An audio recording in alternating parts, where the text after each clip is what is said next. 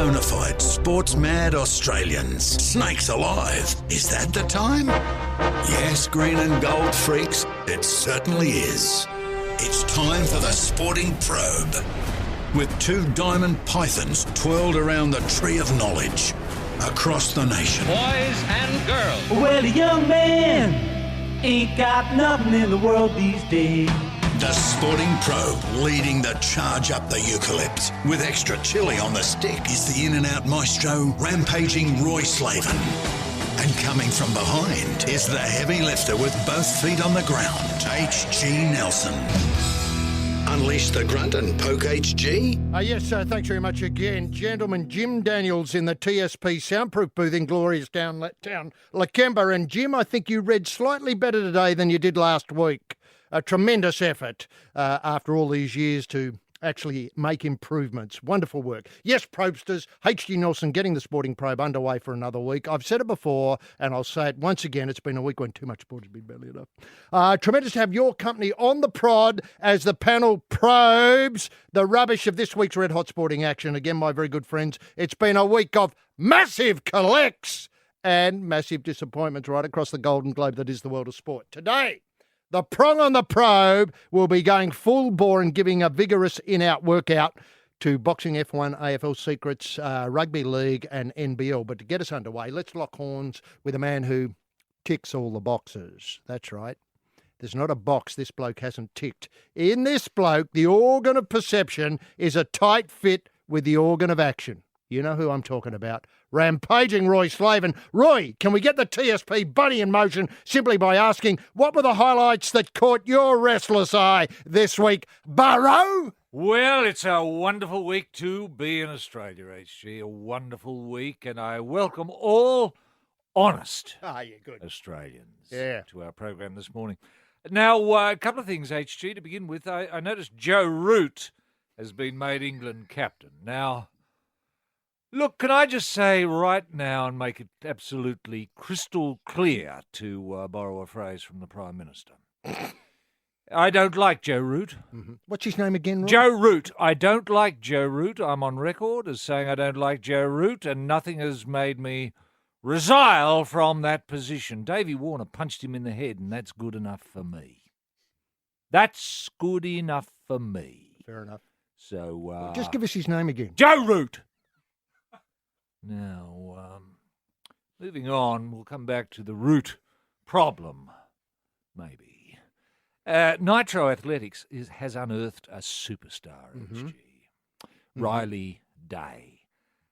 What a phenomenon this young gifted athlete is. And full marks to the Nitro Athletics competition. You know, I had my doubts. But once I turned it on and had a good look and just let it wash over me, and hearing Bruce again, I'd missed Bruce so much. And can I say it was wonderful to hear the word special coming from Bruce. Special, ooh, with that South Australian pronunciation, ooh, on the end of spesh. Spesh, ooh. It was beautiful to hear it, HG. Did he get a couple of good aways in? He got a lovely away in with the Riley Day run. It had it all. It had away and it had special at the end. Perfect. Now, Bernie, that is Bernard. Ah, yes. That's the troubled Tommy Kitty. He goes down in round number 1 in the first round of the Memphis Open to world number 156, Darian King. Now, put that name in your book, Darian King. Do you think we'll ever hear of him again? I don't. I've got nothing against the kid, the King Kitty. It's just that Bernie wasn't on his game. Now, 2 searing questions, HG, that have bobbed up to me this week. The first is, for listener consideration, are too many of our glovemen being concussed? And secondly, are too many football players concussed from heading the ball? The Sporting Probe, Roy and HG. Yes, welcome back to the Sporting Probe. Now, our hard-working producer, the formerly mentioned Chairman Mao, has pointed out that some people may be baffled by the term TSP. That's TSP. It stands for the Sporting Probe. You're listening to The Sporting Probe, sometimes referred to as TSP right now, with myself, H.G. Nelson, and rampaging Roy Slaven. Roy, going to a story we broke last week concerning the Horn-Pacquiao fight at Lang Park. Yes. Now, sadly, by Monday, remembering this show sometimes heard Saturdays, Sundays, etc. across the nation, by Monday, the Horn-Pacquiao fight was thrown into turmoil. We had it neatly placed at Lang Park, Suncorp Stadium, on April the 23rd as a warm-up for Anzac Day festivities. You know, people obviously go to the bout, watch the bout kick on, play a bit of two-up and collapse as part of their Anzac Day festivities. Now it seems to have ended up in turmoil as the fight could now be headed to the UAE and I want to say Dubai or Abu Dhabi. Wow. Well, they would have no trouble. I've looked at the infrastructure in Abu Dhabi. It's first class, absolutely first class. I don't know about the UAE, the United Arab Emirates. I haven't looked at their facilities all that closely, but whispers I've received have been very, very positive. HG. I don't think they'd have any trouble. But the thing is, though, is there going to be much interest? I mean, Horn would be virtually unknown in that part of the world, I would assume. Pacquiao, of course, is known all around the world. International star. Yeah. Now, can I point out one thing that you and I have talked before about is, do you think this has got to do with uncertainty about the standards of judging and the size of rings in Australia as fallout from the recent Green Mundine imbroglio? It hasn't helped, has it? Yeah. I mean, it was a small ring. We know that. We know the judging was corrupt, questionable. Yeah, thanks. And I think it's up to the relevant authorities to ensure that our standards of refereeing are raised, HG. We can't be in the dark about this. We can't just put our head in the sand and say, oh, no, boxing's great in Australia. Yeah, I know, come down here and have a fight. We can't. Because our judging standards are not good. But then again, we've known this for a long time. But it's not only in Australia. You know, how many Olympics have we been to? We've left boxing matches just scratching our heads saying, well, what? You know, a bloke's been dragged off, taken to hospital, pronounced dead, and still has won. Now, you've hit the nail on the head here. Do you feel as though Australian fight fans want to see a knockout in the 12th? I know you've said this to me privately. Yes. That you feel as that's though... the ideal. Yeah. That's the ideal. Too many of these so-called bouts at the moment are ending up with who knows. You know, when you've got to rely on a score sheet to determine who's won a fight, then you know the fight game's in trouble. I mean, the way you know when someone's won a fight is when the other bloke can't fight anymore. The Sporting Probe is a weekly Royal Commission into sport. Yes, AFL, Roy, and what a magnificent season of AFLW we're having. We're underway. We've got a top-of-the-table clash Sunday morning between, I think, Carlton and the Adelaide Crows. And, of course, last night, a great continuing rivalry between Geelong and Hawthorn, where Hawthorn got the points, such as they are, with an after-the-siren kick. But... you know, Gillon McLachlan, who got a terrific pay rise this week, has declared war on congestion with more what are described here as secret trials. Good. I know you've been involved in some of the work on these, and recently was announced in a bold move that could revolutionise the game. The AFL has conducted further secret trials in its ongoing quest to eradicate congestion, with some clubs participating in 16-a-side practice matches. Right. Now, the trials constitute unofficial declaration of war by the Laws of the Game Committee on Congestion, a declaration of war, and could result in 2018 pre-season series being played with fewer players on the ground. Right. The Laws of the Game Committee has concluded that there are two practical ways to reduce congestion, starting position zones and reducing the number of players on the field. Now, I think that's where there's room for comment.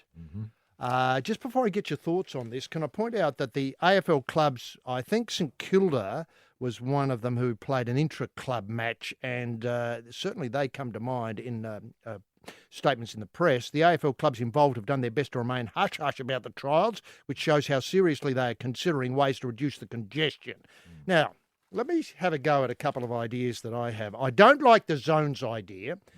Perhaps we should bring some people up to speed on where the congestion problem lies, HG. And my understanding is when you have a bounce, a ball up, there's a scramble by many players for the ball, and the ball can get bottled up immediately, and you've got to have another ball up. And this can go on and on and on. It becomes tedious. This is a real blight on the game that I know the Rules Committee is looking at. 2 words there, or 3 words, tedious and blight on the game. Yes. Do you agree with the Rules Committee to declare war on this? I think we've got to declare war on it. Yes, I think so. I think so. And you can't blame teams from exploiting this, by encouraging the congestion if it suits their advantage. You can't blame them. The long-suffering people in this, though, are the fans. I know, the fans. Now, the Swans recently, the Sydney Swans a few years ago won a premiership, maybe 10 years ago, won a premiership on the idea of exploiting the ball up over and over and over again. That's right. Their idea was that the enemy of football is when the ball's in play. Yes. Having a stoppage is the key way to prevent the opposition scoring. That's right. Now, the trouble is we have fit players. They can roam the whole field. So if there's a ball up in the forward pocket of an attacking team, all of a sudden there's 36 players around that ball within the proximity of 2 or 3 metres. That's right. It's hard for the umpire to get in there and spread them out and to create enough space to throw the ball up. Now, you've come up with a radical suggestion, and I've got a couple of my own suggestions. You have a go first. Well, Adam. my idea, actually, which I put to the Rules Committee, and they've filed it, they've taken note of it, which pleases me. Now, my view is at a ball up that there are only 2 players on the ground. Everyone else scarpers to the nearest boundary line where they're standing when the infringement occurred or when the blockage occurred, precipitating the ball up. So, the whistle blows, tweet, ball up, all players, apart from 2, go over the boundary line and stand there. Now, the ball up occurs with the 2 players challenging for the ball. 4 seconds later, the whistle is blown again and everyone can run on. Or why not the 2 nominated ruckmen, not necessarily, they don't have to be, obviously the ruckman as named in the team sheet, but the nominated ruckman at that ball up are there by themselves and they tap the ball to the player who they, on their team, has the most advantageous position on the boundary line to get it and, let's say, advance the plot of the ball going forward or kick a goal or whatever it is. Put that on pause. Here's my 2 suggestions. Yes. The ball up happens in the context of play, but we zone all the players into the furthest 50 from the ball up. Right. Now, obviously, there's 2 players going for the ball, the ruckman, nominated ruckman, or ruckwomen as the game develops, and the players go to the previous or the farthest away 50 zone and have to camp inside the 50 zone until the ball is obviously engaged. Okay. Is that both teams, HG, go to this position? Both teams go to the farthest 50. Farthest 50, the forward 50, forward pocket, they have to go to the other one, etc. as you follow it around. Okay. Now, sometimes the ball up will be quite close, but then then tactics would be involved. So let's say it's on the defensive 50, then the ruckman or ruckwoman for the defensive 50 has to knock it as far as they can into the forward 50 and everybody charges towards it. Right. How about this, though? Separate lateral thinking here. Too many players on the ground. Why reduce the number of players when you could devise a penalty for every player that's knocked over? So in a ball up and a tight situation, congestion, players get knocked over. If you're knocked over, you have to go to the boundary line. Right. Until 10 players from your team are on the boundary line. You're reducing the congestion all the time with every player knocked over. This would avoid congestion because no one would want to get knocked over. Yes, they'd all good. have to stay on their feet. Yes. If you get knocked over, off you go until the numbers are reduced to 10. But then you'd have players deliberately knocking others over. Of course you would. Yes. Of course you would. The very point. Yes. So if you knock a player over on the opposition has to play with one less player. Yes. Until 10 of them are there. But my point is that you would avoid people bumping into each other because no one would want to get knocked over. Either that or it is encouraging people to bump into each other. So you'd get, close marking, ball goes up, suddenly you got, 10 players off. 20, 24 players on the ground, each grappling with each other, knocking themselves over, and suddenly they've got to be pulled off. You've only got one bloke left with the ball. Well, that's fine. He can just waddle down the other end and boot it through. The Sporting Probe, Roy and HG. You're listening to The Sporting Probe, and Roy still with AFL. I noticed the match on Thursday night this week was Collingwood v Essendon, and Wayne Carey, the rude boy, came out and said that it would be worrying to his mind because the Essendon players have missed so much football and nothing prepares you. Well, he says here, you can never replicate match fitness. He said it's going to be very telling on how, this is the Essendon team, cope with the crash and bash part of the game. Yeah. Sure, running and things like that are fine, and probably they'll be up there in the top echelons in that department. Well, historically, they've been up in the top echelons in that department, but that's only part of your foundation fitness. I did all the running. I went hard and got very fit, but looking back, there's a certain fitness you can't get away from the heat of an AFL game when you are drawing on your reserves and attempting movements that only come in a real game. Now, Roy, how did Grassy Granell deal with this when you were playing rugby league at the highest level in Group 10?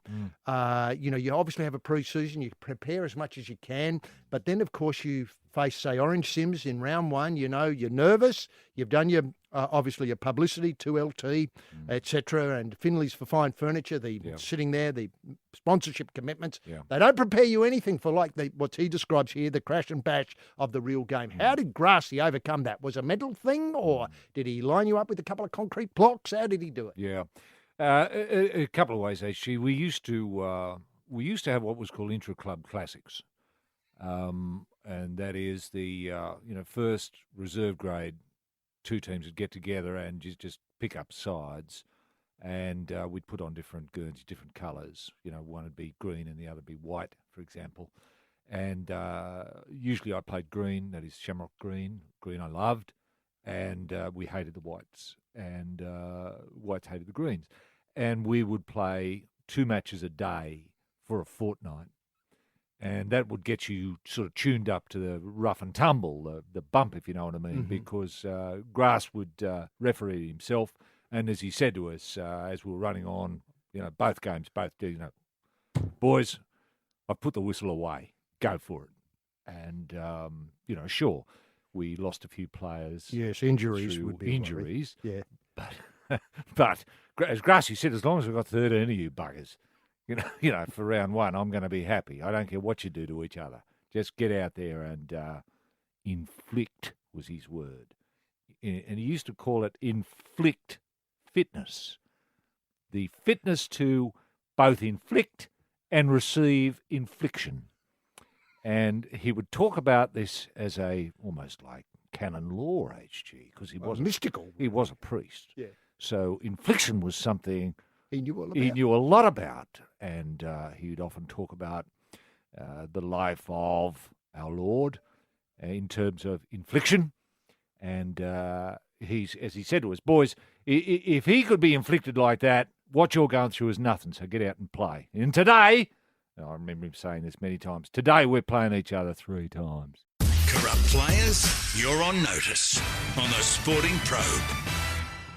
Yes, if you do want to get involved with the Probe, and who doesn't these days, just get in touch with us at Roy and HG at thesportingprobe.com.au. That's Roy and HG at thesportingprobe.com.au. And a couple of bits of feedback we got this week, Roy, not necessarily through the email address, but elsewhere, was that we were talking about the putt-putt golf course closing in the western suburbs of Sydney. That's right. And Grady Tapping got in touch to say that the Rydalmere Public School was built off funds from the putt-putt course. Yeah, that doesn't surprise me. No, it's an earlier way of funding education, which I think could be useful in the modern Gonski era. Yes. Is local people getting involved with putt-putt courses, say in their area, which then they might be able to charge admission to use to play the 9 holes for a round, 9 or 18 holes, and maybe floodlight,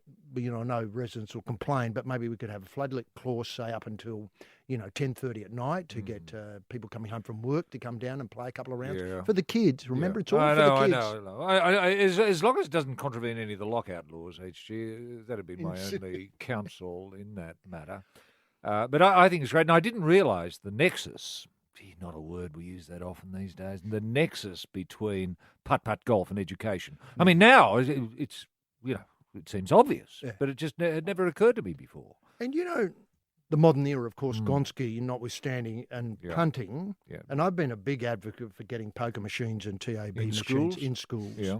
I just hope that somehow, if the putt-putt does return, that somehow the TAB can work out a way of fielding on the course. Yeah. Maybe I pass 6 and you bet against yourself to get round in, 6. Yeah. Look, I've always been disappointed that there aren't more poker machines at putt-putt golf courses. It seems to me a natural fit, especially if they are doing some of the heavy lifting in this post-Gonski world. And the other thing is, I don't know whether it's across all putt-putt courses that they dedicate some of their profits to education. It should be mandated. I think Greg Hunt, the Minister of Sport, would love to see that. I mean, he's been silent on putt-putt golf. Yes. Can I just point out, the one thing I wouldn't like to see is any of it go to health. Because he's also the Minister of Health, and that seems to be it's conflict of interest. Conflict of interest, an unusually tight fit there. But now, you're absolutely right. Imagine turning up, say, at Ermington or, let's say, Elwood, where there's a terrific putt-putt course, and you were waiting for your round, and you could put, say, 250 through the poker machine for the kids. Yeah. You might hit a jackpot and get, say, $30 back. Yep. So you're well ahead. The kids in your area are ahead. And then it's your turn to play putt-putt. You can bet on yourself or back yourself or bet against the opposition. You'll bet against your kids. That's right. Now, another excellent message came in concerning our suggestions that Ben Teo, the former, could I call him a rugby league journeyman and now star of the English rugby union, who was going backpacking in North Korea. Matthew Skinner got in touch with me saying that the local airline or the North Korean airline is called Air Koryo. I hope I've got the pronunciation somewhere near right. Koryo. I've never travelled Air Koryo. Well, you don't have to hide yourself as a sack of potatoes, because Matthew Skinner says you're more than welcome to fly the worst airline in the world. His words, not mine. Wow. Big call, isn't it? This is the North Korean airline, is it? Air Koryo. No. Now, can you fly directly, say, from Melbourne, Sydney, Brisbane into Pyongyang? Is that possible? I'd hope so. See, I've never seen an Air Koryo ad or plane in Australian skies. No. I'm observing that carefully, I suppose, but I'm just hope it's not just an internal airline. Oh, okay. Just in North Korea. In which case, you'd still have to hop in the sack of potatoes to make your way to the Pyongyang airport. I know what you're saying. Now, and the final one is that there's a suggestion from Mark Imrie that somehow the players at Lotto Land. Oh, Lotto Land, yeah. Yes, there's Lotto Land in Manly. Lotto Land in Manly. Yeah. If they were, it doesn't quite work. His suggestion is not bad, but it doesn't quite work with just 1 to 13, because it does choke down the number of options that you can have on, or 1 to 17 does choke down the numbers of Lotto numbers you can have on your card. But an AFL side, you could have the winning numbers being the first 6 players to run on. Oh, the numbers that they have on their backs. I see. Tying the results of Lotto, fusing it to the particular match. Tight fit. This week's Lotto numbers are. Yes. And I'll never be able to do it because I'll never be able to remember. Let's say Hawthorn runs on. Yeah. Hawthorn Geelong. Okay. As was first player out, 44. Correct. You've got it. Next player out, 21. Next player out. And I wish I could remember the names of the players. But wouldn't you have the players sort of, wouldn't they? Would they cheat? Are they allowed to fill out their cards before they line up? Well, what I think you'd have to do it's opening it up for abuse. I don't think so. No, look, it is an interesting idea, though. Yeah. I mean, I take your point entirely, and I haven't thought it through entirely. I think Lotto Land could work with the AFL, especially if we can get this bloody congestion rule fixed up, so that the first 8 players that get if your rule knocked over, they're your Lotto numbers. The Sporting Probe, Roy and HG. Yes, you're probing with the masters, Roy and HG, on the Sporting Probe. If you want to get in touch, Roy and HG at thesportingprobe.com.au.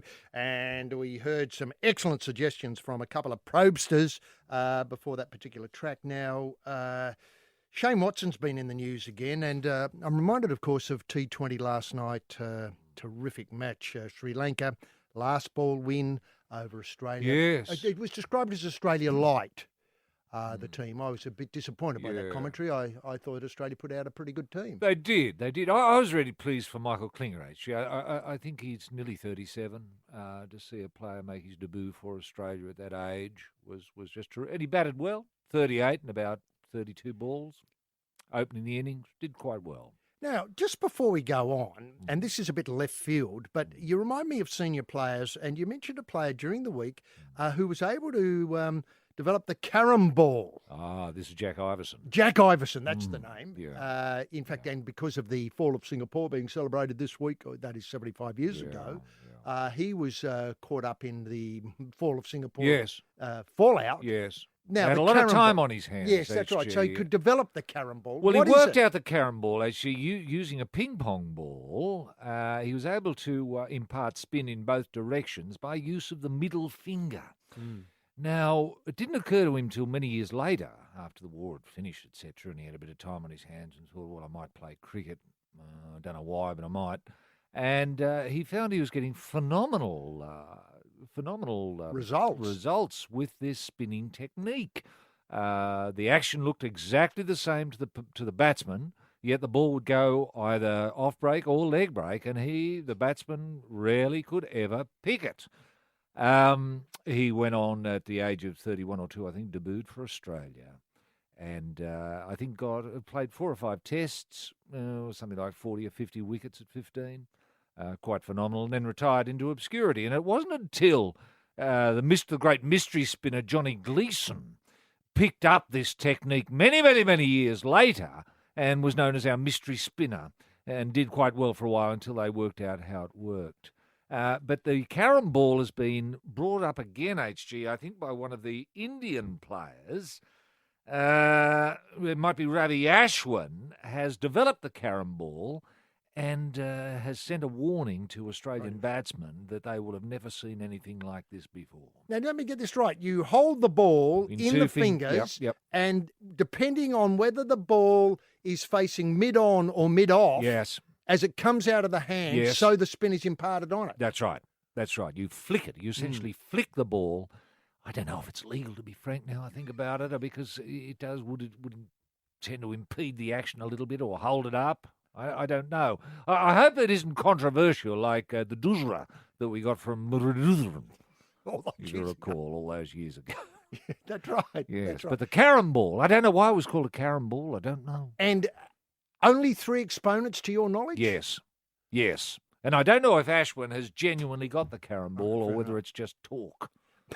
Back to Shane Watson. He admitted that he was plagued by LBW decisions throughout his career. And Watson's reviews were a source, this is reviews of the LBW decisions, were a source of ridicule and frustration for Australian cricket fans as he repeatedly got it wrong, losing his wicket and using up a review in the process. You know, is it that hard to get it wrong, Roy, your LBW? He says, I made a number of bad review calls, which in the end I just gave up on and realised that the same thing as always, if the umpire gives you out, you're out. Yeah. Well, Well, it was a real thorn in the side of Watto, wasn't it, for many years? The fact that he just couldn't resist putting his silly big left foot down the pitch, often before the ball left the bowler's hand, and left him so exposed. See, he then had to change his mind and get his leg back, and by that stage the ball had arrived, and then it was into his pad, and then the finger was up, and he was on his way. Yes, that's right. Well, look, I've just got to say, he obviously is, probably going home and working on the carom ball as we speak. But he said that in his other think piece this week, turning the new generation of Big Bash fans into aspiring Test cricketers is the biggest challenge facing cricket in Australia today. Really? This is obviously the Sydney Thunder's captain's view. Now, he said... What is he saying? T20's not good for Test? Exactly. Yeah, to be able to see so many young families come along, it's a great way to able to engage the youngsters in cricket when they come through to being late teens, early 20s. That will be the time when we really see how much pull T20 cricket has had and whether it's really changed the direction of what priorities are for younger, well, it does go on a bit, are for younger cricketers who are coming into domestic and first-class cricket. I think that's dead wrong. T20's where the money is, where the action is, Yeah. where the pyrotechnics are. Yes. And if we can get a number of good players playing T20 cricket, I think there's nothing wrong with that. I don't think there's anything wrong with it, HG. In fact, we need more. If Yeah. if last night's anything to go by. Yeah, well, that's true. And you'd have to say T20 has had a terrific impact on Test cricket now. Because everybody plays as though they're playing in a T20 match. In part, yes, with a little more control and Yeah, no, I discipline, understand if you get what I mean. But if you look at the average of Test players now, in days gone by, if a player was averaging 41 or 2 over a Test career, such as Ian Chappell, you thought, oh, great batsman. But now we're averaging over 50 regularly. And I think that's due to the T20 techniques coming into Test cricket. I think it's been great for Test cricket. But I think what I might be getting at is how do we ensure that crowds turn up to Test cricket? Well, I think I would mandate this, HG, that if people do want to go and watch their T20, they have to when they buy their ticket, show that they have a Test ticket as well. Do you know So what? they've been to a Test match, say in the last 18 months.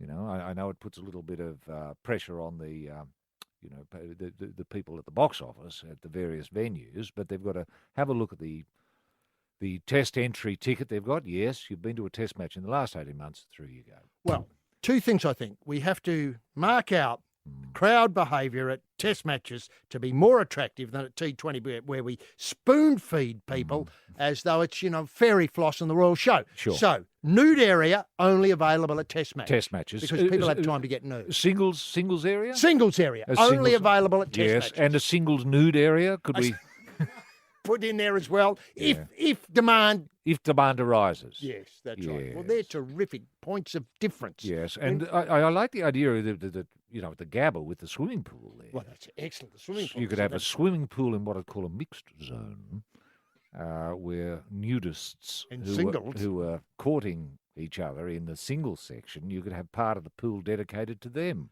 And then, why not involve Valentine's Day, which I know was this week too? Yes, a big Test Valentine's match. Day. Well, the climax. Valentine's Day Test match, are you suggesting? The Sporting Probe is a weekly Royal Commission into sport.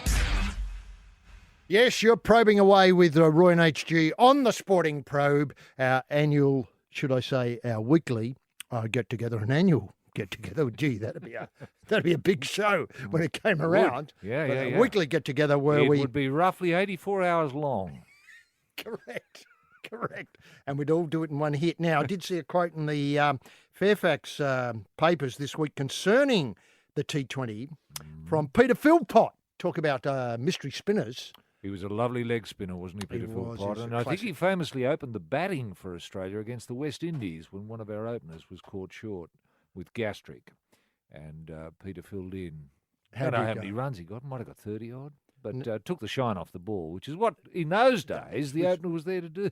Now, he said the short version of the game is certainly not the way for youngsters to learn cricket. Cricket is like chess. Ah. 50 over cricket is drafts, and T20 is snakes and ladders. But he's thought this through, hasn't he? Snakes and ladders is not a satisfactory way to learn chess, but it is popular. It is probably more popular primarily because all the subtleties and complexities of chess are not there. It is simply mindless fun requiring little sustained and self-discipline. Those are the ultimate skills for success in cricket. Right. Wow. Sustained and self-discipline. Yeah. Well, I mean, I don't think he's ever played either of the games. He wouldn't have. No. He wouldn't have. I don't think he would have played one-day cricket No, either, that's what I mean. T20 certainly not. yeah, One-day yeah, cricket, yeah. unlikely. Well, you've got to say to Peter, I'm sorry, Peter, but the world's moved on. It has. And if you're going to try to get a games analogy, I would suggest this. Look, I used to love playing big ringy, but every now and again I wouldn't mind a quick game of little ringy. You know? And I'm not saying it was less satisfying. No. It was just a different game. Yeah.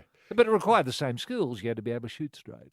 Yeah, look, that's an interesting comparison because my one of that is always I love playing Red Rover all over, Yeah. but every so often we played Hoppo Bumpo, Oh, yeah. and I love the difference. I love the variety. Yes. I love the different application. Obviously, Red Rover all over, you ran, Yeah. and Hoppo Bumpo, you hopped. Yes. And I found that sort of contrast. It freshened me up for Red Rover all over. Yeah. The Hoppo Yeah. Bumpo, as Yeah. you would have found Little Ringy tuned you right up for Did, Big Ringy. For big ringy, yeah.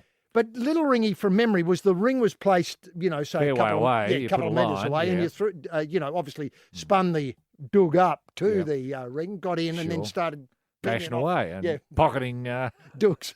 Now, That's big right. ringy, all the marbles or 10 marbles from each player was in the big ring, and you tried to get them out. Those dates up. Dates up. Now, look, I am taken by this because, as you know, the Probe, the Sporting Probe, TSP for those who know the initials, has been keen on motorsport and bringing people up to speed with motorsport. Well, this week, I'm delighted to say that for the first time since the 1960s, motorbike racing is back at Selix Beach near Adelaide. Now, Selix Beach, for those who know it, is a fantastic stretch of sand in Adelaide. And Brenton Matters is a key exponent of beach racing. He says the red mist, the helmet's on, the engine's running, nothing else matters but being the first man to the end. Good. I call it a passion, even a sickness. He's a diesel mechanic with vintage and a vintage motorbike enthusiast. Matters will be among the 116 competitors participating today and tomorrow in the revival of beach motorcycle racing at Selix Beach. Wow. Why did it go away? Well, I actually? don't know. Do we This was know? interesting. Maybe a bushfire, an Oh, unseasonal bushfire, On the came beach. down Yeah. to the edge of the beach. Right. Too hot, they couldn't get the bikes Turned in. the sand into glass, made it. Yeah, I'm with you. Too Okay. slippery. Safety concerns. Competition racing on the beach stopped in 1957. 1957, it I know, stopped. It stopped. Now, can you do the maths? How long ago is 97? 60 years About ago? 60 years, yeah. Okay, there were reenactments in 1986 and 1992. Not sure why. They just out of the blue. They Yeah, decided right. a couple of rogue bike fans got down there on their BSA Triumphs and raced And around. were they reenacting particular, the 1954 final, or They was would it have a been doing reenactment of that specific, or was it just blokes on old bikes bashing around on the beach? Now, after 60 years, Selix Beach racing is back. Thrilling enthusiasts who travel the nation's dirt roads looking for adventure on two wheels. I mean, what a romance that is. How many people are doing that? Well, 10? 10, right, okay. The trouble is that... Has it got sponsorship? Because it'll all come down to sponsorship. And what network is covering it? I mean, can you get pictures of it if you're not can you there. watch it if you can't get yourself to Selix Beach? Well, let me get Matters, who's obviously one of these people roaming the world looking for a bit of dirt to race on. He'll be racing a 1938 German DKW. Not sure of that make, but I understand two wheels either end, Yeah. seat in the middle, and a motor underneath your legs, yeah. strapped on. No, they were rubbish, those bikes. They were rubbish. He's got no EC. In their time, these bikes were amongst the fastest bikes in the world. In 1937, well, it wasn't hard. Oh, you don't. Even people on, obviously push bikes beat them. Hoping to be competitive, he says it's a completely different motorcycle because of pre-war and it should do well in its category. I'm not sure how many other people are turning up to ride in that category. The oldest competitor this weekend is Bluey Hillman, 84. Vintage enthusiast who will ride a 1925 Velocette bike. He's got a 1938 Empire BSA Star, which he's going to have a go on. Good. People see me and think I'm bloody mad. We do too. Yeah. Did Bluey was Bluey part of the glory days of the Selix Beach Bash HG back in 57 and earlier? He would have been in the glory days, and Now, just get this clear. Is this just another reenactment? No. Or are they serious about it? They're serious. Good. And as I understand it, looking at the photos, they did have a nude section Oh. in those days for the crowd. And singles? Singles, well, a bit hard to know from the photographs. Certainly people without clothes on are a bit dead to give away for the nude section. Right. But people standing around having a beer, watching bikes, could be anybody, Could be married. anyone, right. Is you know, anyone OAPs. policing the areas, HG, so that the singles have got areas to themselves and there's a They are. mixed They've got area? it's flagged. Flagged, good. Now, Bluey had been riding bikes since he was 14. Got a job in a motorcycle repair shop in Whyalla, then moved to Streaky Bay, found the rusted Velocette leaning against a wool shed and beginning his 60-year mechanical love affair. Wow, he's been working on that one bike for 60 years. Yes, he's never been to a nude section in his life. Right. But listen, Selix Beach obviously be attracting big crowds, but the tickets are only available through Ticketek. Oh, really? I don't like giving necessarily ticket agencies, No. but I do But on what this if you case, turn up at Selix Beach and you haven't Can't been get to in. You can't get in. unless you're nude. Could you arrive by boat? The Sporting Probe, Roy and HG. Roy, very disturbing news this week from Cycling Australia. They're not going to block Olympic bronze medalist Shane Perkins from defecting to Russia to keep his 2020 Tokyo dream alive. That's the nub of the story. Yeah. Now, Perkins was cut from Cycling Australia's high-performance program in the lead-up to Rio Games and is in the process of securing Russian citizenship after Cycling Federation opens its doors to the track sprinter. 30-year-old in action this weekend at the World Cup in Colombia and in Los Angeles next week for the Japanese trade team Dream Seeker after a lengthy stint racing in Japan in the Kirin Series, which is a excellent competition. Kirin is I love the great, Kirin. and you can get bets on. That's what I like about it. Yep. Now, under UCI rules, Perkins cannot race in this year's World Championships in Hong Kong in April, but he'll be eligible to race at the Tokyo Olympics in 2020 if selected. For Russia. Hasn't had to relinquish his Australian citizenship, hold dual passport under an agreement with Russia that it will not require him to live there. He will continue to coach junior Australian athletes, obviously, in Australia here.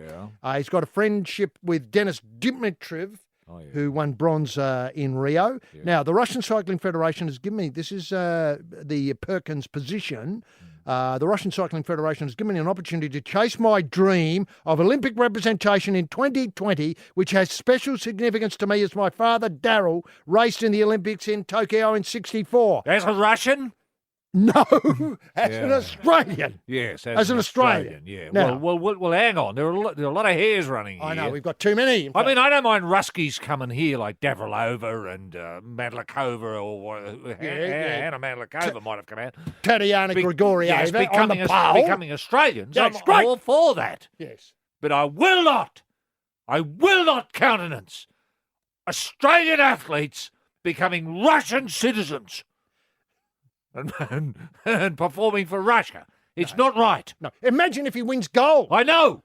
Do we get half And of what it? is Dutton doing about that? Well, indeed, Dutton. What Dutton about and Hunt? Hunt, the Minister of Sport. Surely he's I got to know. step in and talk to Dutton about getting this Yes. bloke weeded out and somebody talking sense to him. Exactly. Now, can I ask? Could you say to him, look, how would your father feel if you won a medal as a Russian? Eh? I know. It just doesn't bear thinking about. He said, I've spoken to Cycling Australian High Performance Program staff, and wait for it, they've been very supportive. Oh, hello. Obviously, they see him as a troublemaker and want to get rid of him. Right. Off you Maybe. go. Yeah, great, go, keep going. Great work. Look, I'm devoted. There's no suggestion he's interested in being a spy, is there? Whoa.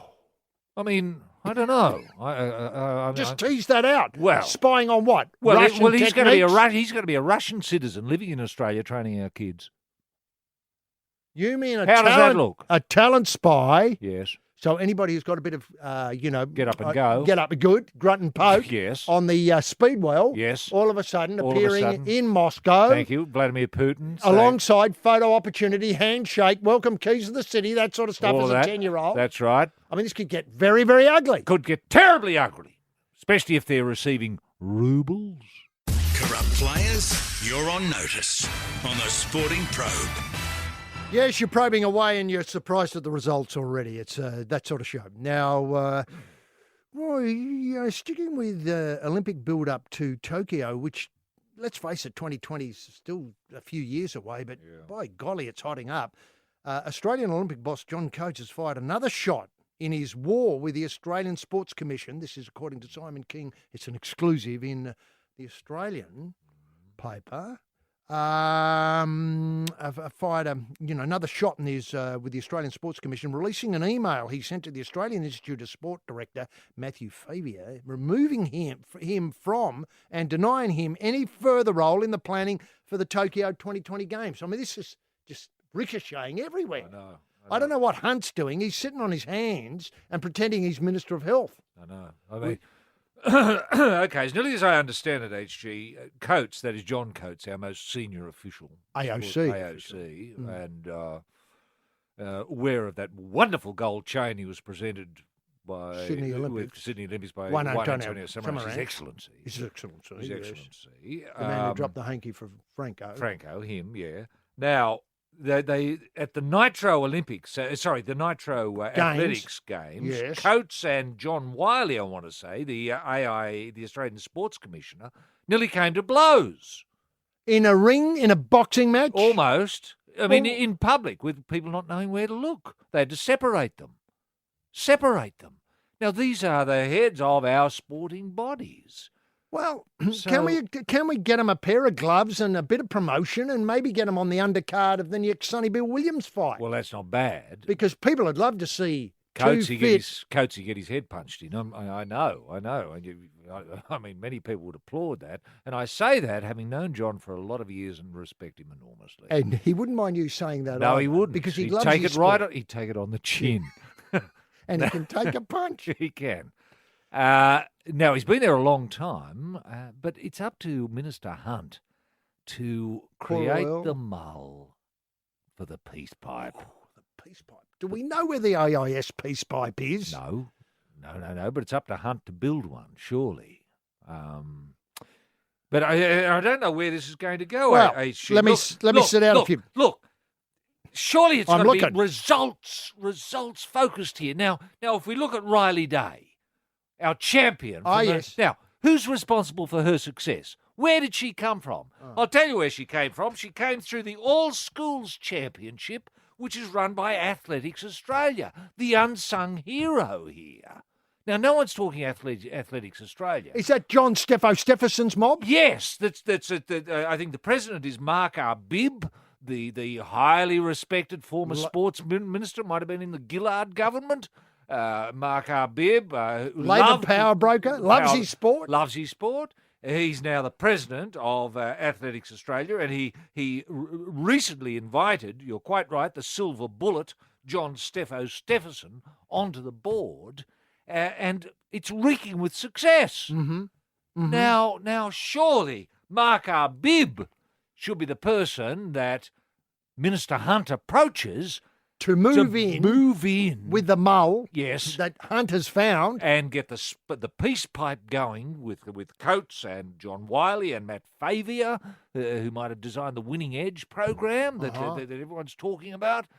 But we've got to get all shoulders to the one wheel. Now, if somebody sensible stepped in, and I would suggest this to Hunt to do this immediately, bring in Coates and say, you're fired.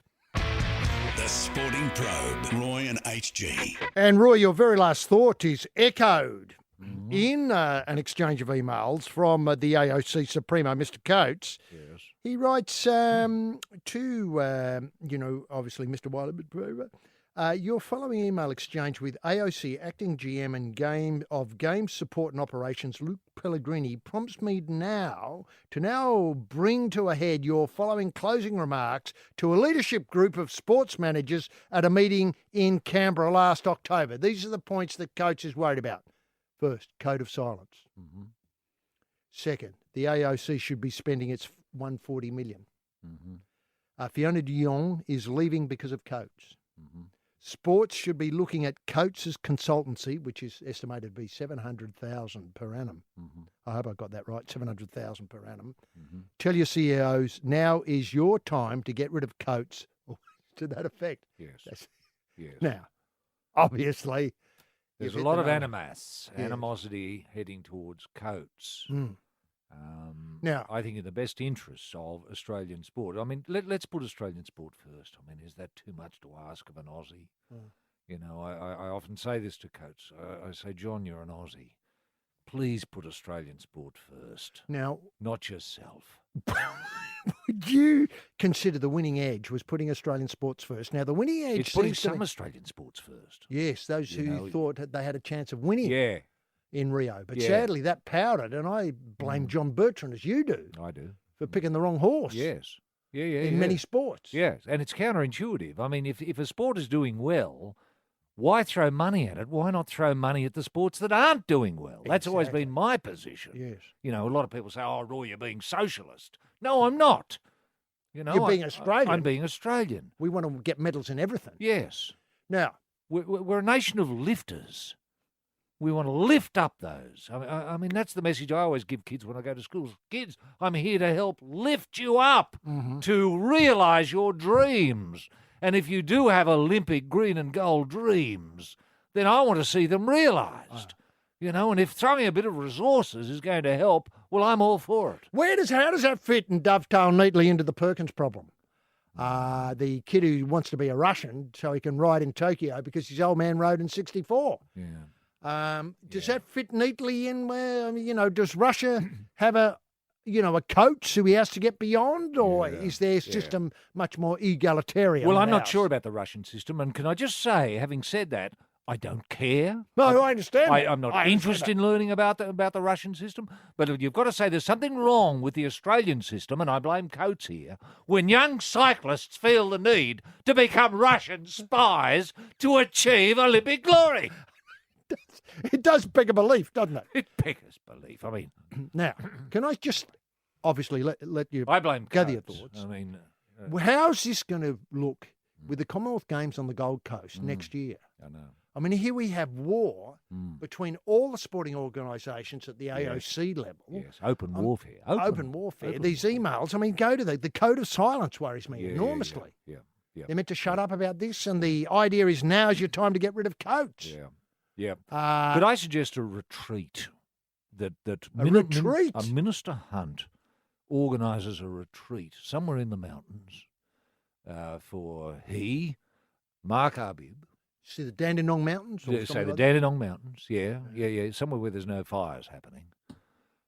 Grampians, maybe? Maybe there are fires there. I think there might be. I be think in a there are fire fires zone. just about bloody well everywhere. All right, let's say the retreat is a caravan park on the north coast.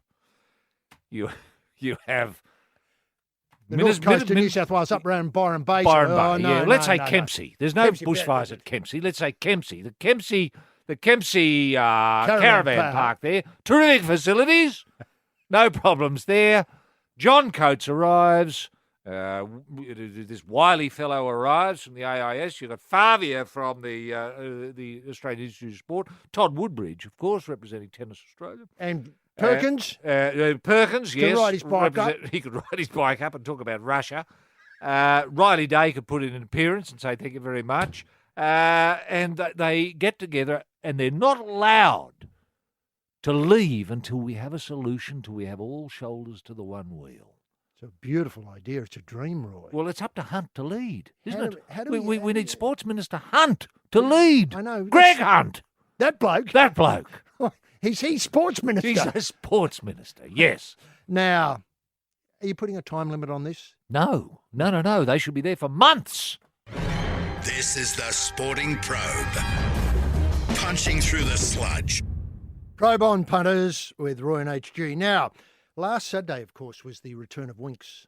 Oh, wasn't that great? I know, except it had to be postponed to Monday, I of course, know. because of the heat. Yeah. The return of Winks was just fantastic, though. It was just excellent to see that plucky little horse boot away from the rest of the field. Now, Has he beaten Farlap now?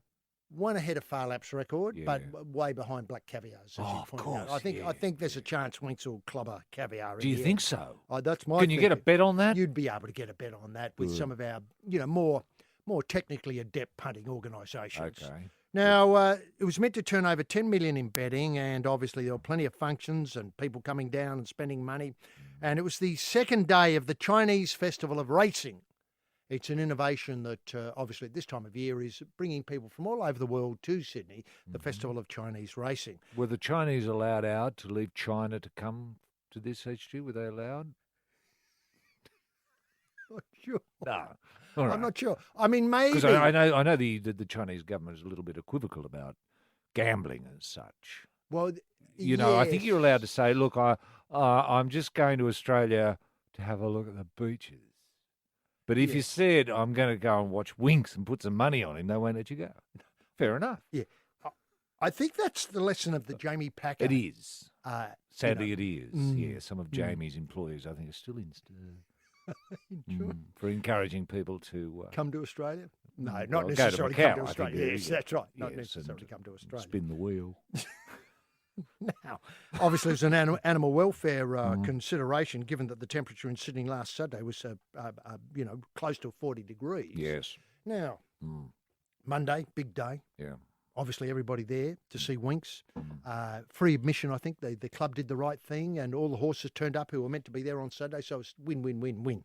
Except this is an amazing problem that racing's going to have as it goes forward, because 40-degree days are going to become the norm in summer, Apparently.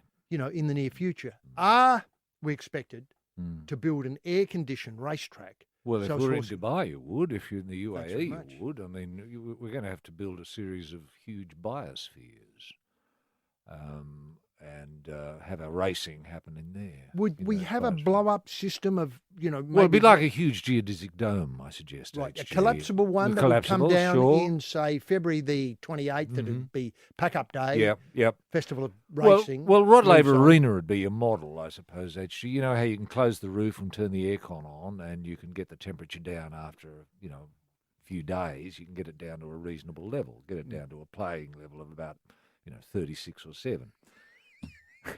Now, did Rooting King complain about the heat? Never when you, once. Never once. Never once. He seemed to like the heat. He loved the heat. The hotter the day, I always felt the better. In fact, I installed a heater into his stall But some, to keep to keep the temperature. I'll speak. I used to keep the temperature around 102. All year That's round. Fahrenheit, just all year round. Because he liked it that way, put a grin on his face. He performed a lot better in the heat. He was a heat specialist. Hated the cold. hated the cold. Yeah. Now, can I ask whether Sometimes he'd refuse to come out. If there was a meet on and it was, down to, say, 62 degrees, something like that, wouldn't come out. Now, can I ask whether we need to ask our training experts to train a horse that is heat compliant? Yes. Remember, of course, that we've got the Everest coming up on October the 14th, and a couple of weeks later, the Melbourne Cup. Yes. And my dream, of course, as I've said before on the Probe, is to have a horse that can win the Everest and then back up over whatever, course. 1,200 metres. Yeah. A couple of weeks later, win the 3,200 metre race. Now, that's not beyond training. No, it's not. Sorry, breeding, should I say. No.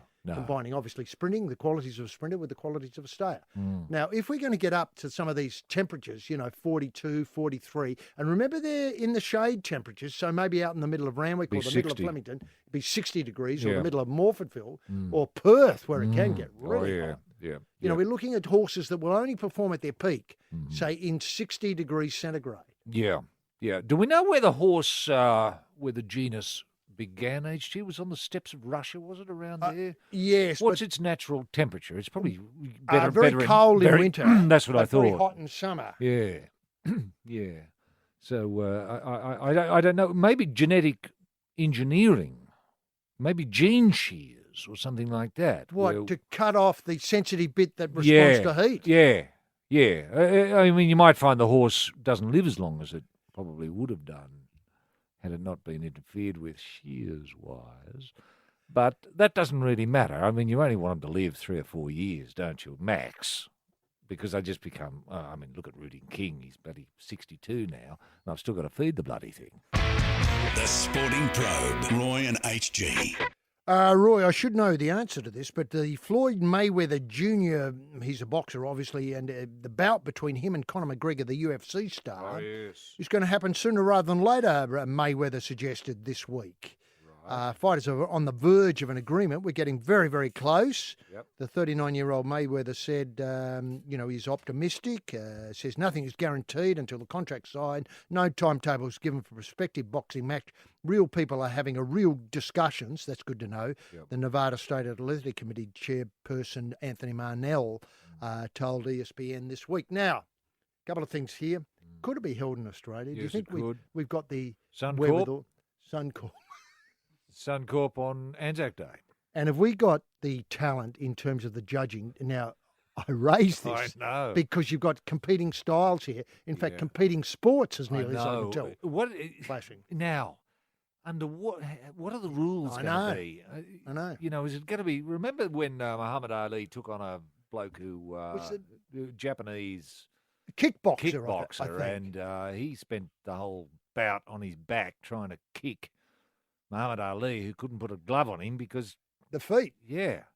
So it was a waste of time, really. Nobody won, nobody lost. I lost a fair bit of money on that. You thought you'd get a result. Yeah. Now, i.e. somebody be knocked out. Yeah. Now, can I ask, should we stipulate that, somebody needs to be knocked out in this to get a result? Yes. and that are both fighters allowed to kick and box in the rules of UFC, or should it be round by round? Maybe in one round you're allowed to kick and box, and in the next round you're only allowed to box, and in the next round, and I know that puts pressure on judges. I know that, but maybe we have to have two sets of judges. One judge that judges the kickboxing bit, and one set of judges that judges the boxing bit. Yeah, not bad. Or we could get. I tell you, who I'd like to judge it. I'd like to see Danny Green and Choc Mundine as judges. I mean, they know. Exactly. What a great idea. Has that ever been tried? It's never been tried, to my knowledge. And what a great hands and what about across Jeff the water. Fennick as someone to come in as well, as maybe their third voice, yes. And Kostya Kostya, the former Russian, now Sydney-based powerhouse. Yes. And Kostya's kitty also boxes now. Is I that understand right? Speck of dynamite in each hand. Okay, good. So Same he could speed, come in. chip off the old block. Oh, chip. Complete chip. Good. Good. So Look, I think it's absolutely possible, and I think you're right. Don't UFC have different gloves as well? So you'd need time to take the boxing gloves off for the UFC round, if you know what I mean. I do. So if we start off, just with a conventional gloves, then go to and UFC then ding, gloves. gloves off, back on, and they're riding around doing whatever. Then ding. Yeah, Boxing, gloves back yeah. on. So it's going to challenge. Hold it up a little bit, isn't it? Yes. And would you like to see some sort of points awarded for should the worst happen and someone dies? Well, no. I was thinking that somebody gets concussion. Oh, concussed, right. This event. Yes. I mean, I'm not. Well, I think there's a fair chance if there's going to be a lot of punches to the head that someone will end up concussed. Concussion. You're not worried that a doctor's going to step in and call it off, are you? I'm sort of vaguely worried about that, but I'm also hoping Charlie Teo can be available with the. Well, Charlie will be there, obviously, in case something really goes and the wrong. gas. But I think both fighters would have to sign a release form that says, doesn't matter how stupid I get, the fight goes on. Yeah, that's right. Now, the final comment would be... Even if I don't know who I am. Well, even if they say, are you Danny Green? And I say, yes. It'll still go on. But what I was trying to get to was some sort of measure of the ability of the one fighter who might be a bit more compos mentis than the other fighter to hold the other fighter up to the last 12 rounds before he can get a killer blow in. All right. I don't mean that in the real sense, but, something that would finish the fight. Oh, okay. So what you're asking for, if it's unresolved after 12 rounds, have a quick game of snakes and ladders. Corrupt officials and administrators? The gloves are off on the Sporting Probe. Yes, well, what an elegant solution that would be. And remember, if you do want to contribute to the probe, Roy and HG at thesportingprobe.com.au is the place to go. Roy, another excellent week of probing. I know. Great week to be an Australian. We'll see you next week with more of the same from the Sporting Probe. Bye now.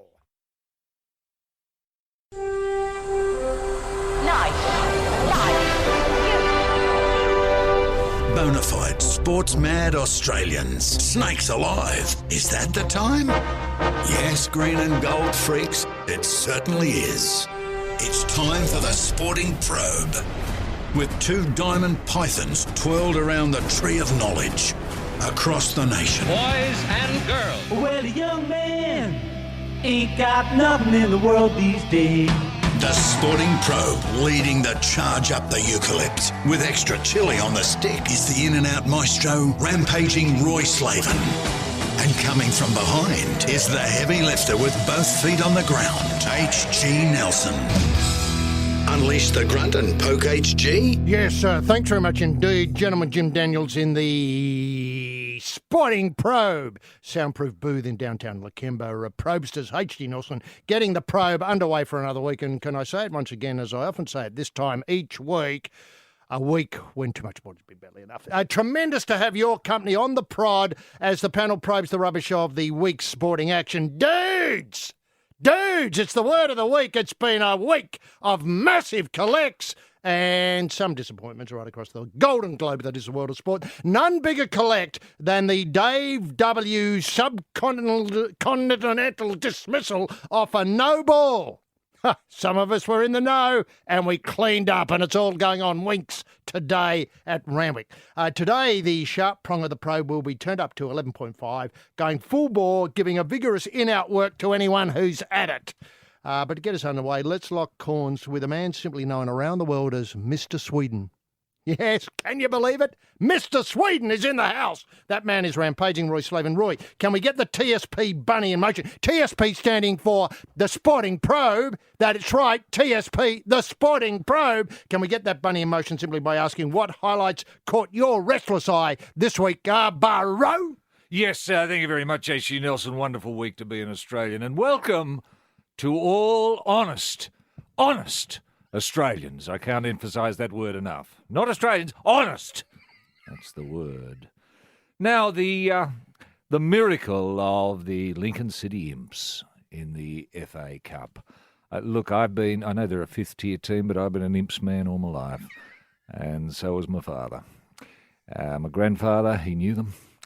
I just love the Imps, and to see them within sniffing range now of that cup is just wonderful news for people who like battlers.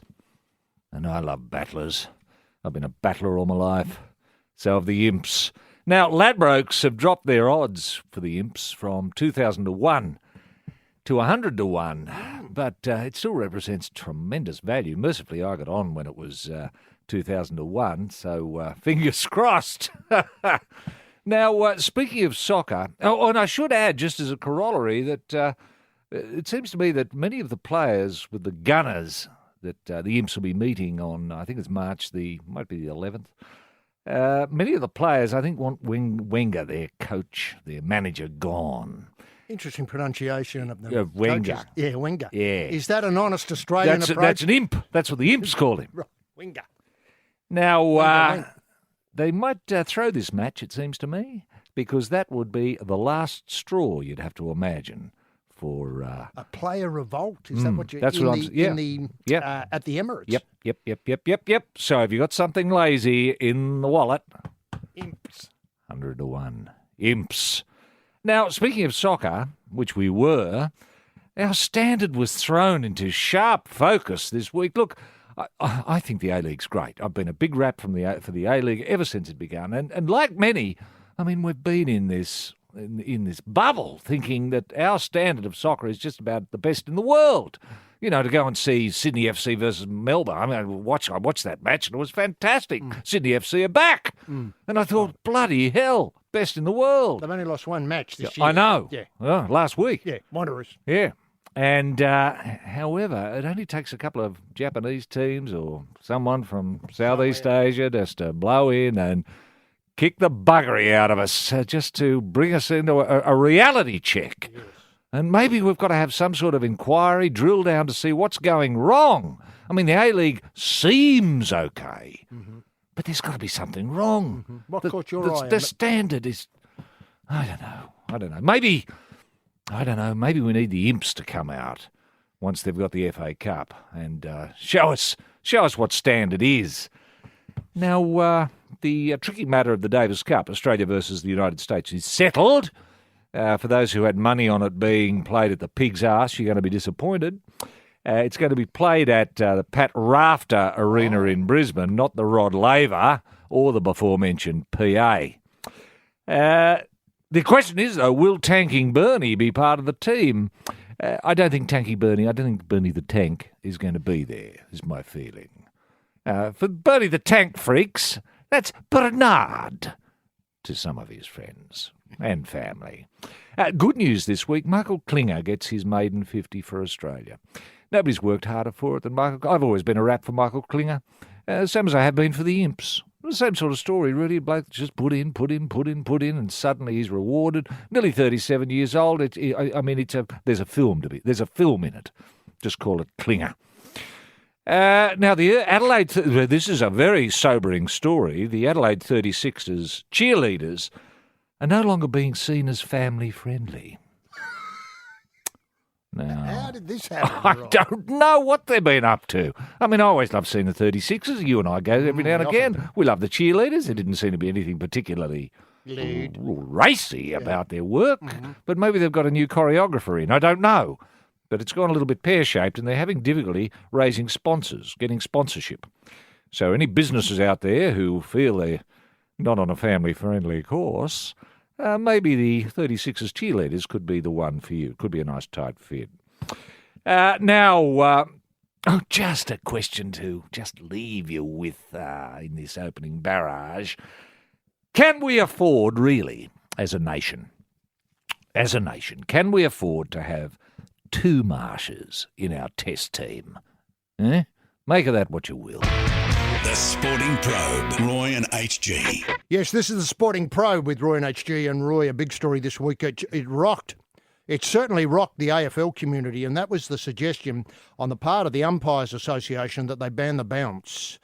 Now, the background of this story is the bounce has put enormous pressure on umpires to do it correctly, and that is get the ball, assuming the perpendicular in a vertical manner, after it's hit the, say, the middle of the MCG or Emirates or, Adelaide Oval or wherever they're playing, and then give equal side or an equal opportunity to both sides, ruckman, to leap in and have a whack. And, of course, these days, ruck women as well. Now, Kevin Bartlett, the former Richmond legend, said the AFL should never have got rid of the umpire's bounce around the ground. Banning it altogether would be wrong. So the bounce, he says, is unique to our game, a game like no other on the planet. It gave a ruck workers a skill with an oval ball that sometimes went off centre at different heights. For ruck work was once an art form in the game. Now, for those who can remember this, some days the umpire might have an off day with the bounce, and sometimes it would go off a spurt off at, say, favouring, say, one side or the other to an alarming degree. These days, of course, it's called back to be affected again so as it could be an equal opportunity for all. Now, the bounce around the ground has been reduced to a ball up. I understand some umpires are being crippled in the shoulder area because the bounce has to come down, enormous pressure through the shoulders and the upper body, through the arms, and you have to put it down within, say, 6 centimetres of your head to get the correct vertical leap in the Sharon. It does appear to be that this is something that is affecting umpires unnecessarily, unduly, causing, stress at night. Can I say, Roy, could we ask technology, modern technology, we live in an innovative and agile society. We do. The Musk organisation, Tesla in particular, I see as leading the way here. I'm just wondering if they could come up with a gizmo, for want of a better word, to assist the umpires so as maybe they don't have to put so much pressure in it. Yes. Maybe there's some way of squirting the ball up so as the umpire, all he does is trigger it with a wrist action, which would save the shoulder mechanism and, be a very fine touch. Yes. When the appropriate whistle has been blown. Yes, it'd have to be a small apparatus, HG, that could slip neatly into the pocket of an umpire and not restrict his or her movement around the ground. So, and what you're suggesting is some sort of method of propulsion, a small explosion from, say, a pressurised can that would deliver the ball. Now, the ball, I think the ball's got to bounce. You just can't have it go into the air. I think what people love is seeing it actually bounce off the ground. This is a unique feature. I agree with Kevin Hungry Bartlett on this one. That the bounce is often one of the reasons. People go. Sometimes it's the only reason people go to have a look at the bounce, because you don't see it in any other sport. You don't. Basketball used to have a ball up, but in the middle to get the game going. A tip off, yeah, and that was great. That used to bring a lot of people in, still does. But the bounce is unique. Now, if there was this method of propulsion or maybe some sort of apparatus that's strapped around the waist that you could slip the canister in and then attach the ball to it and then explode it in a downward action that would allow the ball to bounce up and then be fine. But you're right, the pressure on the shoulders, I've seen so many umpires now who are part of our disability insurance scheme now because they simply cannot... they cannot drive a car, they cannot open a door, they've got to use their mouths to open a door because they can't get any movement in their arms. And these are people, HG, who are retiring early, often in their 40s, who can't even do their fly-up. They've given their all. Yeah, for the game. For the game. And when you think about it, if you haven't got shoulders You haven't got arms, and then you haven't got hands. You can't tie your shoelace. You're reduced to wearing thongs and scuffs, no matter where you go. How do you wipe? You can't wipe. You can't. And umpires won't talk about it. No. They're embarrassed. You know, when they've opened the door with their mouths and you say, "How you going? Would you like a cup of tea?" They say, "Will you make it? Can you make it for me, mate? I can't get the bag in the cup anymore." Well, I can when no one's around because I use my mouth, but it looks a bit unsightly when I've got guests. Company. You see, it's a real issue, and it's sleeping out there, and I'm glad someone's shone the spotlight on it at last. I know. Can I say, Roy, you know, in the clinic, are you seeing more and more umpires presenting with this problem? I am. And I'm seeing young umpires. Young I've umpires. seen 16 and 17-year-olds who now will have a life, an armless, shoulderless life.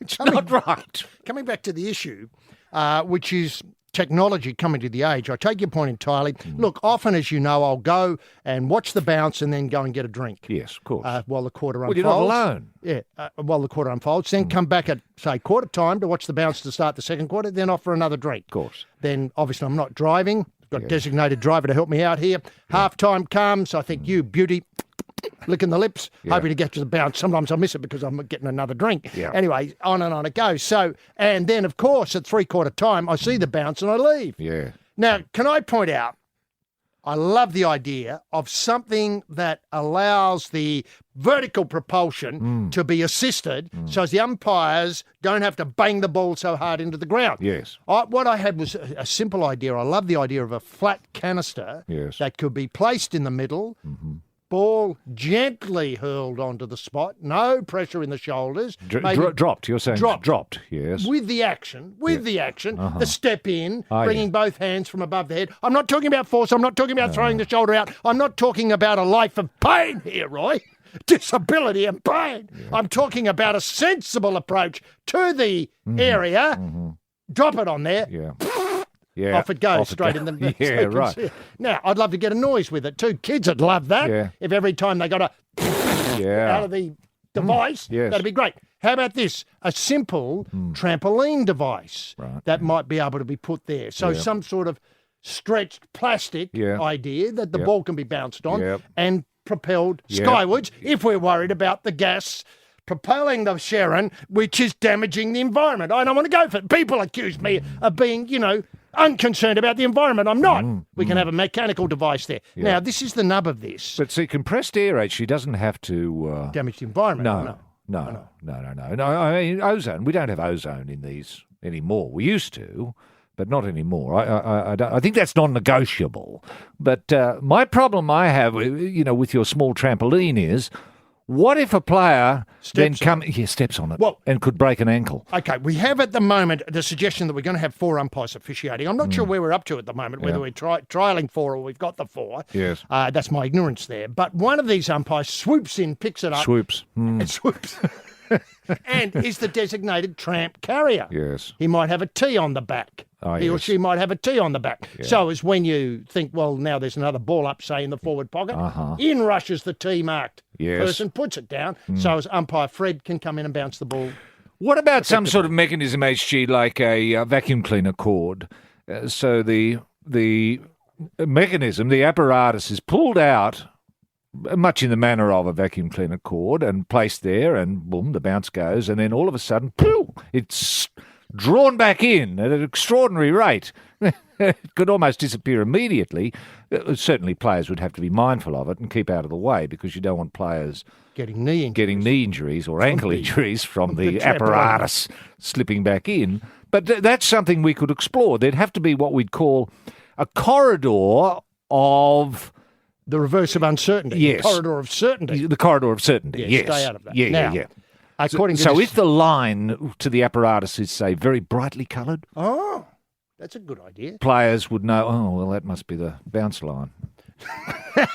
Umpires are concerned about back injuries, according to this article in the Fairfax papers. Yes. The fairness of competing ruckmen, obviously they worry about that. They've got to bounce the ball so it's both sides. I wouldn't care about that. I don't care about that at all. Yeah. I think the glorious uncertainty of playing with an oval-shaped ball is that sometimes it skews off one way or the other and favours. I just play on because in the match, in the season, all this evens out. Sure. I think we worry about these things too much. Anyway, fairness to the ruckman, and continued difficulty in finding enough umpires to officiate at the elite level. Yes. Is that worrying you? It is worrying me. Why don't we pay them more?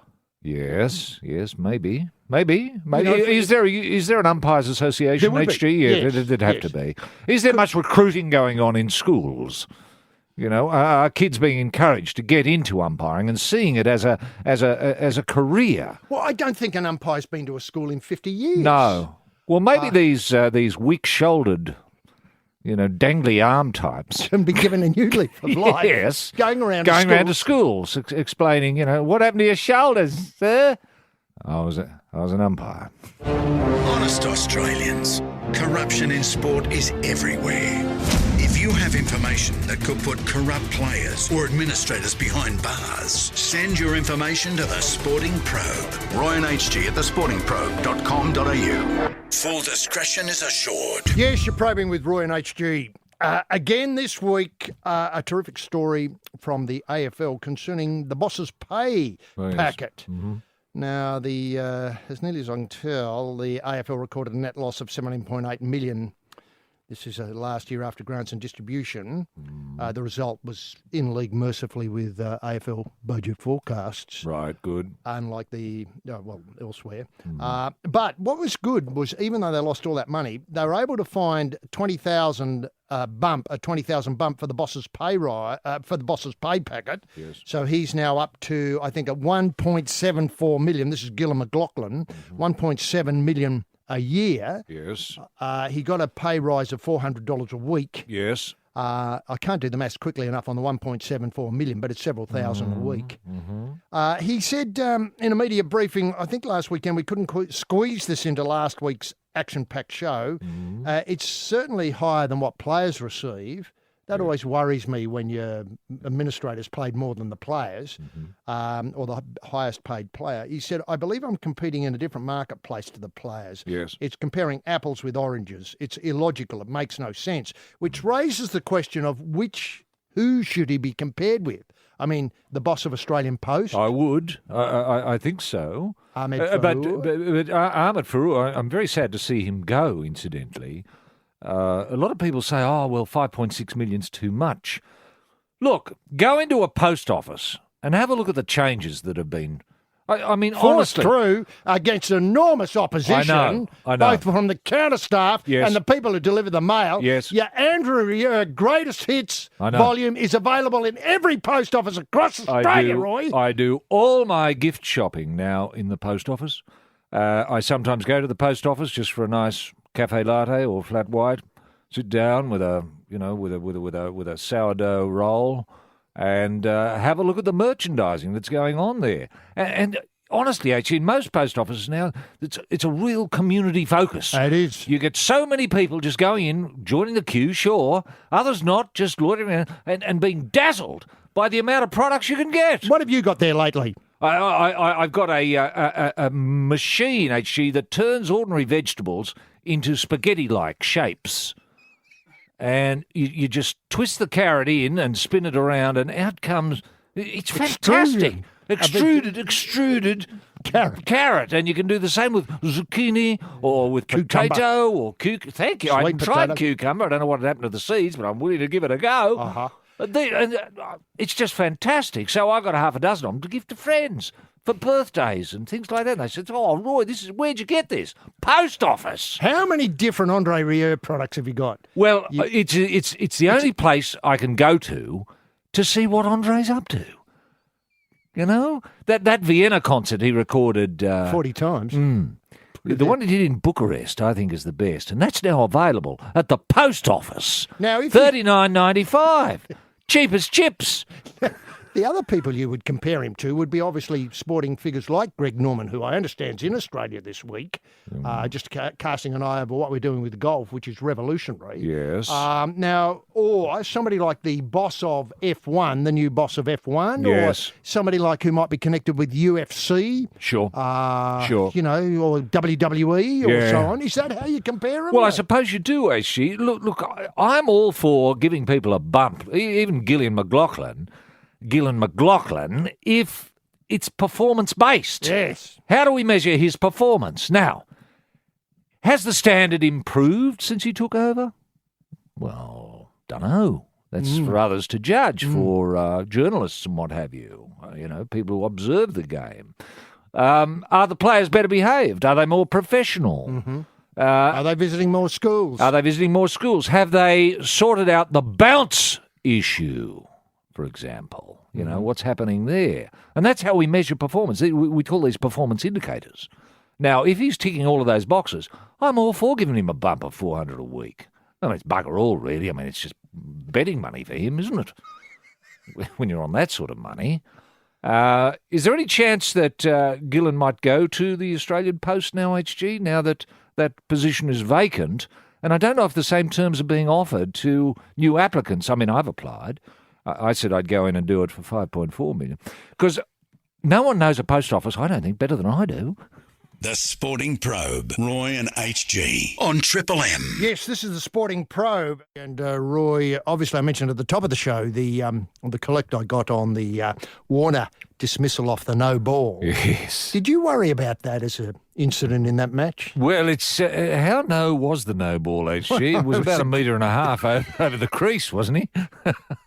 Well, that was the difficulty that I had with it. He didn't miss by much. Yeah. He really planted that foot a long way down. He did.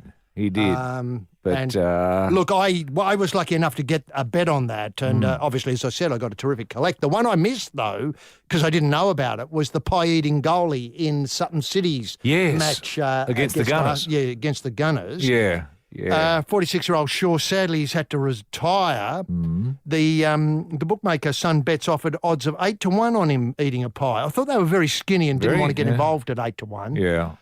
Did he have a bit of money on it himself, HG? I hope he did, yeah. The agency paid out a 5-figure sum on the bet.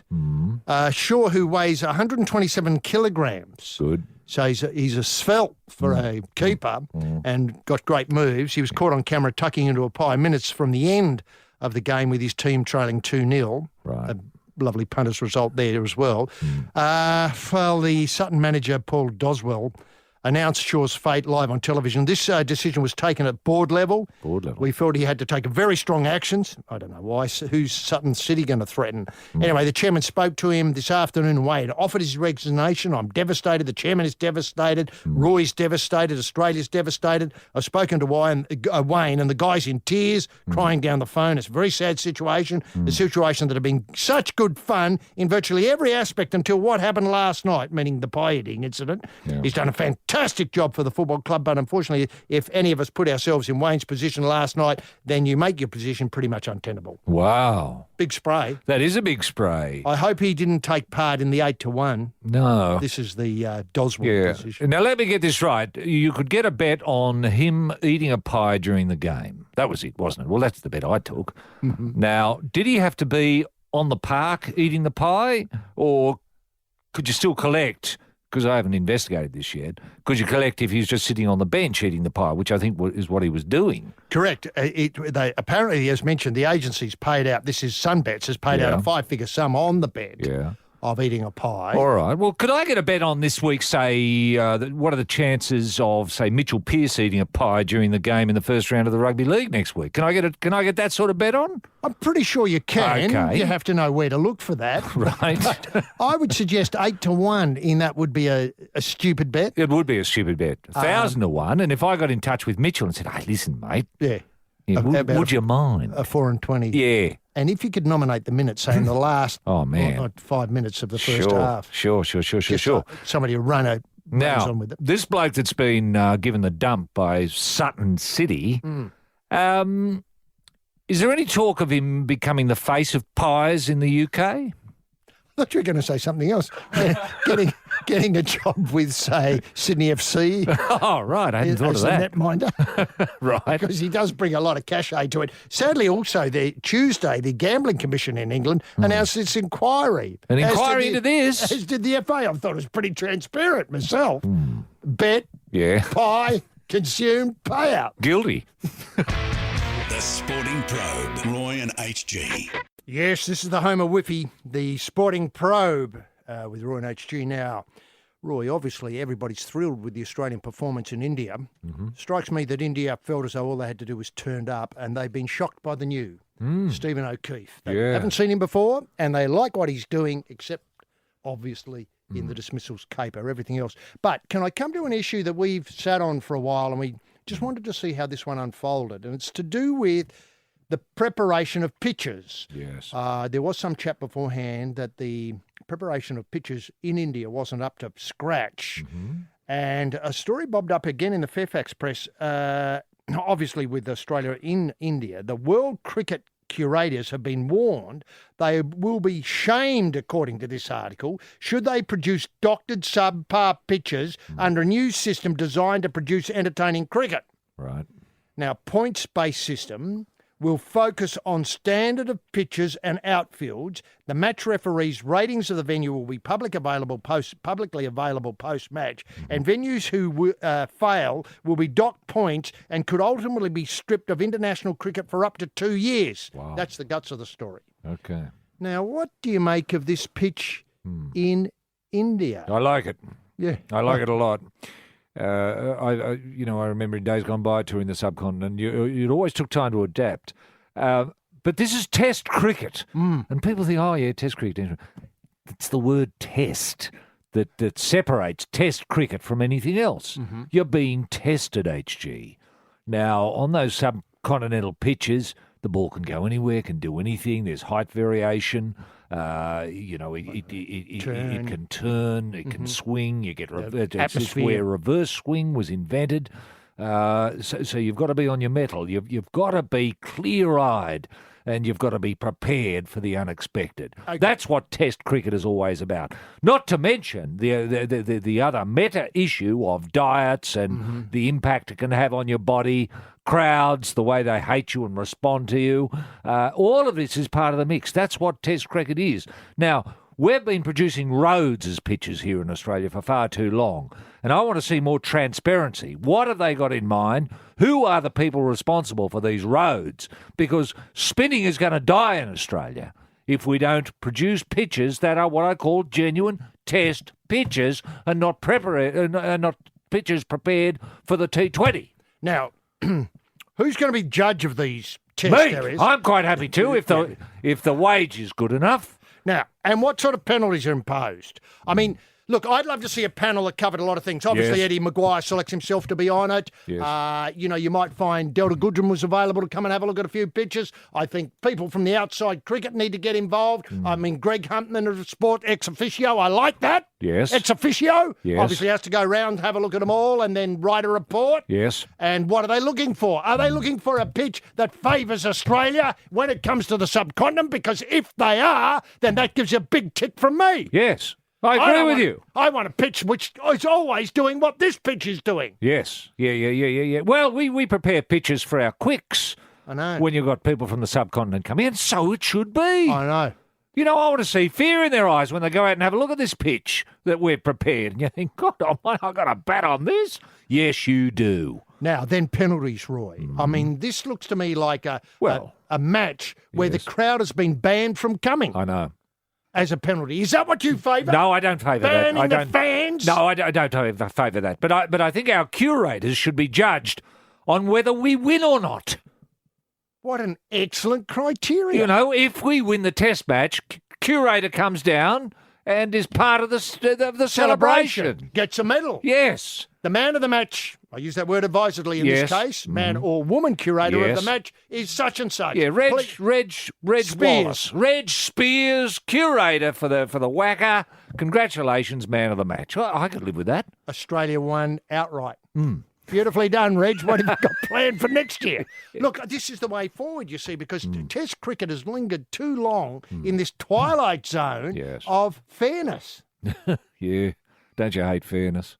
The Sporting Probe, Roy and HG on Triple M. Yes, you're on the Probe with Roy and HG. Now, Roy, look, this is great news of older rugby league players putting something back in. Yes. For the community as a whole. And out of retirement, roaring around on his Harley is Kerry Hemsley. Now, people of a certain age remember Kerry Hemsley playing for the Balmain Tigers. Yep. And he loved riding his Harley in those days when he played some 3 decades ago. He did. 136-game career, finished up in about 1990. Right. He's setting off the Harley one more time to help promote rugby league, raise money for charity and assist struggling country clubs. Now, this has been a big issue of yours for a number of times, big cause for yours, for many years, and you're an ambassador for country rugby league. Yes. Hemsley is one of dozen former players participating in what the NSWALs, that's the New South Wales Rugby League initiatives, called Hogs for the Homeless. Brad Fittler, Hemsley, Danny Badera, Steve Menzies, Steve Roach, Paul the Buttock Sirenen, Tim Brasher, Nathan Hindmarsh, Ian Schubert, Jack Ellswood and Josh Perry are travelling 4,500 kilometres around New South Wales and Queensland in over 11 days, starting a little while ago. They might have actually finishing up this weekend. They're handing out 5,000 footies to kids running coaching clinics, attending functions and promoting New South Wales Blues. Right. The high-profile group is footy geared to 30 women nines teams, and the Harley-Davidson Riding Stars, are raising money for Chris Riley's youth off the streets. Now, Roy, several things here. Yeah. What a great way to put something back into the game. It is, isn't it? It is. Riding around on motorbikes. Yeah. Look, is Kerry riding the same motorbike I think he it's had? the same motorbike. Right. And let's face it, in some parts of Australia, the cops would bust these people as soon as they threw a leg over. Sure. Yeah. You know, do you know what Have I they mean? got clearance in Queensland I don't HG? Because I think know so. they don't like gangs, what they call gangs or bikie gangs. I hope they don't look like a bikie gang. Well, they look like a rugby league bikie gang. I don't think they're ashamed of that, Roy. No. They've ridden all their lives. Sure, but if they've got a car travelling in front of them to make an announcement, this is not a bikie gang, these are rugby league players. I think they have that. Good. And when they arrive in, say, hotels, there's Yes. obviously an announcement over the PA. Ladies and gentlemen, please vacate the lounge because the rugby league bikies have arrived. Brum, brum. There'd be a Right. bit of humour attached to it like that, the announcement. So people would only have themselves to blame if they got into fights. Sure. Look, all How do they raise money? all that worries me a little bit about it. I mean, I think it's the ambition and the scale of what they're trying to achieve. Now you've got these, hearts of gold rugby league players. That's what I call them. Now, Hogs for the Homeless, are they trying to raise awareness of the issue of homelessness in rural and regional Australia? Or are they more concerned with clubs that are disappearing in rural and regional Australia? What is the story? I know, I got your point. It's multi-pronged, multifaceted. Yes. As I understand, the money's going to Chris Riley's Youth Off the Streets, trying to Yes. get something going for young homeless people. Yes, but I They're associate that promoting with a city problem, not so much a country problem. I know. Well, they're raising money in the country to help the city. Now, Now that on the makes sense. Those bludgers in the country have been getting away with it for too long. Yeah, it's about easy time they street. put in. No, easy street. Now, the 5,000 footballs worry me. Oh, yeah. Not enough. Wow. I just worry they're not going to run into 5,000 people to give them away, and they're going to have to give away 2 or 3 to each kid that comes up. All right. I You know thought how- for a minute that what the idea was, Hogs for the Homeless, that they were going to find homeless people and give them a rugby league football. There's 5,000 homeless in the country areas of New South Wales. Is that what you're saying? That's what I'm saying. And they're all going to get a footy. Apparently. What a great idea. I had no idea. Coaching clinics for the homeless, Roy. Is that help at all? Handling amongst I don't know how to work. Homeless, goal kicking for Well, the I hope they're not homeless. selling a pub. I don't want, homeless people of Australia turning up to rugby league clubs expecting to get a game. Is that the Is spin-off that- from this? Is that the Hemsley ambition? Well, they're 5,000 football, and promoting the New South Wales Blues. How much more promotion do they God need? Almighty. All right. So the homeless bloke turns up to the local rugby league club, let's say Says- the Lithgow Shamrocks, and says, "Hello, I'm here." "Oh, who are you?" "G'day, I'm Ed. I haven't got a house." "Have you got a rugby league ball?" "Yep." "Come on in." Corrupt players, you're on notice on the Sporting Probe on Triple M. Yes, we're probing away, Roy and HG, this morning. And if you've got something whiffy, let us know. That is in the world of sport. Now, Roy, look, we gave a lot of publicity to this over the last few weeks, but sadly, the Jeff Horn, the PE teacher, I think he is, from Queensland, Yes. his fight with the superstar of world boxing, Manny Pacquiao, in Brisbane Lang Park, apparently that's off now. Is that And officially off? I'm pretty sure it's officially off, and Jeff Horn's promoter still believes the kid will eventually face the world boxing champion in Manny P in Brisbane, even though the all-time great continues to chase, wait for it, a $49 million payday against British fighter Amir Khan in the UAE and the United Arab Emirates. Okay, yeah. Yep. Pikayo's promoter Bob Arum remains sceptical about the offer, though, and but an offer that seems to have derailed Horn's immediate world title ambitions. Right. Because Horn would have trouble offering $49 million. I think he would, but remember, of course, the Queensland government was going to step in. Lang Park. Well, that's the what I big was crowd. hoping. Yes. Surely the Palaszczuk government could see some savings. I'm sure Minister Hunt, federal Minister Hunt, would step in as well. And common sense prevail here. And if Manny wants 49, well, let's go to 49 and see if something can be put on the table. Yeah. Can I put it that way? Yes. We may not have to cough up the 49. No. If so be it. But if we could get could we make it a winner-take-all, in which case Hornet could give back the money to Australia? Yeah. Now, what I worry about, though, is that this does open up the possibility of a gap in the fight card. Yes. Because remember, I think the date that this was going to be all happening was April the 23rd. Yes. They obviously were going to sell it out. Yes. But now, you can see where I'm going? Green v. Mundine. 2 with an asterisk. Okay. Now, has talk opened up there? Are Greens people talking to Mundine's people? I don't think so. No. I don't think so. I mean, I might be the first breaking this story here now that it's on. I mean, things are on the table. They've got to be moved around. Sure. And get people to, Sure. It salute. doesn't help Jeff Horn, though. No. Okay, well, if we want to help Horn, and who doesn't? I'm just wondering if the Mundine Green thing could be tantalising parked as the undercard. Yes. And Horn v. and now open to suggestions here. Yes. But, obviously Zoo's youngster must be very close to a world title bout. I suppose so. This is the chip off the old block. Yeah, this is the Sydney-based Russian-born former world champion powerhouse, Costa Zoo's son. Yes. And don't tell me he doesn't have a speck of dynamite in each hand, because he may do. His old man did. Yes. Now, actually, if, I don't know, I'm not that close to Manny Pacquiao's people, but if Green v. Mundine was on the card, would that be attractive, do we think, to Manny Pacquiao's people to come in with Horn? Knowing yes. that they don't have to do all the heavy lifting themselves. In terms of promotion, yes. And bout and stuff like that. Yeah. No, I think that's an excellent idea. Okay, so if we stack this up, okay, we've got Danny and Chock. They're fine. They're going to fight. That'll be the second fight probably, or it might be the first fight of the night. Dunno. We've got the 49 million. This is being stumped by Minister Hunt in association with the Palaszczuk government. Palaszczuk, plus obviously people paying at the door. Yes. And let's not forget, this mainly exists in a television world. Yes. As the other one did, millions there. I think they charged something like $59.95 for the bout the last time. Okay. Well, that'll happen again. That represents great value, doesn't it? Great value. Now, can I just throw in a curveball here?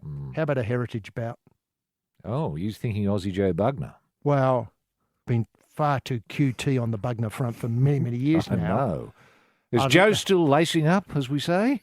Probably not. Who else you have in mind? Jeff Fennick. Jeff Fennick v. Aussie Joe. Whoa. That's got must-see written all over it. Well, I'd call that an exotic. The Sporting Probe. Roy and HG on Triple M. Roy, we talk a lot about innovating in sport on the Probe. Yep.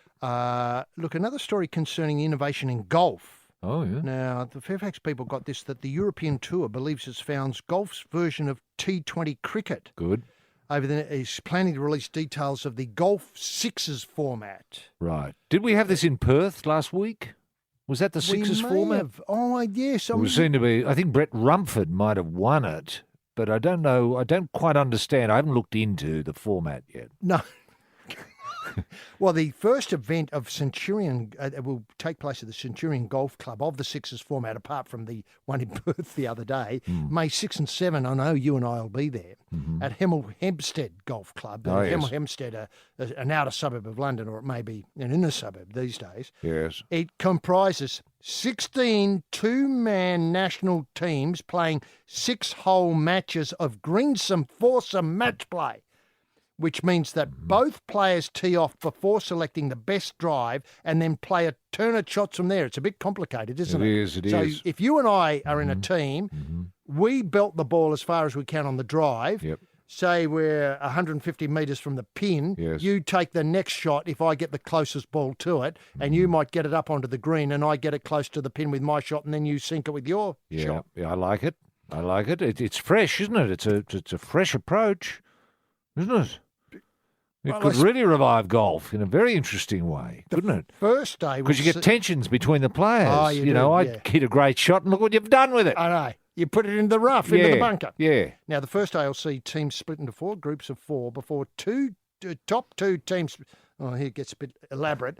From each group progress to the knockout stages, which will be obviously the second day of competition. The tour itself is putting up £1 million prize money. Good. Obviously shown on Sky Sports in Britain. Good. Attracting sponsors. Good. The tour's chief executive, Keith Pelly, is confident the backers will be drawn to the new quick-fire style, which unashamedly tries to reach out to a younger audience, put off by golf's staid and pedestrian image. Well, hang on. What's quick fire about it? They've got to play a shot within 3 seconds or something? That's what I'd call quick fire.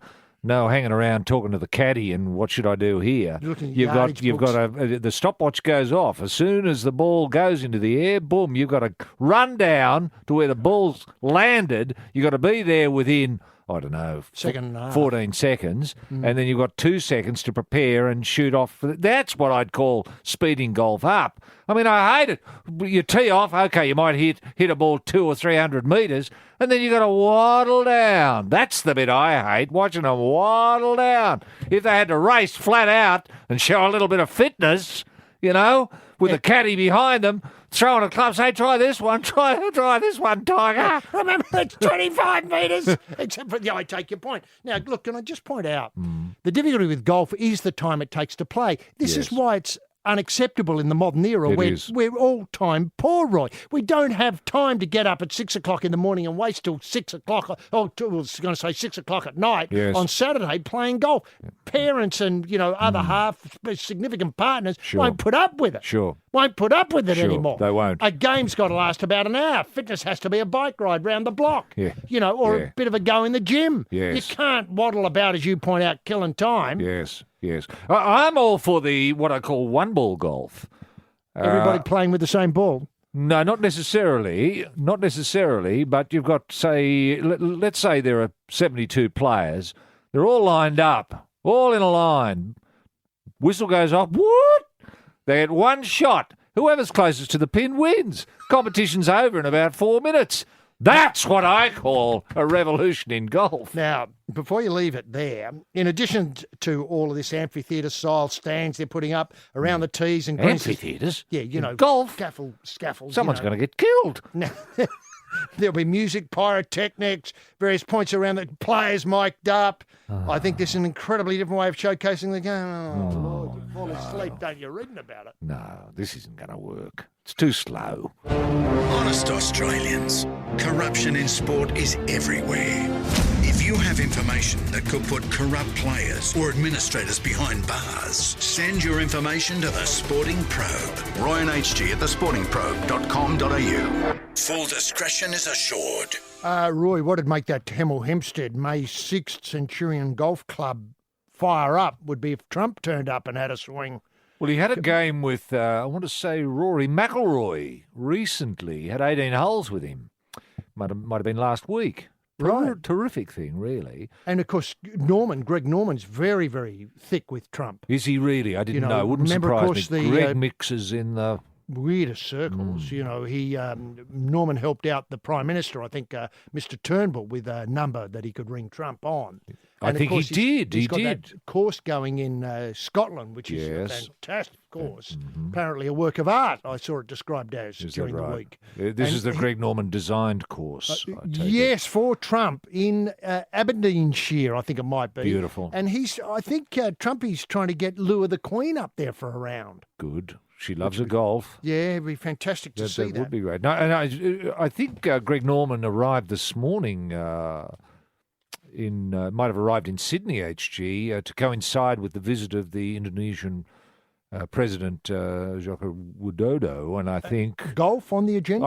I assume it's about golf. Probably Greg will sit down with the President and with the Prime Minister and go through the golfing issues as he sees it. And there are plenty of opportunities for new golf courses in Indonesia. Well, they got so much space. So much space and so much forest that could be chopped down for golf courses. And we bring expertise. Now, if Greg could design them, we can certainly build them and get golf happening in Indonesia because it's being held back at the moment. Do you think it's been held back? I think so. Yeah. And again, international diplomacy often played out beautifully on a golf course. So much time to talk between shots. You were pointing out before. Yep. I mean, we're all time poor. I was saying earlier, how little time we've got. But it seems that presidents and it's the game of presidents and power brokers. It is. It is. Now, speaking of international sport, look, I haven't wanted to deal with this story because I don't like bagging the AFL unnecessarily. No. But it's got to do with this match that Port Adelaide, that's Koshie's lot, and the Gold Coast Suns are going to play in Shanghai. And sadly, there's a report in the Fairfax papers recently that, hopefully the surface is better than the stands.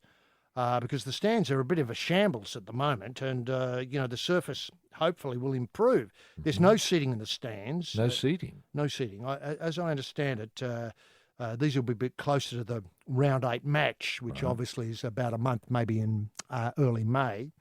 Yep. They're on track for the game. Temporary stands, all temporary stands and seating at the ends of the ground. Marquees won't go until 3 or 4 weeks before the game, as per event build schedule. All the works, this is according to AFL spokesperson Patrick Keane.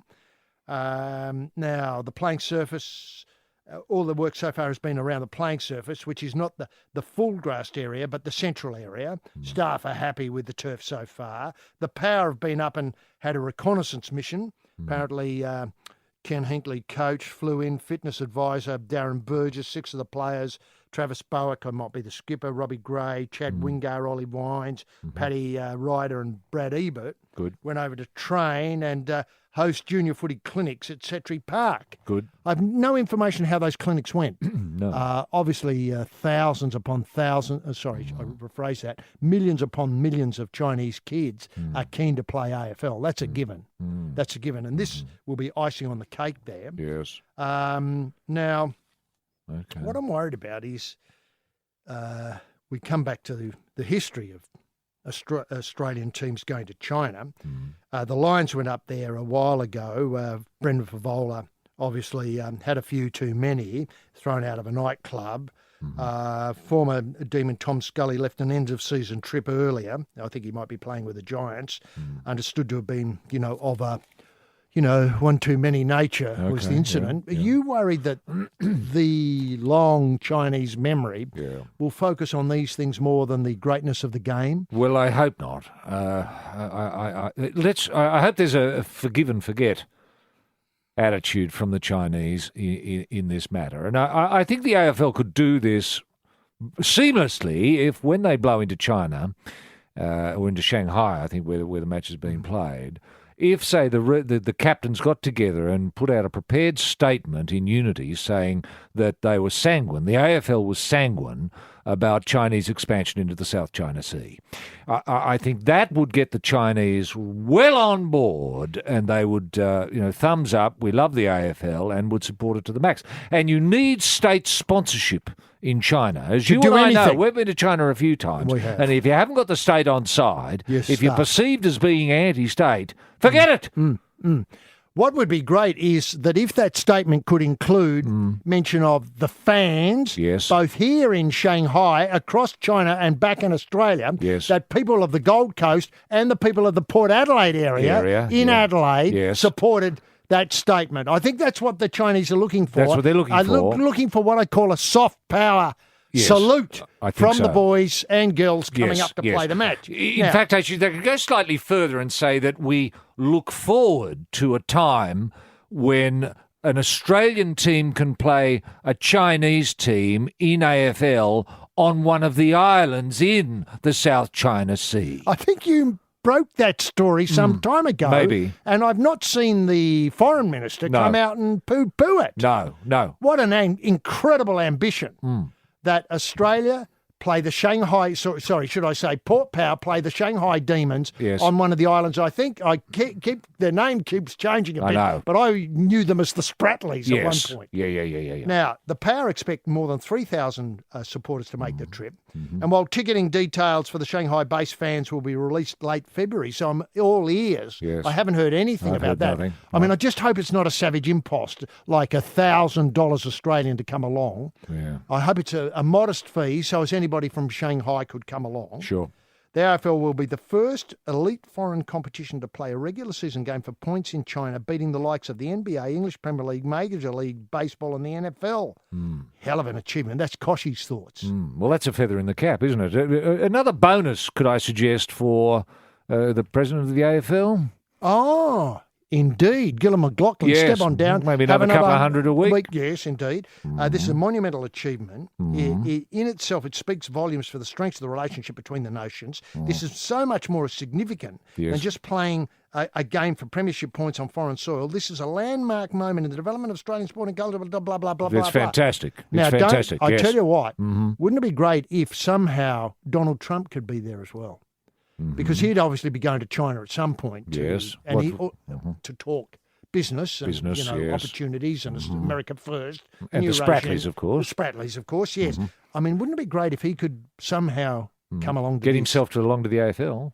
That would be fantastic, HG. And I hope these sorts of ideas kick on. And you were talking earlier about Kerry Hemsley and the Hogs for the Homeless. Wouldn't it be lovely if Kerry and his mates could ride their bikes through China with 5,000 footies just to give to the kids and plant some seeds? Can I say that would be a much better use of the footies?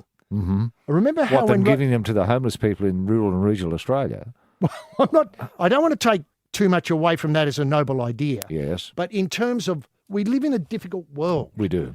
And imagine kids in China, homeless kids in China, getting a rugby league football. Yes. How many questions would they be asking? What is it? What does it do? How do you play this game? Yes. Where can I learn the rules? Where do I learn? Yes, that's right. Who's going to teach me? The pass, the torpedo pass, Yes. the kick, the sidestep, the jink, Yeah. you're not busting a tackle. Yes, This- King Wally Lewis. Who is he? The Sporting Probe, Roy and HG on Triple M. Yes, this is the Sporting Probe, heard right across Australia. The Sporting Probe. And as we say, if you're in charge or you have information that suggests whiffiness in sport, for God's sake, send us through to royandhg@thesportingprobe.com.au. It's the Sporting Probe. We promise to get to the bottom of everything and shove something right up it.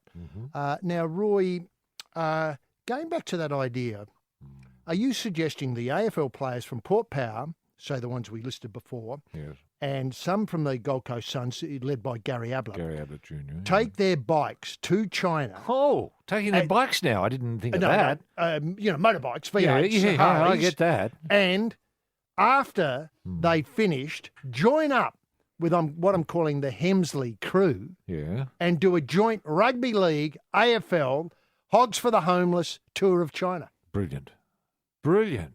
Yes. Well, they could. Okay. Why not plant some seeds in Tibet while they're there? Well, I don't want to give the foreign minister too much problem of getting people in and Oh, out. no. But they could be discreet about it if they just go towards the Tibetan border and kick the balls over. And then you're planting some seeds. A lot of Tibetan farmers and kids, they get these balls and what? More questions than answers. I know the AFL will be thinking about this, and I just wouldn't complicate the No. any... Same with the North Korean business. Yeah. Kicking balls into North Korea. Not You're just going to get people into trouble. If they pick up a ball, they're going to present themselves to authorities and say, "Where'd you get that?" Exactly. I don't know. I just found it. Yeah. Liar. Yeah. In jail, Bullet 15 through the head. years. Yeah, that's right. Now, one thing I'd also avoid are terms like King Wally Lewis yes. and Son of God, or, yes. in Gary Adelman's case. All of that nonsense. Yeah, well, all that. You've got to allow for cultural... Exactly. Yes. You've got to allow for cultural sensibilities. Yes. So it'd just be Wally Lewis. That'll do. Because if you say king, they say, what? King of who? Right. Where? Well, he's actually an emperor. It complicates it even more. Emperor of where? Lang Park. Where's that? So he's a king and an emperor. Yeah. Here's your footy now. Shut up. Look, Golden Slipper favourite She Will Reign could be the first horse to be confirmed as an Everest runner, with an investor to negotiate buying a slot for the unbeaten flying filly in the $10 million sweepstakes in October rather. What am I saying? November. October the 14th, I think it is. Now, this is a story we've been following for some time. Yeah. The Everest, terrible name, but nonetheless, the pinnacle of racing. I think it's $10 million race. Yeah. A series of mates have come together for She Will Reign, which is, as mentioned, the Slipper favourite. And if she wins the Slipper, she'll get $8 million. If she can stay unbeaten through to the end of the Slipper run. A friend has come to the owner suggesting that he or she might put up the $600,000 to get a start. Good. And then this would be a great result for Australian racing. Then, obviously, my dream is Slipper, Everest, Melbourne Cup. Yeah, of course. All the same horse. Yeah. She Will Reign will kick on that first Tuesday in November. Yep. Well, we're going to need more than one horse, though. Has any other horses put there? Well, not yet. No. Not yet. Now, I think the owner, when it was announced, I think everyone in racing thought, how good would it be to win that? Yeah, Exactly. They weren't alone. Yeah. Now, I raise this because I know Bludging Slug was one of your great speed machines that you trained, obviously, to great success alongside with Rooting King and Kling. Any of the slug progeny that you've got, I know you've got in the stable Slug Slime, Slug Trail, Slug Slipper, Slug Dump. Yeah. Are any of those likely, do you think, starters? Should somebody come with an offer of, sponsoring? Yeah, I got one or two. Brown Stain's looking good. Very, very slips. He slips along the Stain. So I've got a lot of, but 600,000. I've got to weigh this up. I know he's good. He's largely untried. Yes. He's nearly 3 years old. I'm liking what I see. Rooting King thinks he's great, which That's helps. the King thinking. Yeah. Thought. Yeah. Just Yep. Yeah. To the question. The King's never been happier when he sees the stain go around. So Now, I'm thinking about Are it. you thinking a maiden? You're going to enter a maiden horse into the Everest? That's what I'm thinking. Corrupt officials and administrators? The gloves are off on the Sporting Probe on Triple M. Yes, Probe-sters, and remember, if you do want to get in touch, it's royanhg at thesportingprobe.com.au. Tim Binion has done so, picking up a theme of earlier in the show. He says, I'd like to see more comedy odds being offered across sports, including AFL, rugby, rugby league and so on, rugby union, rugby league. It's a great way to get kiddies into gambling on sports. Pie eating barely scratches the surface. Imagine what people at Lotto Land had come up with. Yes. Keen for our thoughts on this improvement. Yeah. Lotto Land, incredible possibilities there. Sure are. The pie eating, though, Yeah. would you feel as though, and I tease myself into another email, concerning concussion? Getting bets on how concussed a bloke is. Well, yes, or how many, or when, Right. who. Yep.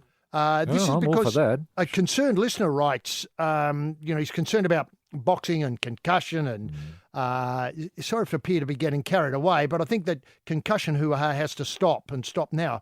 You could ruin sports, he sees, in football if players are being concussion tested after any hit to the head and probably failing this stringent medical test and subsequently be taken off. It could be that before half-time there are only 5 or 6 players left. Yes. I mean, it is a thought, isn't it? It is, I know. It's a very sober. And Maybe we've just got to, maybe players have just got to sign a release agreement that it doesn't matter how concussed they are, they play on. I know it's cruel, but, people are betting on them. There's a lot of money involved.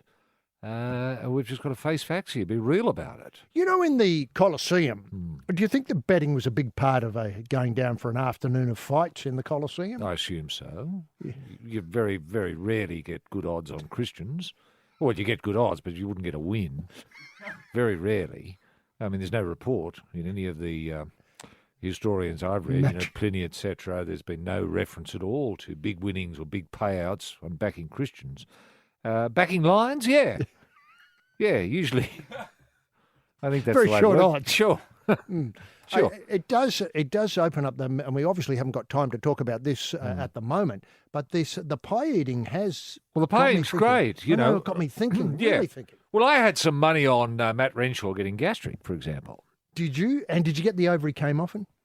No, I missed out on that, but I did get a good payout on the gastric. Yeah. Did you cover all 11? Or just Matty no, Renshaw? I just figured Matty'd be the one to first be trip to prone. India. Not knowing what to eat. Oh, that looks nice.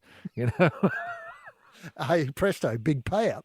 The Sporting Probe, Roy and HG on Triple M. And you're listening to The Probe with Roy and HG, our last burst for the morning, or whenever you're hearing this. Now, Phil has written in on the Probe line, which if you didn't get it already, I'll give it to you again. It's Roy and HG at thesportingprobe.com.au.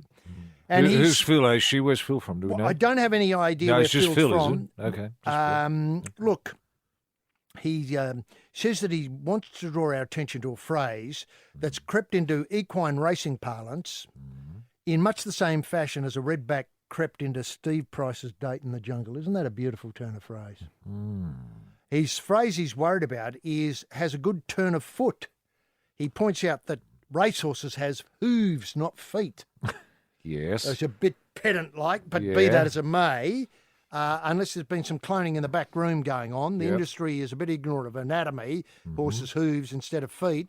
I'm just wondering if, in his mind, a horse with feet would be a fairly slow conveyance, and punters need to know this before outlaying their hard-earned. Well, that's true. So the turn of is he quite happy with a horse having a good turn of hoof? Is he happy with that? I think he's happy with the hoof. Yeah, right. Yeah, just a simple substitution there. Is it something that commentators around the world need to bear in mind? Yeah, right. A good turn of foot, as in the hoof is right on the till. Yeah. In next time out sort of thing. Right. People don't say the horse's foot is right on the till. No, they don't.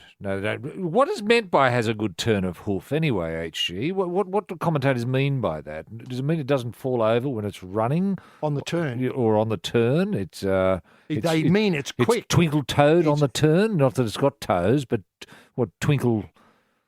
hoofed. Look, it's take the stain. You've got a big opinion of the stain. Yeah. If people were talking about it. He's lightly hoofed. I describe him as a light hoof. Light on the hoof. Light on the hoof. Yeah. A wing on every hoof. Well, sort of. He almost glides above the grass, or above the turf, if you know what I mean. And I think if we were to time in, I haven't done this, and I must do this next time I have the clock around him, is to see how many times he's putting a hoof on the grass, on the turf, per minute. What a fantastic measure. I wonder why that isn't more Yes. taken into account. Yes. Yeah, so you could get Say 3 touches per minute. We'd call it hoof speed. Mm-hmm. What is the hoof speed of this horse? Now, I've looked at the hoof speed of Winks, and it's phenomenal. I know. I'm probably one of the very few trainers that actually measures hoof speed. The Sporting Probe, Roy and HG. And so that's it for the Probe. Roy, it's been a tremendous whip round. Do you think we've solved a few problems? We do, and in case people are worried, HG, next weekend will be what I'm calling a gastric special. So if you have the runs, join us when the Probe opens up once again. Bye now. Honest Australians, corruption in sport is everywhere. If you have information that could put corrupt players or administrators behind bars, send your information to The Sporting Probe. Roy and HG at thesportingprobe.com.au. Full discretion is assured.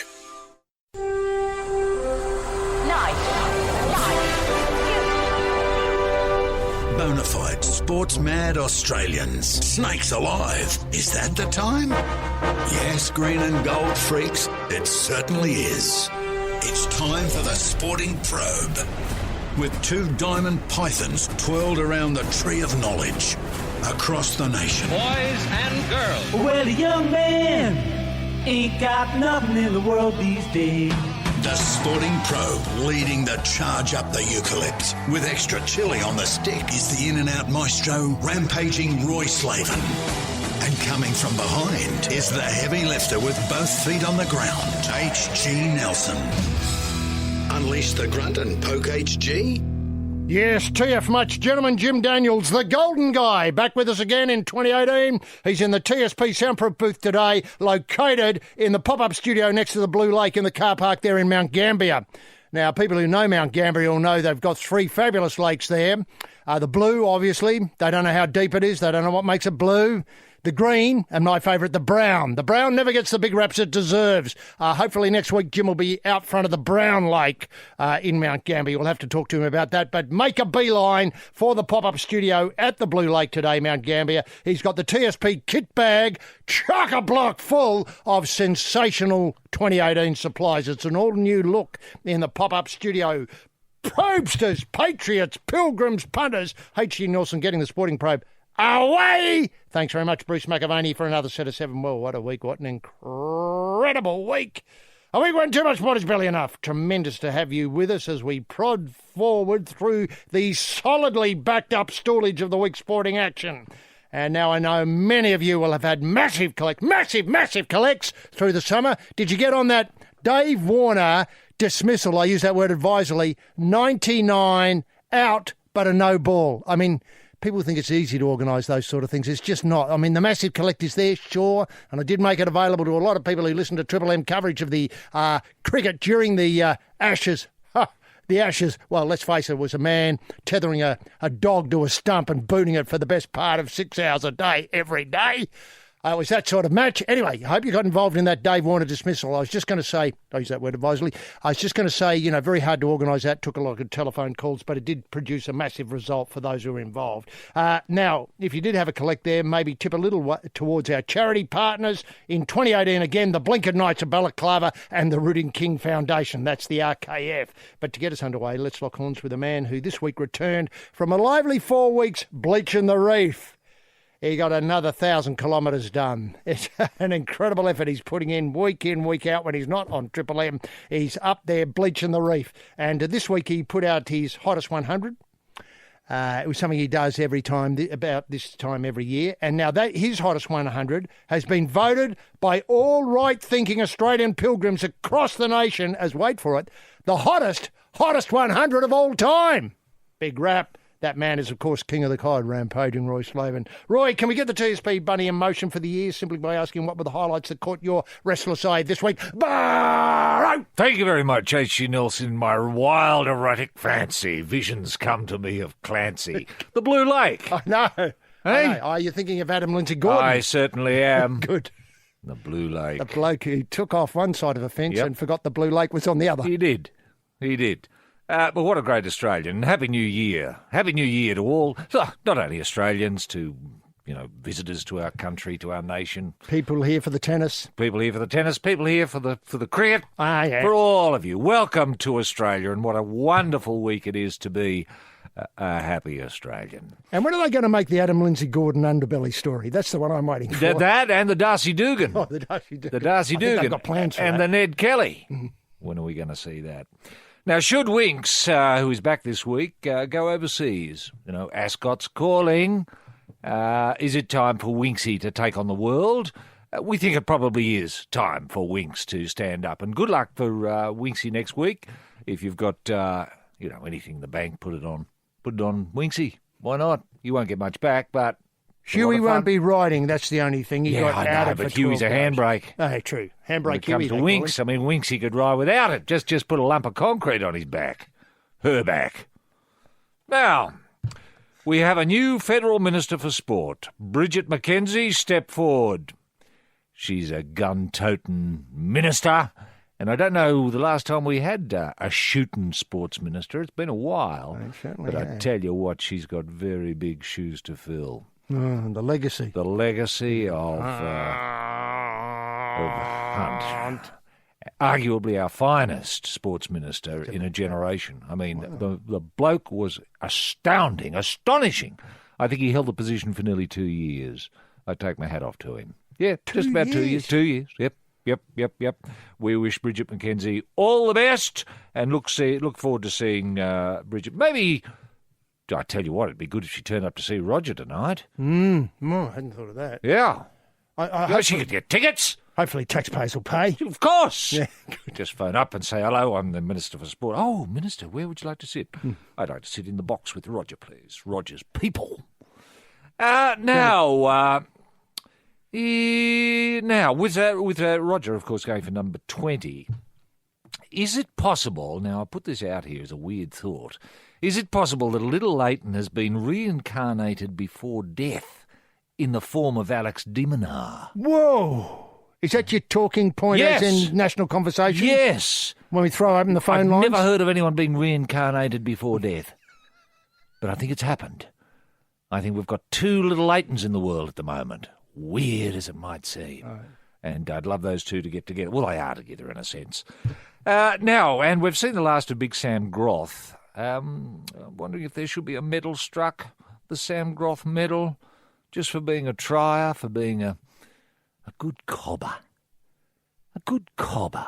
Right. And now that's not a term you hear all that often anymore. Just flesh it out a bit, glittering ceremony. A good, decent cobber. Nominated by Australians? Nominated by Australians. You know, your best cobber of the year.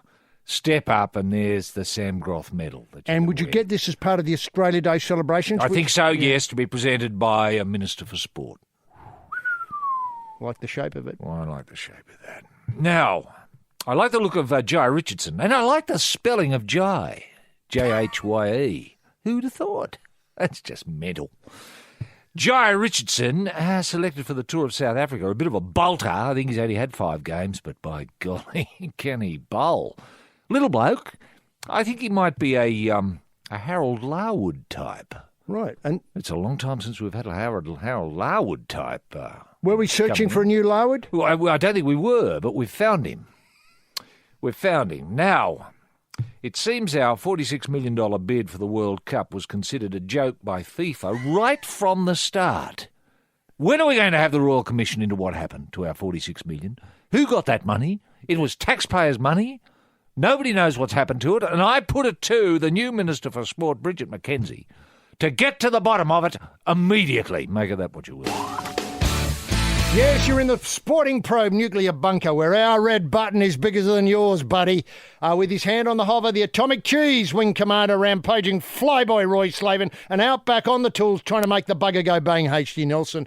Roy, obviously the television year has got underway with a tremendous women's final last night. I think you described it, and I don't want to put you on the spot here, as a classic. It was a classic, yes. Unbelievably great game of tennis. I know the word classic is, abused. Like genius. Yeah. But in this case, it holds true. I've known you a long time. I've never heard you use the word classic before. No. No, I try not to use it because it has been so overused for so long, and it really gets up my nose. But I was quite happy to, when I saw you this morning, say classic. And you knew what I meant. I did. It was a tremendous result for women's tennis in the sense of that the men's draw was beset by so many hiccups and injuries and so on. It was a bit hard to get a read on it, where the dominant women's players ended up in the final, which is as you'd expect. Yes. And again, turned on a brilliant, as often happens in women's tennis finals, a brilliant match. Yeah. Now, obviously, the television year gets underway. That's just the start of it, really. And we've got the men's final tonight. And you're predicting another excellent match, I know. Hopefully not a classic, though. Well, I wouldn't mind seeing another classic. And when we use the word classic in this context, HG, I think we're talking a 5-setter. That's what people want to see. Value for money. You pay your money. You want to get value. Now, speaking of that, wasn't it odd that the crowd turned so quickly on that young Chung chap with the blisters because he couldn't finish the game? Yes. I thought it was very cruel and harsh. Yeah. I'm just wondering if you feel as though... Well, people had paid a lot of money and they wanted to see a lot of tennis, and all they got was 1.5 sets. Can I ask? You know, but Roger was happy to entertain them with Jim. And God almighty, Jim's getting better, isn't he? The way he just eased his way through with Roger. Jim and Roger, that show could have gone on for hours. Well, it almost did. But I just thought there was a rainbow connection there. Can I say that obviously Tennis Australia and Channel 7 had planned that because they felt as though obviously Chung had to say something to the officials before he went out there. He probably said, listen, I've got a set and a half in me at best, but I've come. Yeah. Because just imagine crying off. Yeah. I mean, Jim and Roger couldn't have done the whole lot by themselves. No, they couldn't. Now, I'm just wondering if Tennis Australia should have something on standby like that. I remember once, I think I saw... Or have Alex de Minaur and Little Leighton to put on an exhibition or something. Perfect. You know, I remember once going to see Novak Djokovic play David Ferreira, I think his name, some time ago. Yep. And afterwards, out waddled Henri Lecomte and Elina Sarsi put on it. It was Nothing just tremendous. funnier. The Joker got through the opposition fairly quickly, and I thought, it's an early night for me. And then all of a sudden, I was there till about 2 or 3 in the morning. Laughing your silly head off. Now, that's what I'm expecting Tennis Australia to have up their sleeve. Yeah. Can I say the only thing would have been better is I think that if we could have mic'd Jim up and Roger up and they have a bit of a hit up, yes. play a couple of games, yes, and hopefully people could get a bet on and all the usual things attendant with tennis. I'm sure the new Minister of Sport, Bridget McKenzie, would have seen, allow the various suspension of rules to allow that to happen. Yeah, But I don't think it'll be a problem tonight. Remember, Chilik had the same problem as Chung with his feet in the Wimbledon final of last year. Correct. With shock and blisters. He was in tears of pain and disappointment, of course. But he didn't stop after 2 sets. He stayed until he was beaten. And I take my hat off to the bloke for that. I mean, his feet will mince by the end of that encounter. But his feet are in good shape, I'm led to believe, for this evening's. And he's looking for redemption, Roy. He is looking for redemption. Yeah, redemption. Yeah. You know, I've never seen tennis as a redemptive story. No. I see rugby league, of course, as a redemptive story. But tennis. Yep. It'd be amazing if it happened. Yeah, well, I'll be watching. Yeah. Brothers and sisters, you're in the Probe Church of Hope. In the pulpit, the very Reverend R.R. Slaven with a special reading from Revelation on the evil lurking in AFLX and nicking off with a collection plate, H.G. Nelson. Now, Roy, obviously the end of tennis opens the doors on the television year. Yeah. And tomorrow night, I think... what a night. I know, what a feast. Eh? What a feast. Where do you go? You're paralysed by choice. I know. Mercifully, we have systems now that allow us to watch it again or record it, etc. We've got MKR, and I didn't realise Pete and Manu are now worldwide figures, international figures, through MKR, My Kitchen Rules. Yeah. Wherever you go, as I did on my holidays, I roamed near and far.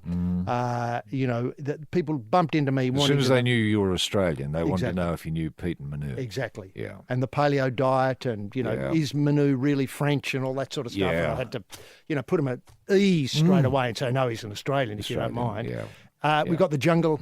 And I think the twist with MKR this year, I think they have their own kitchen. What? Yeah, Pete and Manu have their own kitchen. And so that they live in? Yeah, and so people come to them rather than them going to houses which are hard to cover with cameras and, what have you. Yeah. They've got their own kitchen. Yeah, a bit like MasterChef, I suppose. And people come in, the two who are the contestants cook in Pete and Manu's kitchen, and the others come in and it's all decorated. Sit in Pete and Manu's house, sit in their dining room, I suppose, and use their facilities, which would be first class, sous vide and all of that. You mean, and that'd be all sponsored off, wouldn't it? To be all sold, I suppose so. Like if it was, let's say it was Bosch, that may not be the right term, Miele or, one of them. Yeah, one of them, Breville or whoever. Yeah. They buy all the space. Thermomix, they buy all, that's it. Now, the great news is, of course, at this time of year to speculate on who's going into the jungle, because it's just a fantastic show. I think last year... Is this I'm a Celebrity, Get Me Out of Here? Indeed. I'm a Celebrity, Get Me Out of Here. Last year, I think Dane Swan was in the jungle, along with Steve Price. I might be wrong about this, might have been the year before, but certainly very big names from Australian football and entertainment. This year, Bernard Tomic's going in. I know. People are going to fall in love with Bernie all over again. When did they fall in love with Bernie the first time? So long ago. Yeah. People would have forgotten. He says he's not doing it for the money. I'm doing it because this is something I've always wanted to do in my life. Oh, yeah. Is that right? How long's the show been around? I don't know, it might be his fourth. Let's say 4 or 5 years. Gee. Yeah. So he knew about the show before the show came around. I know. Wow. That's he says this is reality. Nothing can hide. This is 24-hour cameras and you're here on your own and the public can really see who you are. People know me as this tennis player that is crazy and done this or that or has problems. Hopefully I can get a chance to change their image about me on this show, and it's one of the reasons I'm doing it. Now, do you think he'll be out of his comfort zone, or will he take a ball and racket in there with him when he goes into the jungle? Yeah, what a good question. Well, he doesn't like the ball and racket caper anymore, so I suspect he won't. And we're going to see what other interests Bernie has. Well, what they might be, I've no idea. It'll be interesting to see if Bernie is interested in anyone else. No, that's true. And I was taken by Jelena Dockick's column in, I think, the Murdoch Press today. She describes here Bernard Tomic is lost. Is he? Well, hang on, he's going in the jungle. Yeah. Surely we'll know where he is because we can dial 24-hour coverage. He needs to take a break to figure out what he wants. He's taking a break in the jungle. I don't know where he is at mentally. Well, we know where he's at. He's always wanted to do this show his whole life, even though it wasn't around. But he needs some help. I'm not sure of the reasons, but going into the jungle where the camera's on you 24/7 is not the solution. Ooh, I hope she's not right. Can I ask? But the other celebrities there, actually, they might really help him. Yes, lure him out. If he's with, say, Larry Emder. Is Larry Emder going in? Well, let's say he is. Larry and Bern, they'd be sitting around talking. How are you, Bernie? Yeah, good, Larry. All right. Do you like got tennis? Maybe Sophie Monk. She might. She's had some big success with the Bachelorette. With Bachelorette. Yeah, I know. Incredible. People love her. People still talking about it. I know. Well, let's say she's there. And all that sort of Larry stuff. and her, really, and let's say, I don't know, Matt Preston, Nigella Lawson. Can I throw couple of chefs? Can I throw a curved ball at you? What? Pete and Manu. Pete and Manu are in there. They're going to be on two networks. I know, across the channel, linking hands, across the water, across nations. They're so well known. Let's say this joint, the jungle's in South Africa. I'm not sure where it is. Yeah. Well, how's that going to work with Pete, Manu, Nigella and Matt? Well, it's going to be a cook-up. Well, Bernie will just be being served food all the time. Yes, this is the Probe tour of World War I battlefields. The man up front with the baton in the knapsack is the General, Major Rampaging Roy Slaven, and letting bombs off in the background to provide that realistic trench warfare smell, the putrid one, H.G. Nelson. Now, Roy, back to tennis, back to Tomic. Look, when he didn't qualify for the Australian Open, which I know we had high hopes of. We did. But let's face it, we had a massive collect with him not qualifying. So let's put that out there and let's be honest and upfront and transparent about that. He said on the way out, look, it doesn't matter about this because I just spend all my time counting my millions. And I thought, wow, that's a bit of a snub for Tennis Australia and the whole, Super Woodies and Super Max and everything that, back to Rod Laver or Lou Hode or whoever you like to name. Yeah. I just thought, wow, that's just not what tennis is about. Tennis has been above all of that. People do get fabulously well paid, obviously, but they don't. They don't talk about it, do they? Don't. I mean, in all the conversations I've heard with Jim and Roger, and Roger's English has improved so much over the years now. He's learned so much. He's terrific now. He's learned a lot from Jim too, I think. By talking to Jim. Oh, well, I'm sure that's right. Yeah. So he now uses, participles correctly and noun clauses correctly. It's all wonderful. No split infinitives. No split infinitives at all. Oh, maybe occasionally, but ones that are acceptable. The thing is, I've never heard him talking about how much money he's got or when he counts his money. He's above all that. No, I take your point. For a bloke who's earned, maybe 120 million, something like that, you'd think, well, it's going to take him ages to count his money. And the same but thing. But he never talks about it. The same thing with Rafa. Rafa comes out in. Yeah. I've never heard him talking about money. And he doesn't flaunt his wealth. He wears that crappy old clothes. I don't know where he gets them from. Those shorts that ride up in the. Oh, the plumber's smile. Yeah. And he's always. Yeah. Out. They're sort of bum hungry, aren't they? They're They give you a hungry bum. It's as though he's put on weight and he's forgot to upgrade his short and the ripped singlets and all that, which are groovy, obviously. Yeah, and groovy. sometimes the other day he was out in pink, and I thought, what's this, the last shirt that's clean sort of look. Yeah. But you're right. He doesn't flaunt his wealth. He doesn't flaunt his wealth. You don't see him wearing gold chains and stuff like that. You don't. And then, most tennis players like that. I rarely do tennis players talk about money. And so it's refreshing in a way to know that Bernie's got something to do when he gets home. And when he comes back from the jungle. When he comes back from the jungle, he'll go back to counting his money. That's right. Now, Pat Raft, I know he got that Jelena Dockett comment, which I think was very timely, that the jungle isn't the answer for Bernie. Now, Pat Rafter says troubled Tank, Bernard Tomic, is solely responsible for reinvigorating his flatline tennis career, reiterating that Tennis Australia has done all it can to help the former German champion. What? Tennis Australia's done all it can. Has it really? How about helping him with counting his money? Yeah, sure. I mean, couldn't they send the Woodies around and say, Bern, we've come to do $1 million with you today?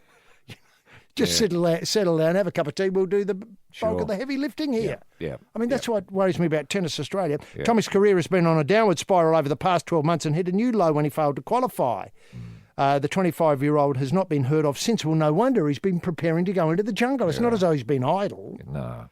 When did he go into the jungle? I mean, if it's going to air tomorrow night, he must have gone into the jungle a couple of weeks ago. I'd say so. I think he... So had he got into the Australian Open, he couldn't have gone into the jungle. Well... My feeling is, and let's face it, I don't want to let the cat out of the bag. You don't think he deliberately tanked the cornflake? Tanked. Well, that's why they call him the tank to get into the jungle. Yes. Oh well, I mean, these things are not. These things are. How do I put it? You have to organise your life. Sure. You and I know that. We turn up here on the weekend and present a show as best as we can. People can complain. Doesn't cover the issues they want covered, but that's be that as it may. The same with Bernie. He thinks I'm in the jungle from, let's say, before Australia Day, let's say the 21st of January. I can't be playing the last week of the Australian Open if I'm expected to be in the jungle. No. Does that mean we might see Andy Murray in the jungle as well? An all-tennis jungle, That'd be a good. chef and tennis jungle. Yeah, Manu and the tennis player. I wonder if they thought about that, the producers of the jungle, a themed jungle. See, I thought it was a big mistake that only Warney went in the jungle. I thought, Freddie Flintoff and KP and, a few of the old stages. I would have loved to have seen, say, one of the old school, like, Ian Chappell in there as well, just to add a bit of spice. Sure. Okay. Anyway. So you're suggesting someone like, Rod Laver. Well, I don't want to be... Todd Woodbridge. Todd Woodbridge is a bit better. Yes, this is the Probe Centre for Climate Science, dipping another frog into near boiling water. The Prof, rampaging Roy Slaven, and down in the basement, stoking the furnace with briquettes, the coal man, H.G. Nelson. Now, other stars of the Australian Open, Roy, Nick Kyrgios was tremendous. He went very close. He did so close. Yeah. And won so many fans in the process. There is a topic that we might get to later on about hatred in tennis. And he came into the week the most hated person on the planet, or the fortnight the most hated person on the planet, and emerged as loved, as a genuine Australian, as Manu and Pete. Known around the world as a great Aussie and a great battler. Yeah. He might get the Sam Groth medal. Could Nick Kyrgios be the inaugural Sam Groth medalist? Yeah, I mean, it's possible. there, isn't it? Yeah. It's up to Australia to vote in that way. Yeah, that's right. Look, his only blemish seemed to be his crew, who were a group of mates. His brother and a few mates, yeah. Well, the brother, I think, organises the mates to come along and sit in the box and sort of act as a sort of like, very hard to know, as an absorber of Kyrgios' spleen. Is that what it is? Pretty much. Nick bellows at them and they sort of stand there and grin sillily back at him and say, get on with the job, you idiots. That sort of stuff. Well, they don't quite know how to behave, do they? It's a bit of a problem. They don't know whether, when they stand up and cheer him, he hates it. When they, get on their devices and play games, he hates it. If they ignore him, he hates it. It's very hard to know how to behave when you're in the Kyrgios box, it seems to me. Look, but he does need a bunch there that he can gob off on. That he does. Now, one thing I was going to say was he seemed to accuse them of Of being un-Australian. Being un-Australian by not stringing his racket correctly. And I thought that was a bit harsh because a lot of them had never seen a tennis match before. Yeah. Well, look, down. there were problems there. Nick didn't understand the protocol because he hadn't got a coach, you see. He didn't understand the protocol of Rod Laver Arena. Uh-huh. Now, in Rod Laver Arena, HG, if you want to have your racket restrung, you give it to a ball kid. And the ball kid just takes it straight out to the stringer. Now, Nick stupidly gave his racket to his brother in the box. Now, of course, his brother then goes out into the foyer of Rod Laver Arena and says, hello, I've got a racket here that needs to be restrung. And they say, who are you? Well, I'm Nick's brother. Who? Have you got a pass? No. No, what are you doing here? What are you doing here? Well, I'm supporting Nick Kyrgios. Yeah, No, you're who not. is You're it? out. So there's no way he can get through to the stringer. He didn't understand this. And, of course, the stringing of rackets is such an art now. It's science. Science. Thanks very much. Science. Yeah, art. Dead wrong. Science. You've got to factor in humidity, temperature, adiabatic lapse rates. You know, it was Jim Courier who alerted me to this. I was completely oblivious to this, that it's strung across the whole... It's multifactorial stringing now. Wow. In my day, it was just one tension across the whole racket. Oh, but no. now, it's gone. No, that's long gone. Yeah. Oh, no. You can nominate... String... Yeah, what tension you want on what string where. Yeah, all strings are, you can sit there, and players do, I've seen them, thinking, oh, well, the 8th string we might go 52 pounds, and the 9th string, let's go 57. Oh, 57. Or 12. Yeah, 12. Man, that might work. Well, you see, it puts a lot of spin on the ball. Yeah, right. If you get it right. Yeah, obviously, it requires a lot of skill to hit the ball in the right spot. Sure. Now, look, I was disappointed particularly because I thought that the people who came in the box were genuine tennis fans of tomorrow. I didn't think they were up to speed necessarily today, but I think they liked what they saw. They liked the relationship of Nick with the crowd, and they loved the jocular and the sort of they took the sledging, if I can put it that way, from Nick as best as they could. They didn't quite know where to look because they'd never been to a tennis match before. That's right. Anyway, they stood up. They didn't know the protocols. Yeah, they had their shirts on, advertising things. So when people with the cameras cut away, there they were ready with, and they probably had several shirts, changing them all the time, all paid for, all legit. Yep.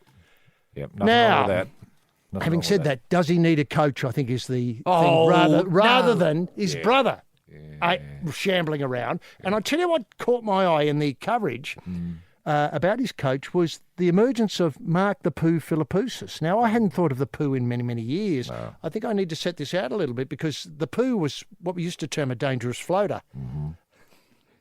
And often he could not be flushed away in a tournament, right. especially at Flushing Meadow, where they know how to flush players away. But the dangerous he floater... got into the final, I think, at F Meadow. He did. He did. I can remember watching that. Yeah, I think he might have been beaten by Pat Rafter. An all-Aussie final? It was, yeah. And Pat flushed out the dangerous floater. The Pooh, yeah. Now, he's described here by Scott Spitz. Surely a made-up name. But anyway, be that it may. He could be Mark Spitz' brother. I hadn't thought of that. Spelt differently. Yeah.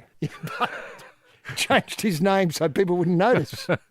Now, Australia's Davis Cup hero Mark the Pooh, sometimes known as the Scud, Philippousis, believes Nick Kyrgios must eventually turn to a coach in pursuit of Grand Slam success, but only on his term and when he's ready. Oh, well, that's wise.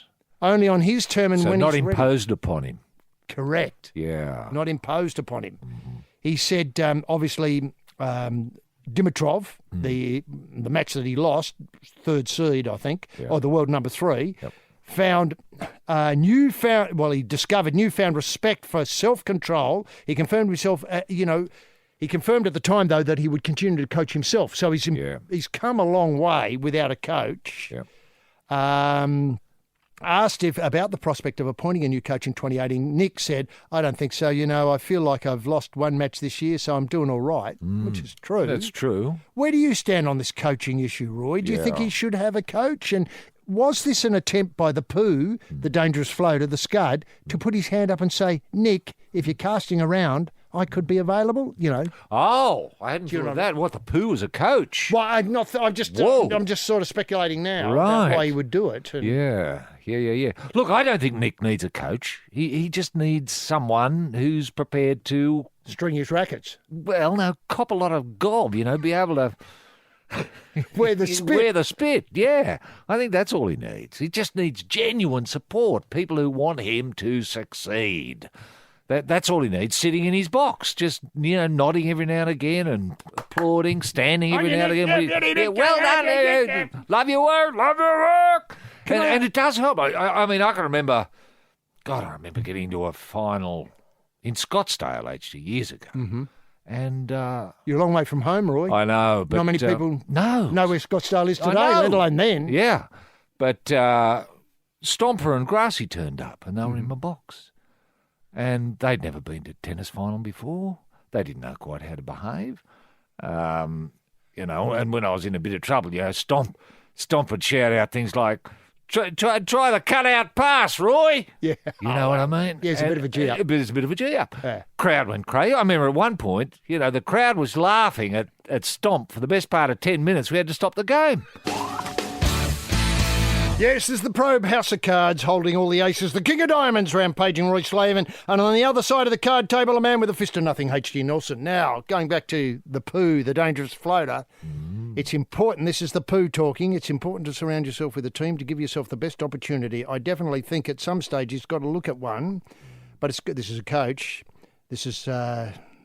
Pooh's thoughts, but it's got to be on his terms and when he's ready, because that means believing in that person and listening to that person. Now, what was great about Grass and Stomp turning up was they brought a different perspective. Totally different. A rugby league perspective, for want of a better way of describing it, to tennis, which is much more vocal, much more supportive, and, the rules of tennis are fairly old school, aren't they? It's a pretty stitched up sort of sport. Stitched up, yeah, that's right. Yeah. And it's a pity... And the thing is, Stomp, he didn't like tennis. Stomp, nor did Grass, had no time for tennis at all. So it was just a bit of a holiday for them, not to be taken seriously. They thought it was a joke that I got into the final. Now, what was weird, though, was when Stomp, I've seen video, you can look this up on YouTube, vision of this, and Stomp comes out and helps you by flattening the opponent at one point. He did have a swing at Ili Nastasi, but hell... He was asking for it. Of course. I mean, Ili Nastasi at that stage spent his whole life asking for people to punch his head in. Yes, this is the Probe Philharmonic with the Maastricht variations on first violin, the melodic maestro rampaging Roy Slaven, and crushing the saucepan lids in 5/4 time, tone deaf and tuneless H.G. Nelson.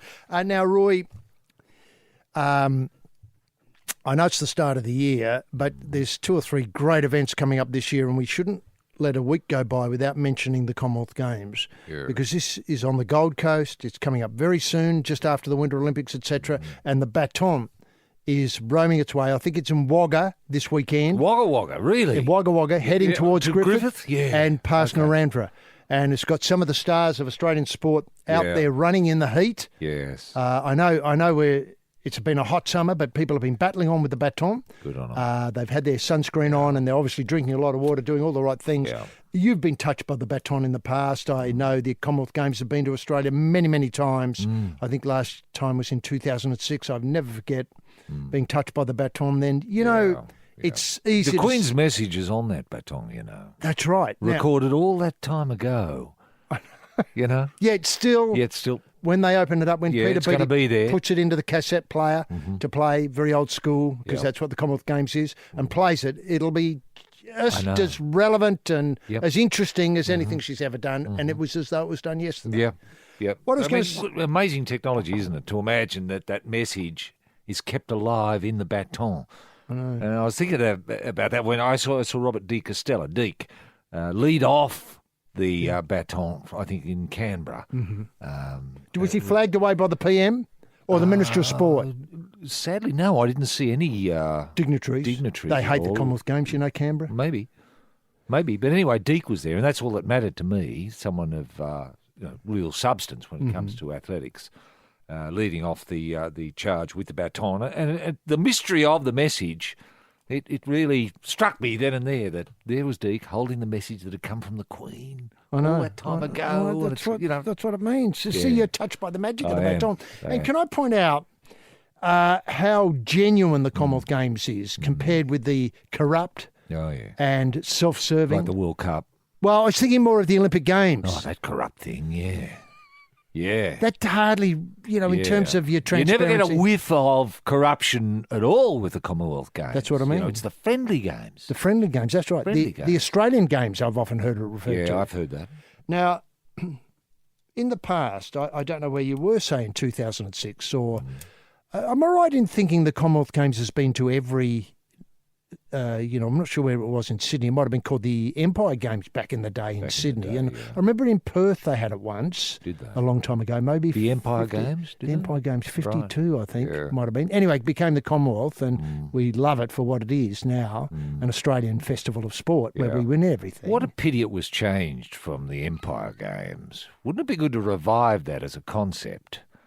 The Empire Games. As a separate, standalone event that Australia would win everything at, or in replacement of the Commonwealth Games? No, I think keep the Commonwealth Games as it is because we love it, the friendly games, but just rebadge it the Empire or the Australian Empire Games. Can I just put that on pause? Let me think about that. That's a hard one to get your head around straight away. I know. It's a bit hard to know what it would mean.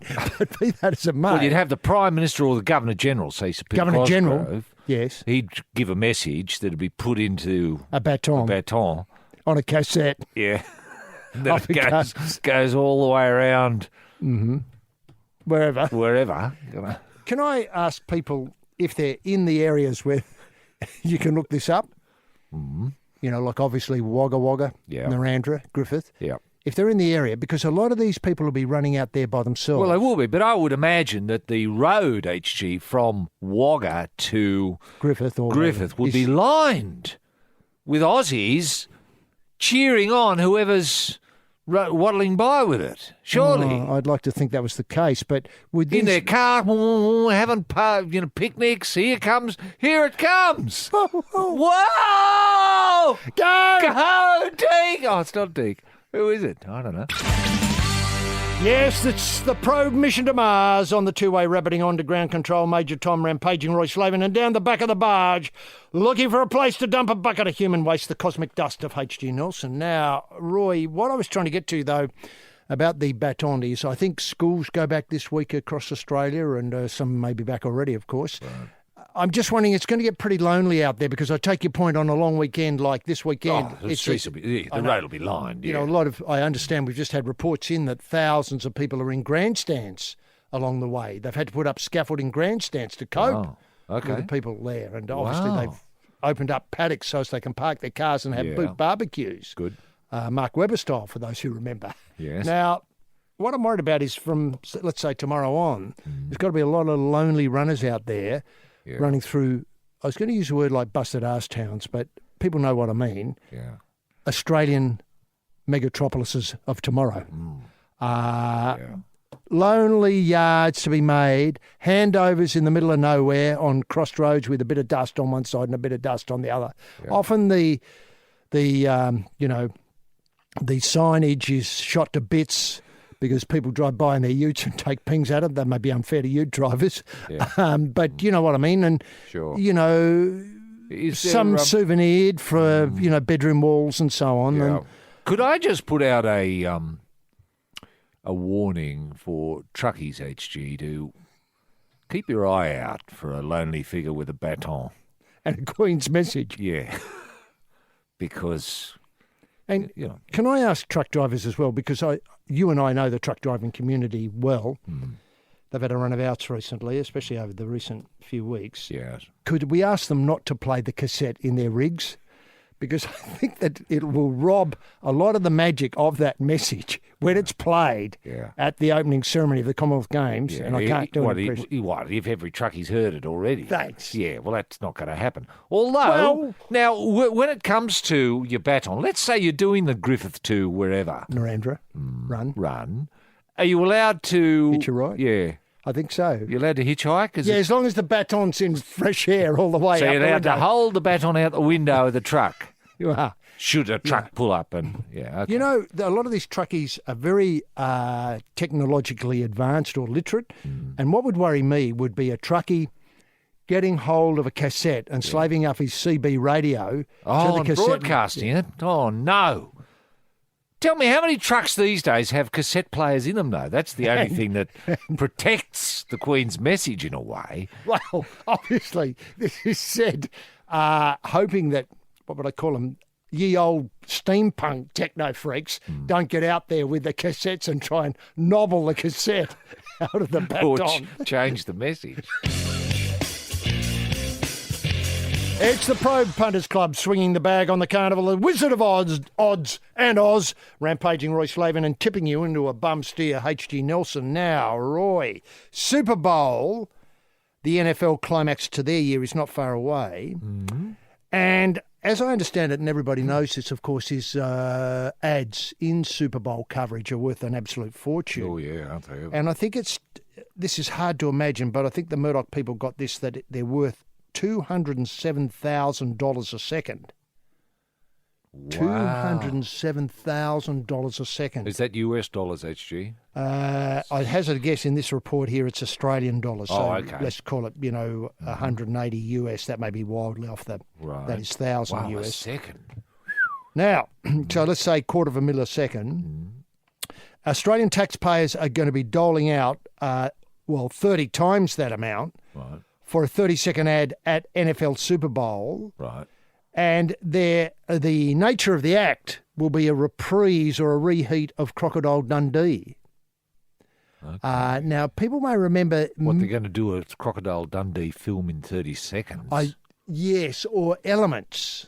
Wow. So, in the old days, this is a long time ago, Yeah. say last century, Hogs would have an ad where he wasn't Crocodile Dundee, he was just Hogs. Oh, shrimp on the Barbie style. Thanks. Yeah, well, they were great. It was great. I'm not knocking that for 1 minute. We're doing that again. No, we're not doing that.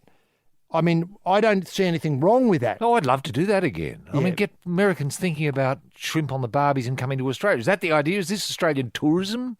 Well, Australian tourism is the brains or the genius or the driving force behind this whole campaign. Sort of where the bloody hell are you style. ScoMo did that. That's right. You forget the treasurer was involved in that tremendous... I mean, people love Lara Bingle around the world because of that. I know. Where the bloody hell are you? Yeah. I love that ad. I know. Sadly, it didn't work, but I don't know why, because everything about it said success to me. I know. And it's hard to... Advertising's a funny thing. It's not an exact science. Can I put it that way? No. Anyway, they're suggesting that a speculation mounts at a mysterious new instalment of the franchise. I didn't realise Crocodile Dundee was a franchise. I thought it was just one. Oh, no, there was Croc 1, Croc 2, Croc 3. I think they did at least 3. Right. Gee, I've been asleep for a long time. You have. I mean, the second film was great. I don't remember much about it, but it was great. And the third one? Don't know if I saw it. Anyway, suggesting that Chris Hemsworth and the US comic Danny McBride. Right. But there's some suggestion also that how do I put it, in the world of digital marketing, that even suggesting that this is coming is enough of a campaign. Oh, Do you know I what get I it. mean? Yeah, Without yeah. realising. All the speculation, all the talk. Speculation, Yeah, yes. yeah. It's actually so it's got Americans thinking of Aussies? I think Americans are thinking of Aussies. Oh, I like that. It's got Danny McBride. Obviously, it's an actually elaborate tourism stunt ahead of the Super Bowl. I think it's February the 4th. Right. Now, I'm just wondering, is apparently last year, 111.3 million Americans watched Super Bowl. Yeah. That's about 1 in 4 in the population, if I've got the numbers right. That's a lot of eyeballs. A lot of eyeballs, according to Nielsen. Do they watch the ads, though, HG, at halftime, or do they go out and for their boot barbecue? Budweiser or something like that. I think the latter. Do And one dog. A dog. Yeah. That's good on you. That's what I was trying to think of, with mustard or ketchup. Mustard. Yeah, mayo and ketchup. Yeah. Now, what's suggested? Can I just open this up, though, for a general discussion? It's a great idea. We've covered the shrimp on the Barbie. Lara Bingle, yes. Where the bloody hell are you? Can I suggest that the shark has done some work in this space and would be a good person to also have on board? Because, as you know... Well, they know him and they love him. They love him, and he's an international figure now, the shark. Remember that we didn't get a chance to break the story last year, but he's very thick with the people in Bhutan. Yeah, he is. Who may watch Super Bowl, see the shark and think, Aussie. Yeah, better go to Australia. Is that the idea? That's right. Okay, now, but the facts are as we know it, though, trying to piece this together, is that Australian tourism has bought 30 seconds during the Super Bowl at $207,000 a second to make an advertisement using Chris Hemsworth as a new Crocodile Dundee, saying, "That's not a knife, this is a knife. Get down under." Is that it? I think that's it. But can I just say two God things here? almighty. US comic Danny McBride, I mean, he would talk to Americans in a way that Chris Hemsworth couldn't. If he said Aussie, he'd say it in the right way. Yeah, right. You know, get down to Aussie land. Aussie land. Yeah, right. Can I point out also that I'm just wondering if, and here I think we have to think laterally, whether we're looking at this the wrong way round.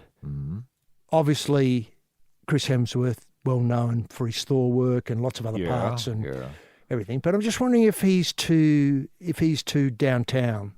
We need to realise that. What about Pete and Manu? Well, is now that you're where thinking, you're heading? That's where I'm heading. Pete Manu saying, "Hello, I'm Manu Fidel.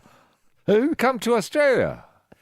Something like that. Or we'd like to invite you to our house and cook in our kitchen. Now you're talking. Yeah. Now, can I slave into that? Just tip into the and I'm not going to run this to earth now because it's far too big a topic for me to run to earth in the next 2 minutes. Bernard Tomic?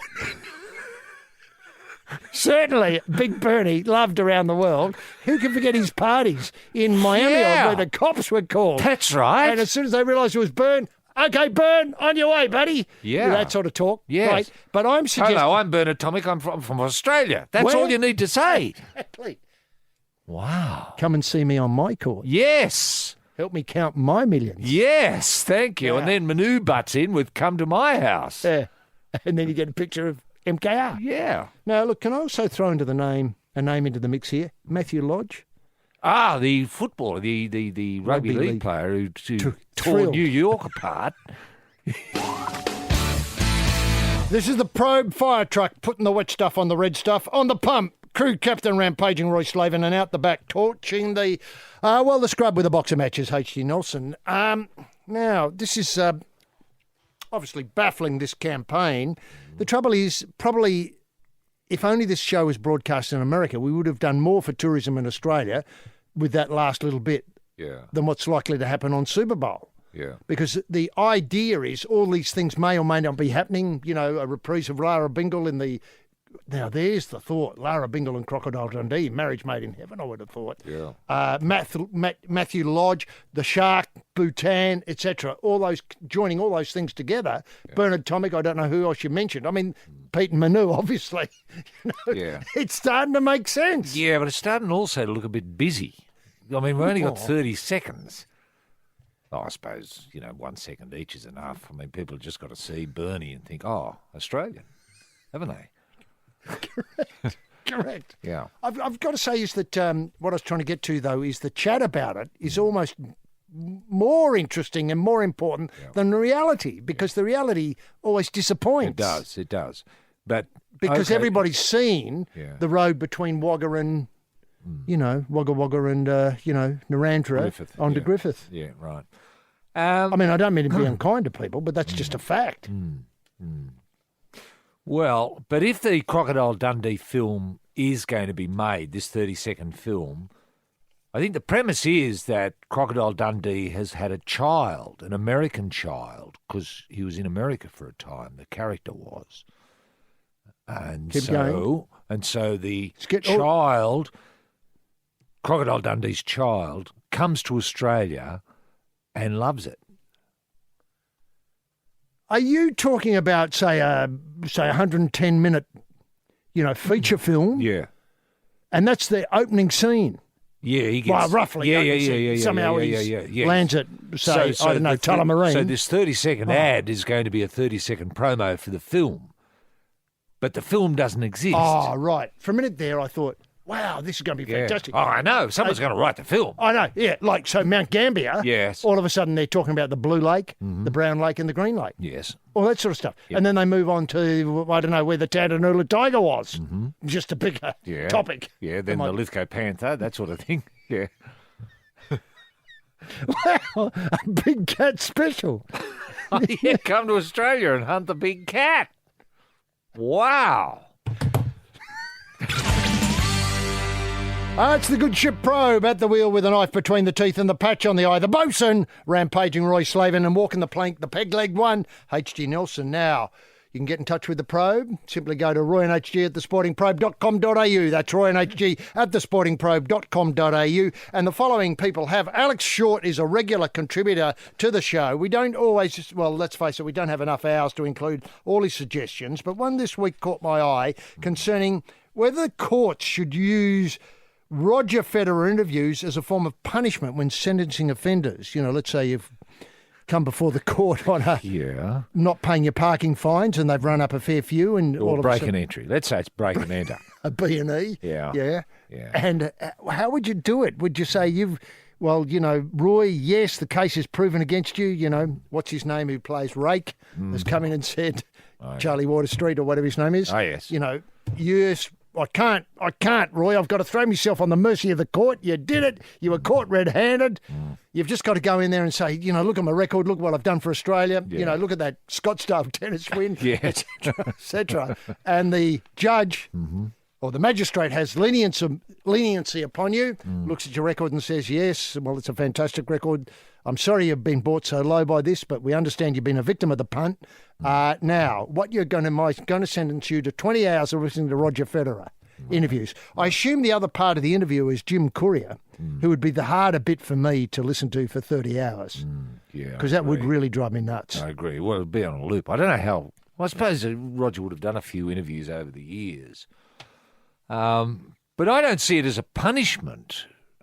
I mean, Yes, Roger is actually strangely engaging. He does. He's tell you very things. honest. Very honest. You know? He does tell you. When Jim asked him about his trophy cabinet, he was happy to be sort of ironic about it and say, yeah, it's quite a big room. Fair enough. You know, when you've won 120 trophies, you've got to put them somewhere, and you can't be disrespectful of them and, you know, leave them in a box in the garage. Like Mats Verlander. Yeah.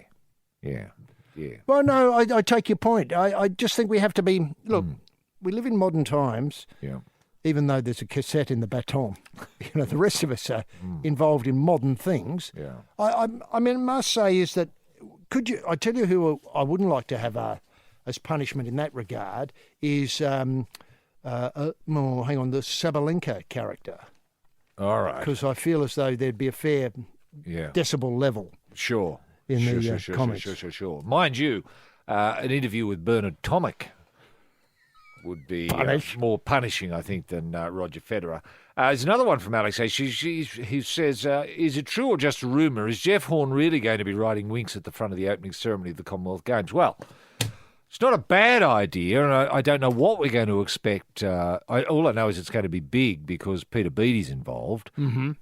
So the opening ceremony will be fantastic for the Commonwealth. You know, I hadn't thought about this at all until until it's been brought up by Alex. But I wouldn't. I'd love Winks to be involved, but if I've got a feeling Winks might be overseas by then.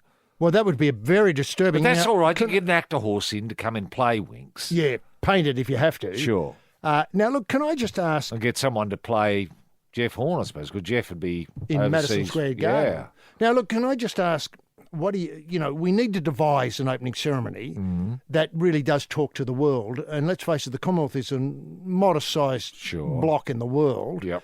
I don't know how it goes on the TPP, the trading partner position, but we will have to worry about that another time. I'm just wondering, do you see it as very pro-Gold Coast, like featuring lifesavers, Coolangatta Gold, all that sort of stuff, and music from that area? Or do you see it as spreading and representing the whole of Australia?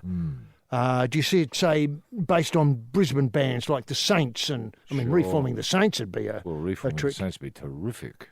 Or, you know, I was trying to think of, I think, well, I'm not sure how many of Mick Hadley's Purple Hearts would still be alive, but they were a great Brisbane band. Yeah, but it's Gold Coast, HG. I know, that's what worries me. Brisbane. There's a lot of difference between Brisbane and the Gold Coast. But I'd like to imagine that a lot of Gold Coast people will badge themselves up and be volunteers I'm sure for the opening ceremony, even if it's just all of the people of the Gold Coast assembled in one space, wearing similar colours. Like blue shirts. Like blue shirts, something like that. Yeah. Peter Beattie comes on, says, hello, everyone, welcome to the Commonwealth Games. Here's the Queen's message, and presses play on the tape deck. Yep, this is the Probe Mobile Unit 50 looking for police to disturb. At the wheel, in the beta block of sunglasses, the Sarge, Roy Slaven, and leaving size 12s all over the crime scene, probationary constable H.D. Nelson. Roy, there's a very big event happening this weekend in Sydney. It's the Sydney Sevens, and I did see commentary in the Fairfax papers that ran along the following lines. Let's be frank, the very best thing about the Sydney Sevens is that it's nothing like normal rugby. I mean, that's damning with faint praise, isn't it? Is that true for a start? Yeah. I mean, the party, I did bump into some lads who were leaving yesterday who were dressed up as Steve Irwins, and there were quite a lot of them. Going to the Sevens. Going to the Sevens, yes. Right. They didn't know. They look terrific. I hadn't thought of that as a group of Irwins. Right. I don't know what that's called. Yeah.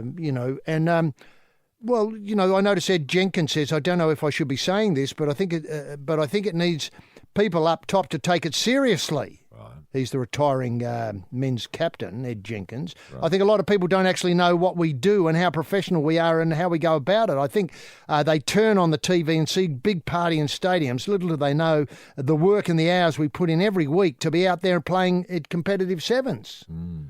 How big a party is it, Roy? I know you and I have been lucky enough to be able to go to the Hong Kong Sevens. We love the Hong Kong Sevens. Who doesn't love the Hong Kong Sevens? I mean, Hong Kong stops for the Sevens. It does. And I love the culture of the Sevens, HG. We got a taste of the culture of the Hong Kong Sevens, didn't we? I love seeing excess. Yes, and I love seeing former players, with a skinful hurling food at each other. I think everyone loves seeing that. I mean, it's funny. Speaking of advertising in Australia in the most attractive fashion, which people in America would love to get involved with. I suppose. Yeah, that hadn't occurred to me. Well, I was thinking of a food fight between, say, who have we got? We've got Manu and Pete, and Pete hurling food at each other. Yeah, don't worry about having them explain who they are, because people will know. People will know, they know Manu and Pete, and just have them hurl food at each other, which fits the tight fit.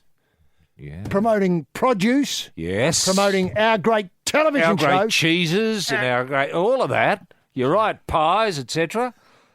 All you've got to do is we're coming. We've got 30 seconds, okay? So that's the best way of using 30 seconds. Out comes Pete gets a pie thrown in his face, and then someone vomits. It's rugby sevens, and then you got Lamington backwards. Yeah, you just got to put a sort of, I don't know, Foo Fighters track to it. Wow! Talk about being on message.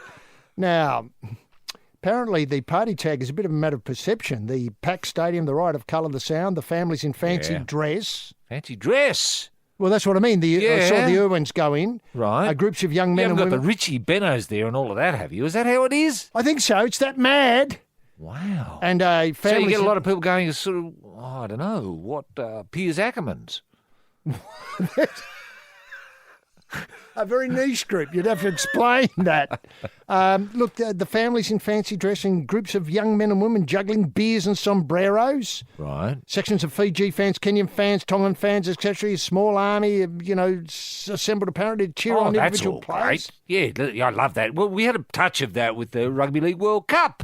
We did. And that was fantastic. Talk about family friendly. And the Ashes cricket. This is value added. If you've got a whole bunch of Nigella Lawsons and bloody Ali Langdons with your Piers Ackermans and your Richies and your Steve Irwins and your Steve Prices now. I know. It's just mad. And, a bunch of Bernie Tomics. Is Burns going? Are the Burns going? Well, it's 2 years on the now. It's only been 2 years in Sydney. It's become a firm fixture on the summer schedule. As soon as the test's over, as soon as your ODI's decided up, let's say past game 4. Yeah. Although there's some talk of only making 3 in the ODI from now on. I don't know why. No. Because 5's a terrific number of ODIs. Love 5. It takes 3 to win it. Anyway, Sevens is part of the summer schedule. Sold out on Saturday and Sunday, filling the Paddington area of Sydney with legions of what is described here of merry fans. Merry fans. Wow. Don't like the sound of that. Merry, I associate that with Christmas. This article in the Fairfax about the Sevens goes on to say it's a shame this year's tournament falls on the first Australia Day long weekend in 3 years, which many in Sydney will use as a chance to get out of the city. I mean, I hadn't thought of that. I hadn't thought of that. I thought people would be coming in. Coming into the city to go to the Sevens. You know, from, say, Melbourne or Mount Gambier. Or families coming, a bunch of people getting together and say, well, let's go as Renee Stubbs. Oh, okay. Is that how- Stubbs! Yeah, well, why not? I know. It's as mad as Steve Irwin. Ticket sales apparently have been softer as a result, but those who roll up will be they'll be part of a big, colourful and international crowd. Yeah, right. What, are people blowing in from overseas coming with their own... Well, that would worry me. I mean, I think... if you've got a lot of people coming as pious winkties from New Guinea. Is that how it is? I assume the Kummels and the Palais will be there, as in, I think the Palais is the PNG women's team in the Sevens. Yeah. And the Kummels, certainly, obviously, the men's, well, that might be rugby league, so they might have a different name for the Sevens. Yeah, maybe. The Sevens players should be proud of the party they bring to their stuffy old code and not last too hard after being taken, too hard to be taken seriously outside head office, at least. Seriousness is rugby league's Achilles heel. For the other 11 months of the year, serious scrums, serious penalties, serious questions about the rules, seriously dour crowds. I mean, is that fair? Yeah. Do you know what I mean? Yeah, it's I do know what you mean. Employees' playtime, let them off the leash. People love the Sevens. Why don't we have that every week? Right. If that's what people want. Yeah. Or bring some of the ideas of the Sevens to the main game. Right. Oh, well, I suppose. But what is tacit, implicit in this, HG, is that the Sevens is a bit of a joke. So don't bother treating it seriously. Yeah. Come as Renee. I mean, how can you take it seriously if you're sitting there dressed as Renee Stubbs? I mean, you can't, can you? You're just going to want to take a few selfies. Don't we look great as Renee Stubbs? Well, that's it. Do we go home now? Or we've got to stay and watch the match? Nah, let's stay and watch the match. Oh, I'm not. I'm off. Look, are you suggesting, though, that rugby itself, this is the international game, the game of, obviously, I don't know. 15 aside. 15 the aside. serious game. The Welsh singing in the stands and the Scottish beating Australia as a given. And Twickenham and all of that. Twickenham and All Blacks and stuff like that would benefit. Barbars. would benefit from people dressing up as... no names. I don't mean to be unkind to anybody who we mentioned, but generally speaking, who have you come out? I've come out as me Uncle Rodney. Yeah, but that can only work if there's a series of you all looking the same. We've all come as Uncle Rodney. Yeah, well, that's better. That's better. Well, is rugby going to be better off because of this? Is this the suggestion? Well, it's a sad old day for rugby, isn't it? Sad old day when they're going to rely on people turning up as obscure uncles dressed the same, just to make it amusing for the people who've come as Renee Stubbs or Alison Langdon, that they can look across and say, oh, look at the Uncle Rays. They look funny this year. I mean, it's a bit sad, isn't it? No one's watching the rugby.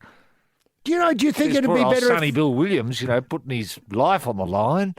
Yeah. And people are more interested in looking at the Stubbses. Do you reckon it would benefit if they addressed some of the other issues, like the rules? Like the rules? Yeah, like the rules. Fewer rules. Yeah.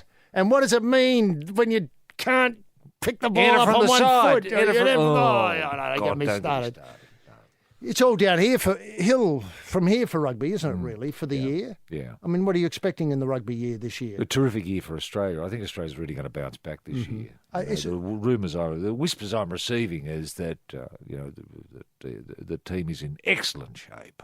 And George Smith is locked up in jail in Japan? Yeah, well, George had his issues, but he's not a wallaby anymore. No, that's true. And when you're an ex-wallaby, you can do whatever you like. Even get so drunk you forget about punching a taxi driver in the head, allegedly. Anyway, that's it for this week, Roy. There'll be more on more issues next week. Go, Roger! Yeah. That's tonight in the Australian Open. In the meantime, thanks for being part of the crew here. Mao, of course, Felix, Roy and myself will be all back same time, same place next week. See you then. Bye now.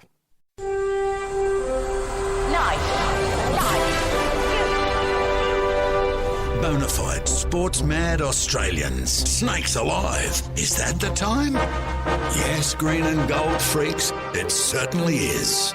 It's time for the Sporting Probe. With 2 diamond pythons twirled around the tree of knowledge across the nation. Boys and girls. Well, a young man ain't got nothing in the world these days.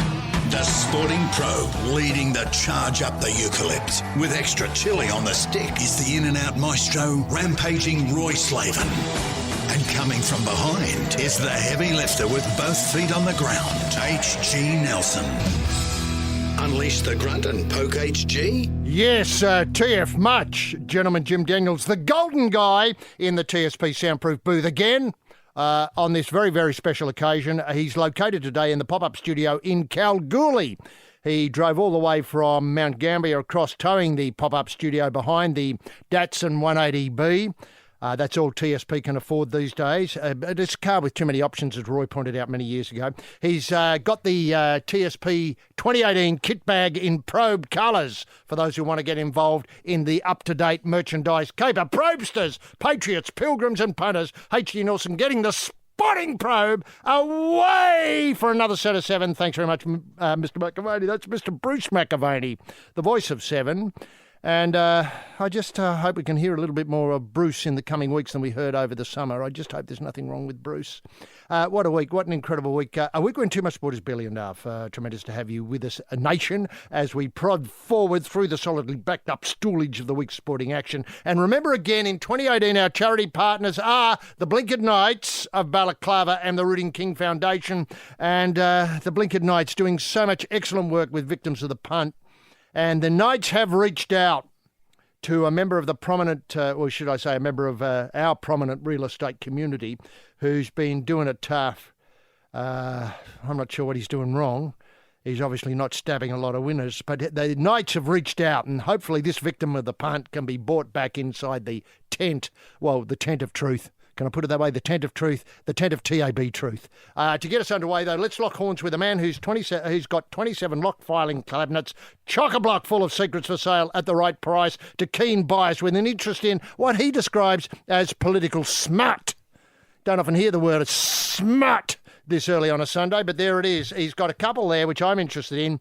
FBI KGB, that's all that's written on the outside. 2004, 2010, I just can't... I'm licking my lips to get the drill out at those. And he's got another one there, which I'm not that interested in, MI5/ASIO, 27 to 2016. Maybe more topical, but less interesting than FBI KGB. I think that's the one to get. And again, available to buyers at the right price. Elsewhere, this man's been out setting traps for international spies who've been running amok across the nation. I don't know if people are aware of this. Australia is now a hotbed, the world hotbed for international spies. We have the best international spies in the world here. It's hard to imagine our spies, our international spies, are better than any other country's. Fact. Proven fact. And the government's doing something about it. This bloke's doing something about it as well. He caught a couple of Brazilians in a rabbit trap near Sale. And in a big hole in Canberra, he luckily enough snared 3 Puerto Ricans who were at it with a pair of binoculars. He is the spy master, rampaging Roy Slaven. Roy, can we get the TSP bunny in motion simply by asking, what were the highlights that caught your restless roving eye this week? Thank you very much, H.G. Nelson. Wonderful week for proud Australians. Good. Spies. Yes, I like spies. They're everywhere. You've just got to keep your eyes peeled. Weird story, isn't it? It is a weird story. Best in the world, I think. Oh, no, it's just bizarre. Bizarre. More on that later. More important news, Boris Becker, who's out here, of course, with the Davis Cup tilt, the German tilt, which is doing pretty well. He's called for a school, a special dedicated school, to teach students how to handle fame and fortune. He's reacting, of course, to Bernie, that is the Cornflakes performance in I'm a Celebrity, Get Me Out of Here.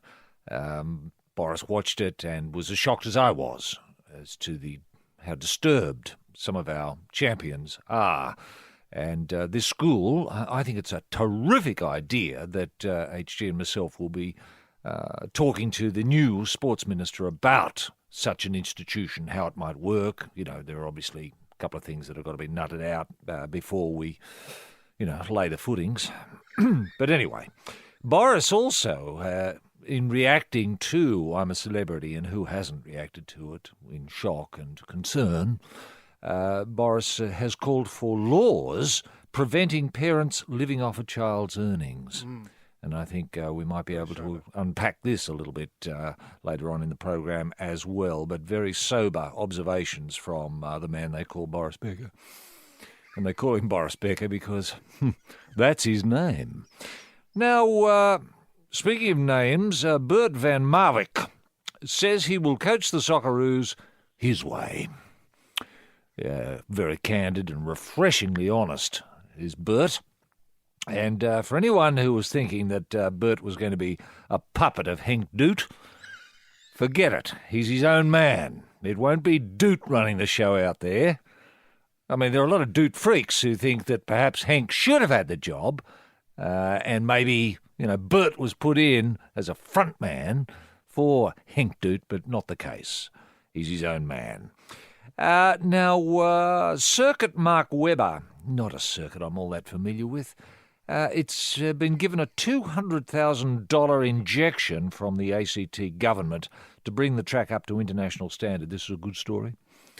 I don't know why more hasn't been made of this story. But that's the sort of action we want to see taking place. We want international standards for all our venues, not just Circuit Mark Webber.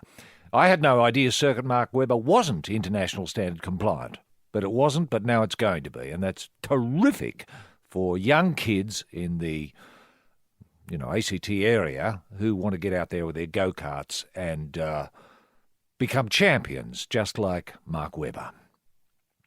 Now, the Commonwealth Games team uniforms have been revealed. HG and myself had a look at them. They're very, very Gold Coast, and it's terrific. I love the combination of the blazer and no socks. Terrific, with just the trousers rolled up just a little bit to reveal the ankle going into what appears to be a sort of boater.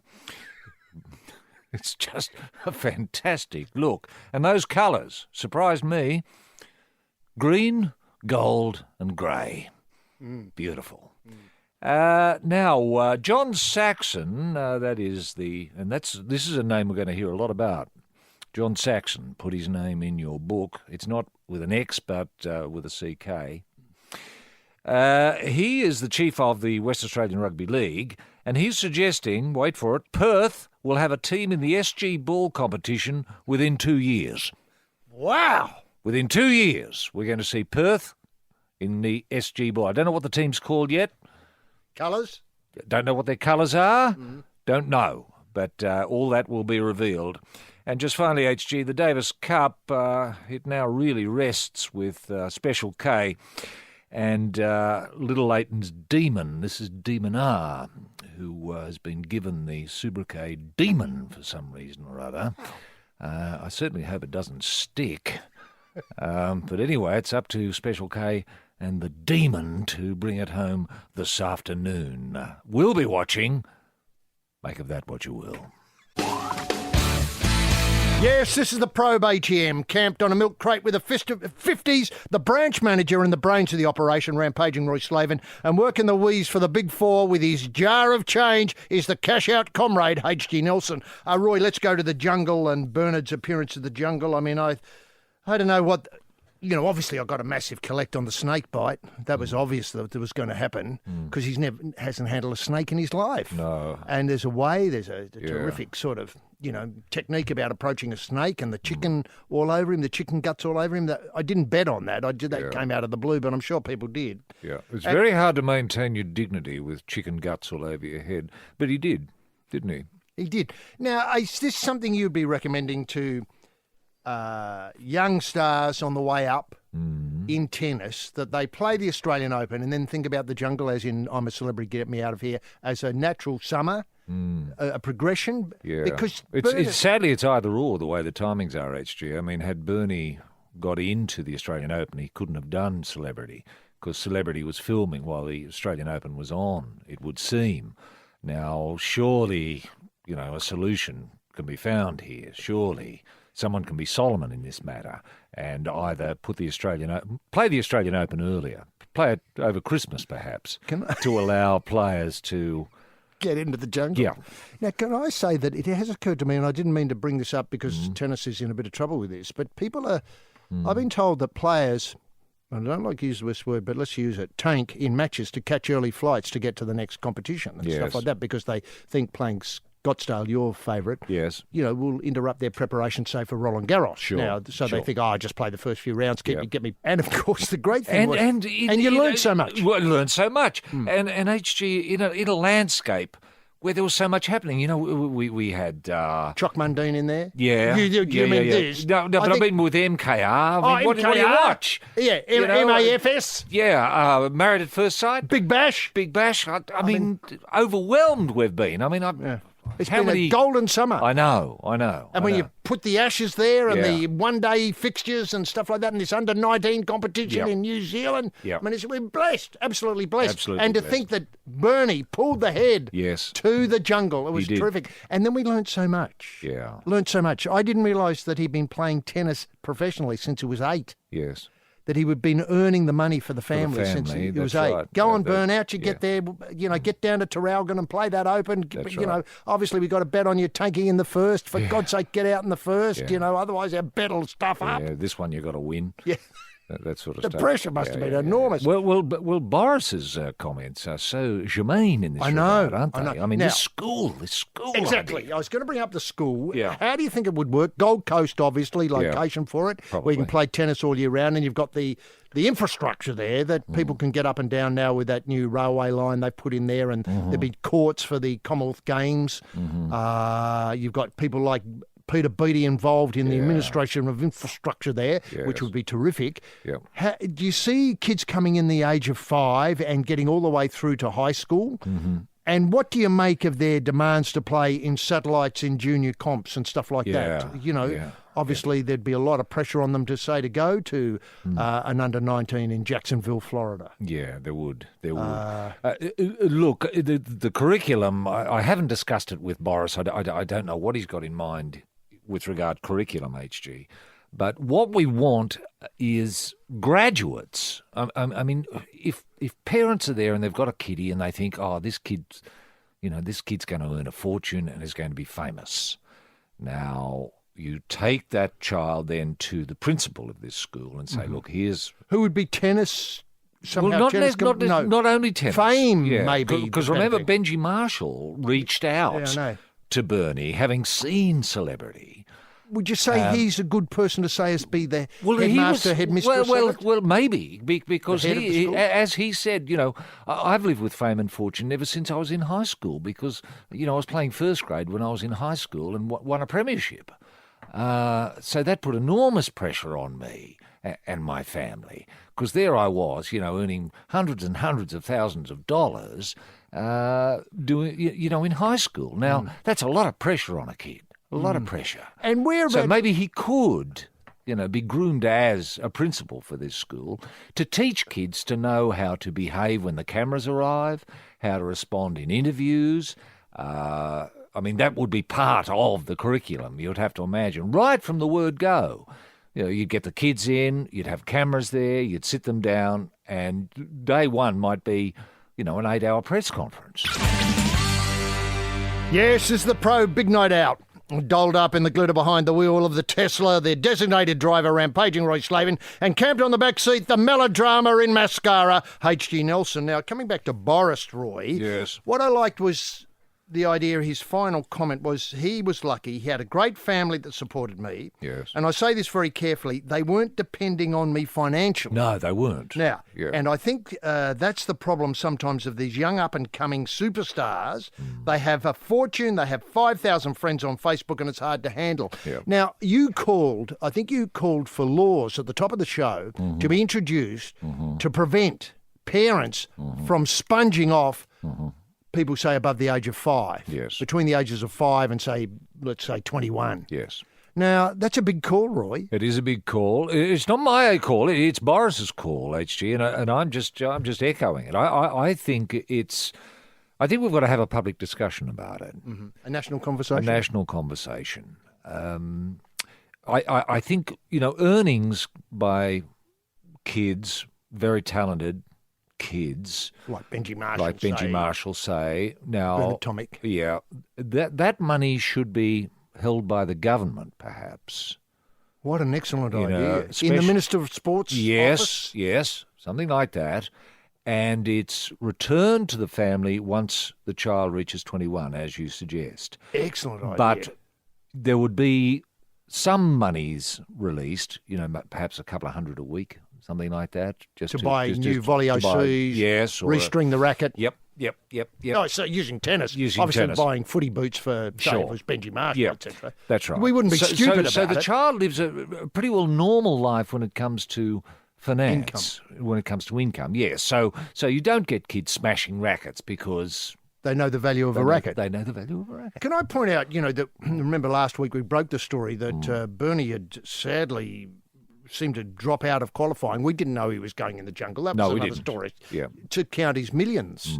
And that Tennis Australia seemed to suggest that, they'd done as much as they could. Yeah. And I suggested they could go around and help him count the millions, money, which yeah. would have been a big help, I think, in getting his mind off how many millions he actually has Yeah. and being able to focus on tennis. I think this would elegantly short-circuit that problem. And don't tell me that problem isn't going to grow. No, it Because is. the amount of money that's coming into sport, you only have to look at what's happening with all these, sevens. Look at the rugby sevens last weekend. That'll go international. The rugby tens Rugby coming tens up. coming Yeah, up this yeah, weekend, yeah, I think, or yeah, next yeah, weekend. yeah, yeah. You look at the under-19 cricket. Yeah, the Big Bash. The Big Bash. Millions upon millions of dollars are going to be generated Yeah. per person in this That's competition. right. Separate sponsorship, all this sort of stuff. That's right. I'm just going back to the school, Yep. and I'm just wondering if the school would have a curriculum which coped with a lot of the problems that Bernie seems to have. Yeah. In other words, it would make he's spent his whole time basically up one end with a bucket of balls being belted at him. That's his growing up. That's all he can understand. all he- Therefore, he doesn't that's have all many, he's I don't mean to be unkind to the bloke, skills No. in the social world. Well, he can count. Well, that's the thing about, when you do have a lot of money, I suppose, that it gives you something to do. You can actually sit down and count it. Now, I suggest that gave Bernie some meaning. If you're not hitting a bucket of balls and you're bumped out of the competition, it's not every week that celebrity's going to knock on the door and say, "Hey, Bern, come into the jungle in South Africa." Oh, yeah, okay, yeah, great. That's not going to happen every week. So you're going to have weeks where nothing much happening. No. What do? You sit at home, you count your money. It gives you something to do. Yes, this is the Probe Winter Olympics training session at the top of the big hill. It's a man whose time to shine has come. Rampaging Roy Slaven, and back at the village, that is the Olympic Village, with an extra clean bottle of gear camped near a hole in the wall, H.D. Nelson. Now, look, I think you've opened up an incredible topic here, and very thoughtfully, Roy. The school, the location, the sequestration, if that's the word, of income until later in life, doling out an amount each week. Now, sure, we're not being prescriptive here. If people thought $200 was too little, we'd be obviously happy and sensible to negotiations which expanded that. Yeah, I think a Senate inquiry could come Tidy it to up. Yes. Tidy it up. I mean, we may be well out of touch. Yeah, with the price maybe of a loaf of bread. Yeah, well, maybe $200 is far too much. Yeah. For a child in primary school or in kindergarten to be receiving a week.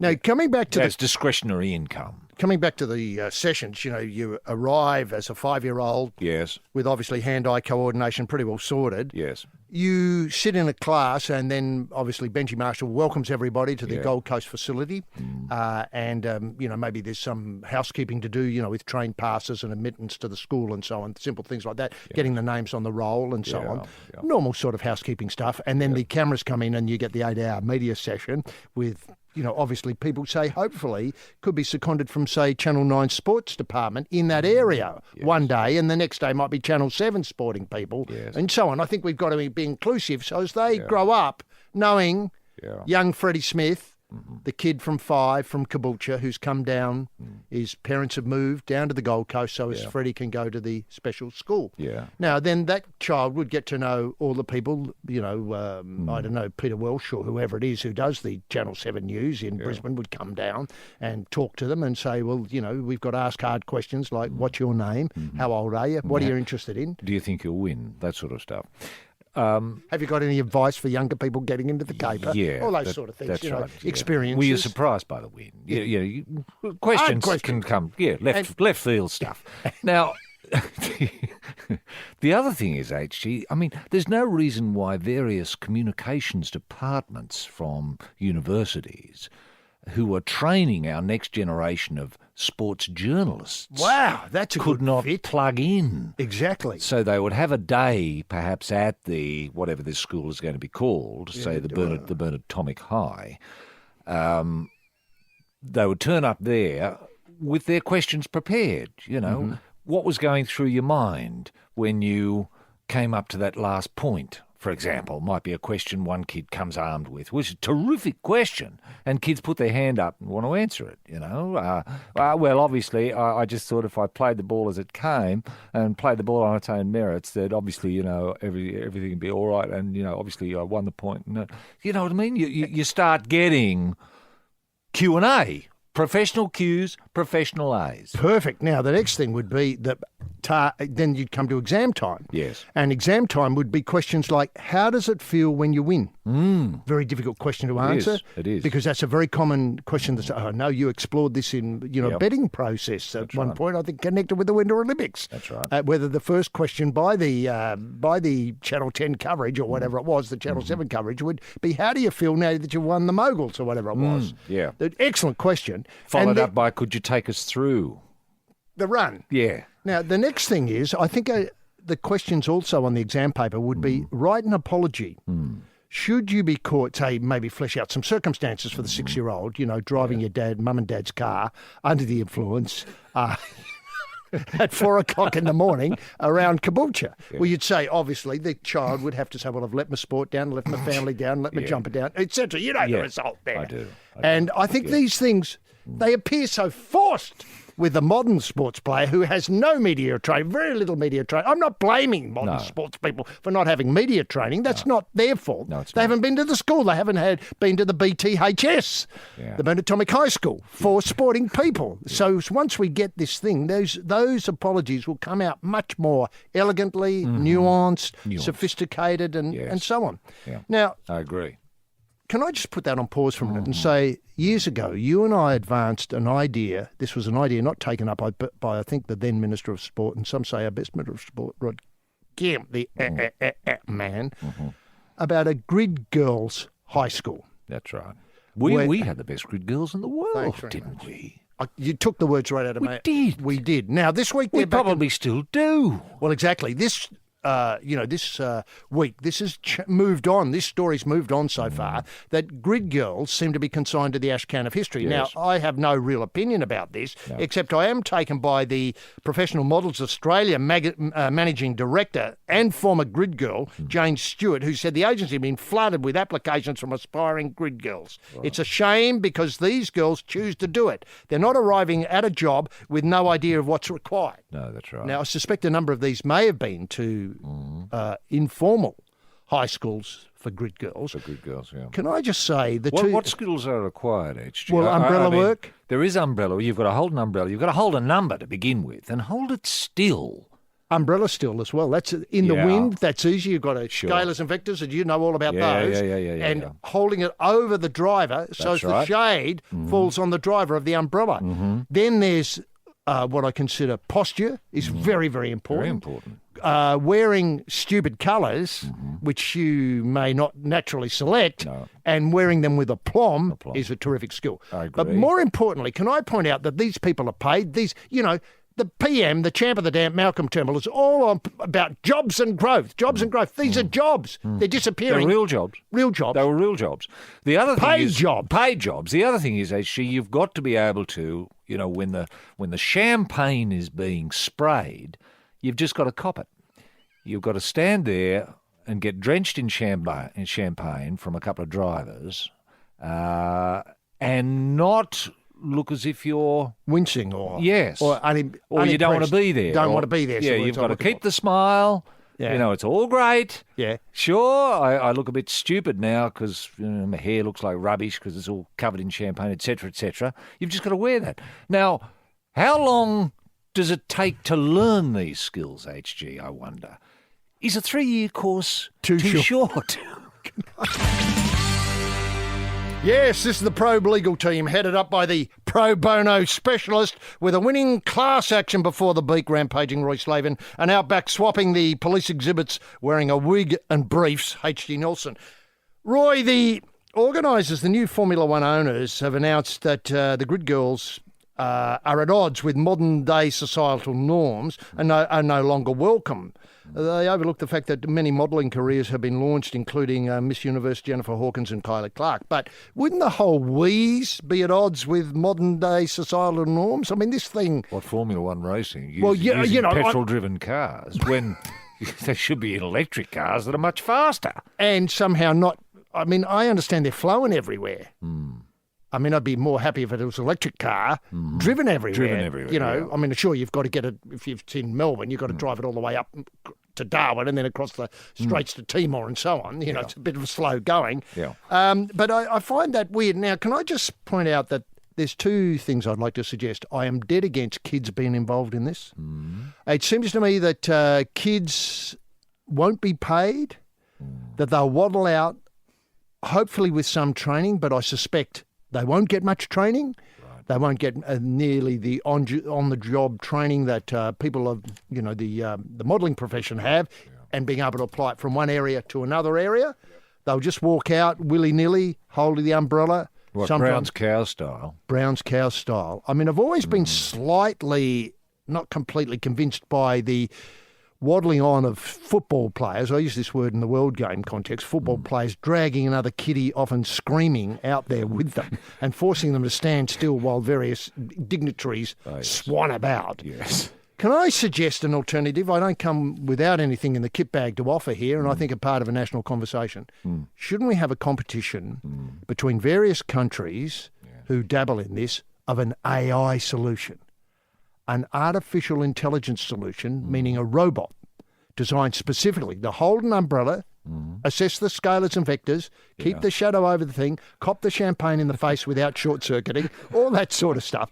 An AI competition. So Australia would undoubtedly win because we have the best AI information and capability than anywhere else in the world. Yeah. In the meantime, who's going to pick up the slack here? Some of them, people involved in maintaining the motors, the mechanics, are they going to be holding the numbers? You know, no, I don't know. Who's going to hold the umbrella? One of the mechs. Well, they don't know how it works, and so are they going to be standing up behind? The winners when the champagne goes off. A couple of mechanics standing there in overalls, looking self-conscious and stupid.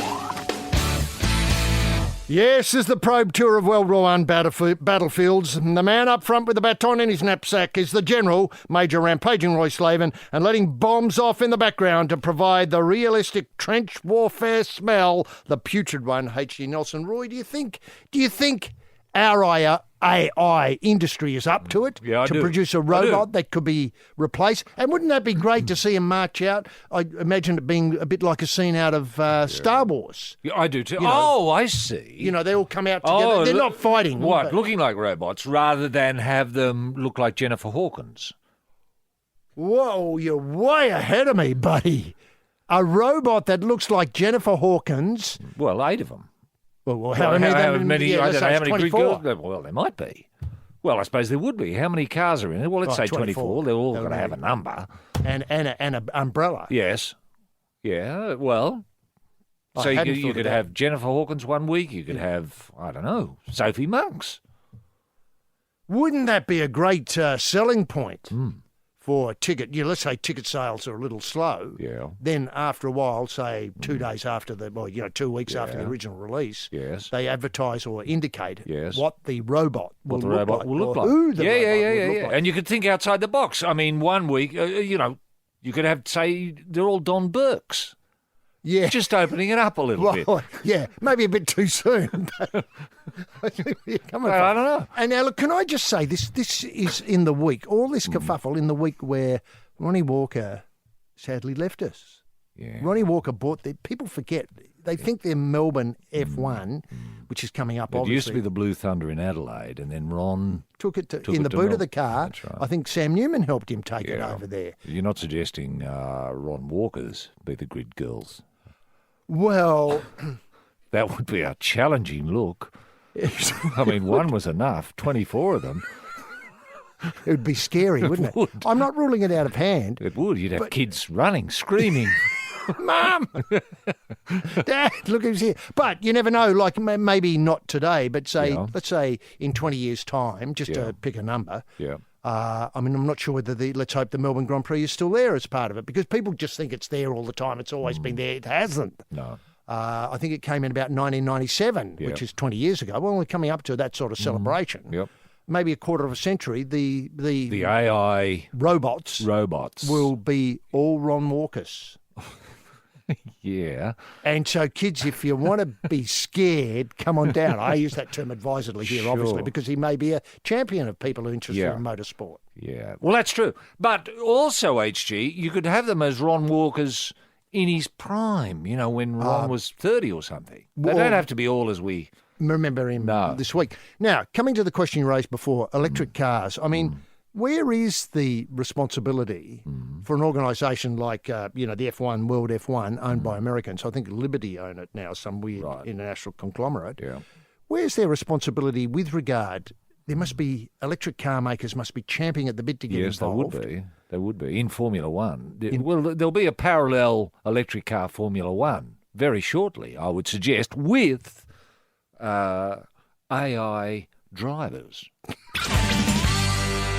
Brothers and sisters, you're in the Church of Hope in the Probe pulpit with the very Reverend R.R. Slaven reading a special reading from Revelation on the evils lurking in F1 and nicking off with the collection plate. Yours truly, H.G. Nelson. Now, just one small thing here before we leave the jungle, Yeah. and it's got to do with the arrival in the jungle. This is I'm a Celebrity, Get Me Out of Here, of Danny Green. Now, I think Danny Green is parachuted into the jungle in tonight's episode, and he'll be there with arch nemesis Anthony Chock Mundine. What a great idea. Great plotting. Yeah. Great plotting. Now, I just hope the... Thank God Bernie's not there anymore, I because it know. would have been hard for them to find space. But now it's all going to be Danny and Chock, isn't it? Do you reckon they'll set up a bit of a makeshift Ring. and see if they'd strap on the gloves and show a few moves? I'm sure.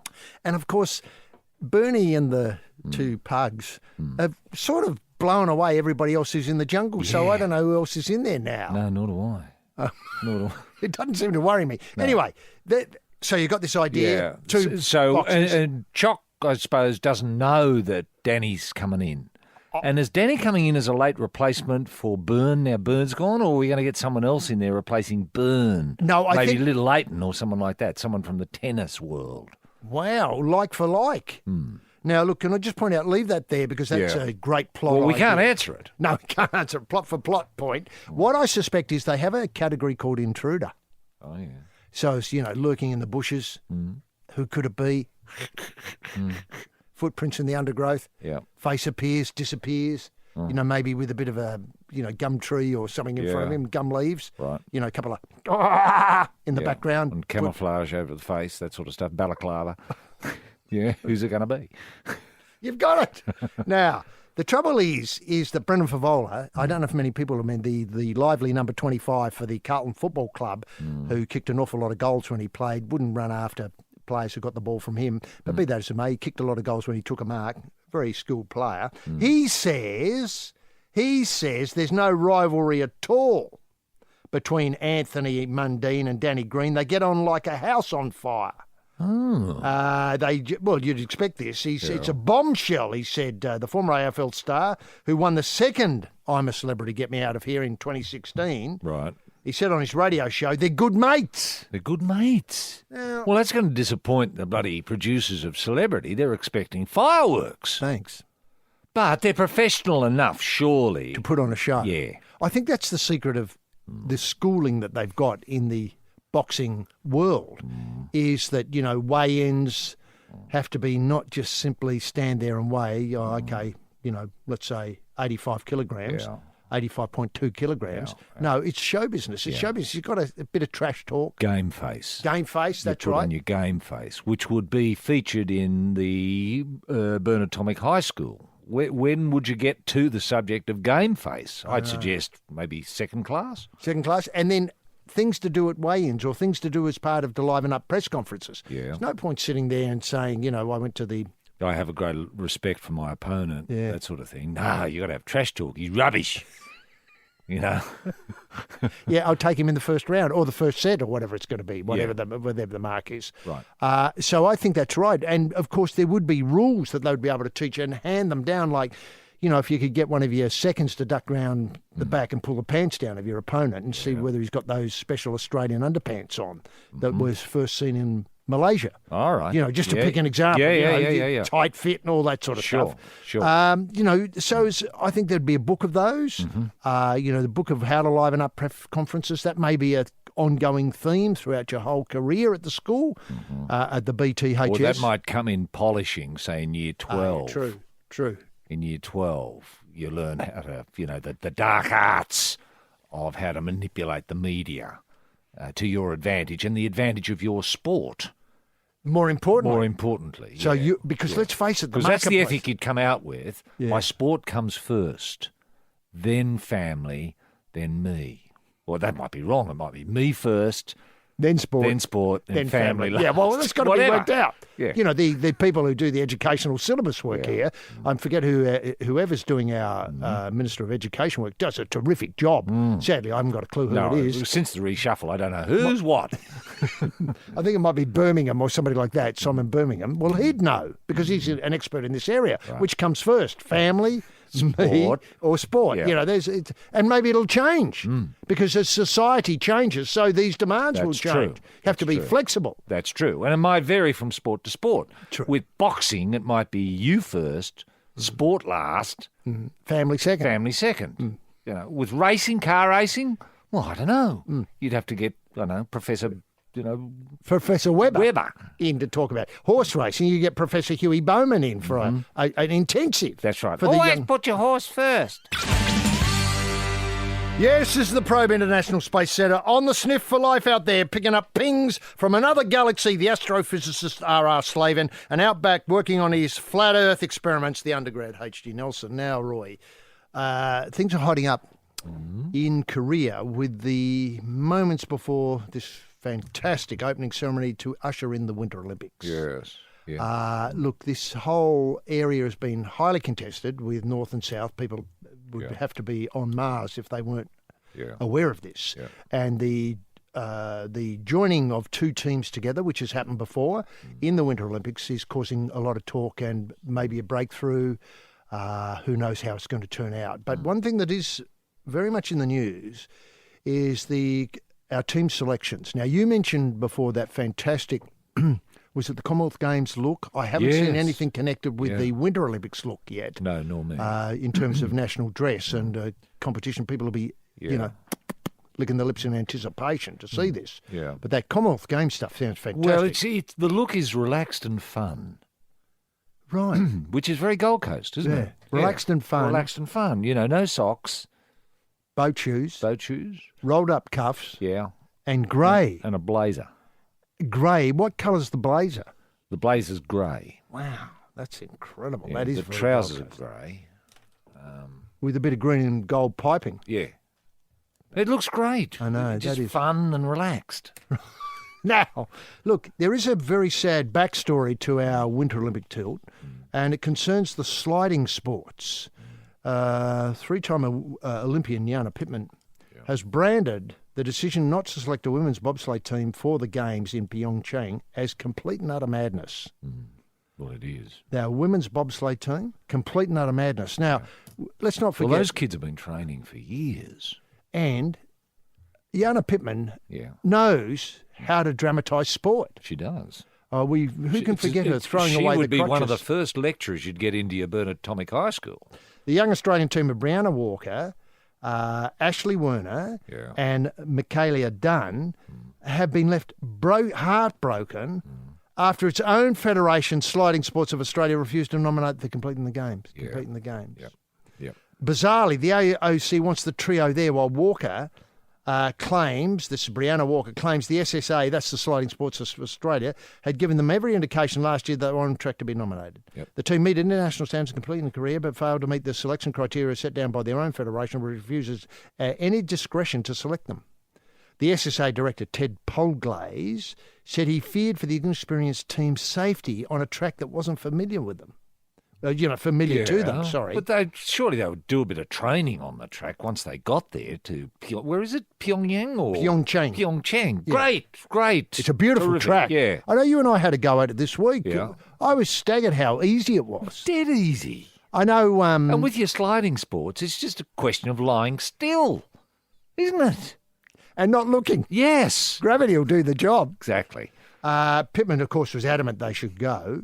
Pittman is a former world champion 400-metre hurdler who switched to bobsleigh and competed alongside Astrid Ranjunovic at Sochi 4 years ago. That's right. We covered called that. Yeah. It was fantastic. She rode 2015. Yeah. The three women to leave out, encouraged the three women and convinced the three women to leave athletics and rugby and take up bobsleigh. It's tragic, Pittman said. For some reason, Sliding Sports Australia are not changing their minds. It's complete and utter madness. Roy... Is it time? How serious are we about our sliding sports? That's the question, isn't it? Isn't it? Because if people cared enough, they'd be marching in the streets. Well, you've got skeleton, you've got luge. Luge, my favourite. Yeah, it's kept the Winter Olympics afloat. And no one would care about the Winter Olympics if it wasn't for luge, bobsleigh, and you have a number of categories in the bobsleigh. You do big bobsleighs, little bobsleighs. Yes, you do. And you've got that great film that's inspired so many people, Cool Running. Yeah. And let's not forget that the Winter Olympics inspires people because I think you and I covered a Tongan skier who is now turning out for Tonga as well in a completely different event, something like halfpipe, to become the first South Pacific halfpipe person. Can I also point out... And it's very hard to train in some of those Pacific islands. You're doing a lot halfpipe. A lot of work on sand. You are. Which is very unforgiving surface. Nothing like ice. It's the Probe mission to Mars on the two-way rabbiting on to ground control. Major Tom, rampaging Roy Slaven, and down the back of the barge looking for a place to dump a bucket of human waste, the cosmic dust of H.G. Nelson. Roy, still on team selections with the Winter Olympics not that far away. The time to shine girl, Tora Bright, sadly won't be representing us in It's the a great half-pipe. shame. Is she injured, H.G.? What's the story with Tora Bright? Because she really did shine in Sochi, didn't she? She did. People say that the game's moved on, so to speak, that the half-pipes left her behind. Right. I'd hate to think that was the case. Yeah, me too. That because for so long she was a trendsetter. Yeah. She'd show up in the appropriate gear with the fence paling strapped to the boots, and off she'd go. And often, that is an incredibly demanding sport. Oh, yeah. And to be able to do what she did in it and to make the half-pipe her own was something the world will never forget. Alyssa Camplin started it off all those years ago. Well, she was the original, the best, wasn't she? She was sort of the aerialist. Smith's crisp. Of aerialism. Of aerialism. Yeah. And then, of course, it was a tumble of, I should say, really, Zali Stegel. Yes, got a third. Zeke Stegel. Zeke Stegel was incredible. The whole Stegel family. I know. Their contribution to Australia's winter sports is just phenomenal. Look, can I say that the other thing is that, and I don't mean to be unkind, but Tora Bright brought a sense of glamour to the Winter Olympics. Well, so did Zali Stegel. So did Zeke. Yeah, true. That's true. But people listening what to this about Chumpy Pullen? Well, he's still there. He's great. I know. Glamour? Yeah. That's the Pullen byword. In fact, if you spell it correctly, Pullen is glamour. Now, I don't know where we go from here. Are you expecting I'm expecting an inquiry to see what's happening with, Sliding Sports Australia with this Jana Pittman business. Well, the weird thing is... so much she don't... Remember the work she'd do on her nails, HG? She had those incredible nails. With Australian flag, yes, yes. Glamour. I know. And skill... And being able to run quickly to get that quick acceleration. Well, that's where it came from, 400-metre hurdles. Yes. And explosive thighs. Explosive. Thank you. Now, can I ask, when is it the right role of a sporting organisation to care about the hockey health and safety of the sport that their participants involved in? That is, civilisation gone mad. Yeah, well, these are adults. These are adults. They're choosing to they're do not, it. They're not kids. They're not still in year 2 of the Burnett Atomic High School. No, these are graduates. These are graduates. Professionals. Professional sports people who are willing to take the risk. Can I point out, you were there the day, I was there the day, when it was 57 degrees at the Sydney Cricket Ground, and England came out, more credit to them. Yeah, and to played. Played. Cricket, yeah. They played cricket in 57 degrees. They did. The public turned up and it was 40 degrees in the stand. Yes. I mean, we're not, hockey, health and safety and... Yeah. Are you suggesting that Sliding Sports Australia should have got involved and warned the English cricketers not to turn up? Well, I wasn't going that far. Is that their role? I wouldn't go that far. What I'm worried about is Cricket Australia said nothing about it. No. This is the future. Get used to it. Yeah. As they did in Delhi with the pollution. I know Australia wasn't playing. It might have been Sri Lanka and India playing. It was. They had to stop. They had cricketers Nobody vomiting. could see the ball. No. Too much pollution. Now, what I'm suggesting is it right that the authorities, the sports administration of particular sports get involved in the problem of hockey, health and safety for their participants? As you point out, they signed the form, let them go. Yeah. If they want to be there, let them go. If they pass the criteria concerning... why isn't Coates involved? Coates has been completely silent about this. The Minister of Sport's been completely silent. Wouldn't have happened in Rod Kemp's day. It wouldn't have happened in Hard's day. Yes, this is the Probe end-of-year burlesque show. Lude to 11. Up the pole, peeling a grape with his buttocks, whistling voulez-vous coucher avec moi ce soir. The master of the art, rampaging Roy Slaven. And down below, thigh-high and the custard, wrestling a python, H.C. Nelson. Now, people love getting in touch with us, and they can do so by just dialing up royandhg at thesportingprobe.com.au. That's royandhg at thesportingprobe.com.au. Roy, a number of people have. Where do you want to start? Well, I could start with Scott, who's been in touch with us. He says, I note with interest that Tomic the Tank, he means the cornflake, tanked his Jungle Adventure, right? This continues a history of failure of Australian tennis stars in reality TV. Now, I'd forgotten all about this, but he points out that the Pooh, that is Mark Philippoussis, starred in The Age of Love in 2007, a show that was canned after one season. It featured younger women, the Kittens, and more mature women, the Cougars, competing for the Pooh's affection. After the last episode of the show, Philippoussis refused to comment on the outcome of the relationship with the winner, stating that he was concentrating on tennis. God, they were the days, weren't they? Did he ever concentrate on tennis? I don't think he ever did, really. Well, he was a dangerous floater, let's not forget. I know that. Is there a curse upon Australian tennis stars in reality TV? Who might be behind this curse? Is it the devil's work? Thank you very much, Court, M full stop. What can be done to realise the rich potential of Australian tennis stars in reality TV? Is this something that little Leighton and his TV royalty Mrs. Beck could help us resolve? Well, that's not a bad starting point, is it? They know the area they're headed Beck into. knows how to work a camera. She knows where to stand, etc. Now, this surely would be something that the Burnett Atomic High School? Yeah, Burnett Atomic High School would go into a big way. Tennis is, let's say tennis is leaving you, cricket's leaving you, swimming's leaving you. Where do you go next? Reality TV is an obvious choice. Sure. And I think that what's happened is, the great thing that's happened is the diversity of these shows now. Some could go the Dancing with the Stars route, so pick up a few lessons, say, with a tap dancer or something. So you get the demonar, say, dancing with... whoever's the... Ashley Barty or someone like that. I wasn't meaning that. Dancing with the Stars is largely well-known and well-credentialed. Right. One half hooking up with tennis celebrity / star from another area to create the other half. Yep. Okay. So you'd get Todd McKenna and Ashley Barty, that sort of thing. Well, that's a great show. Has that been done? No, I missed it. Now, famously, I seem to remember that people like Pauline Hanson went on this at one point. And with Todd McKenna. Well, yes, that could be the case. That'd make a great double now that I think about it. Right. Look, So you'd get... I think Darren Hinch was on it once. Darren? Yeah, Darren. I don't know who did he danced dance with. Oh, I don't know. Professional dancer, I would imagine. Right. Somebody who's paid to do it. Right. So you might get, say, Don Burke and Margaret Court. Well, one of them's not a dancer, really, so that doesn't work.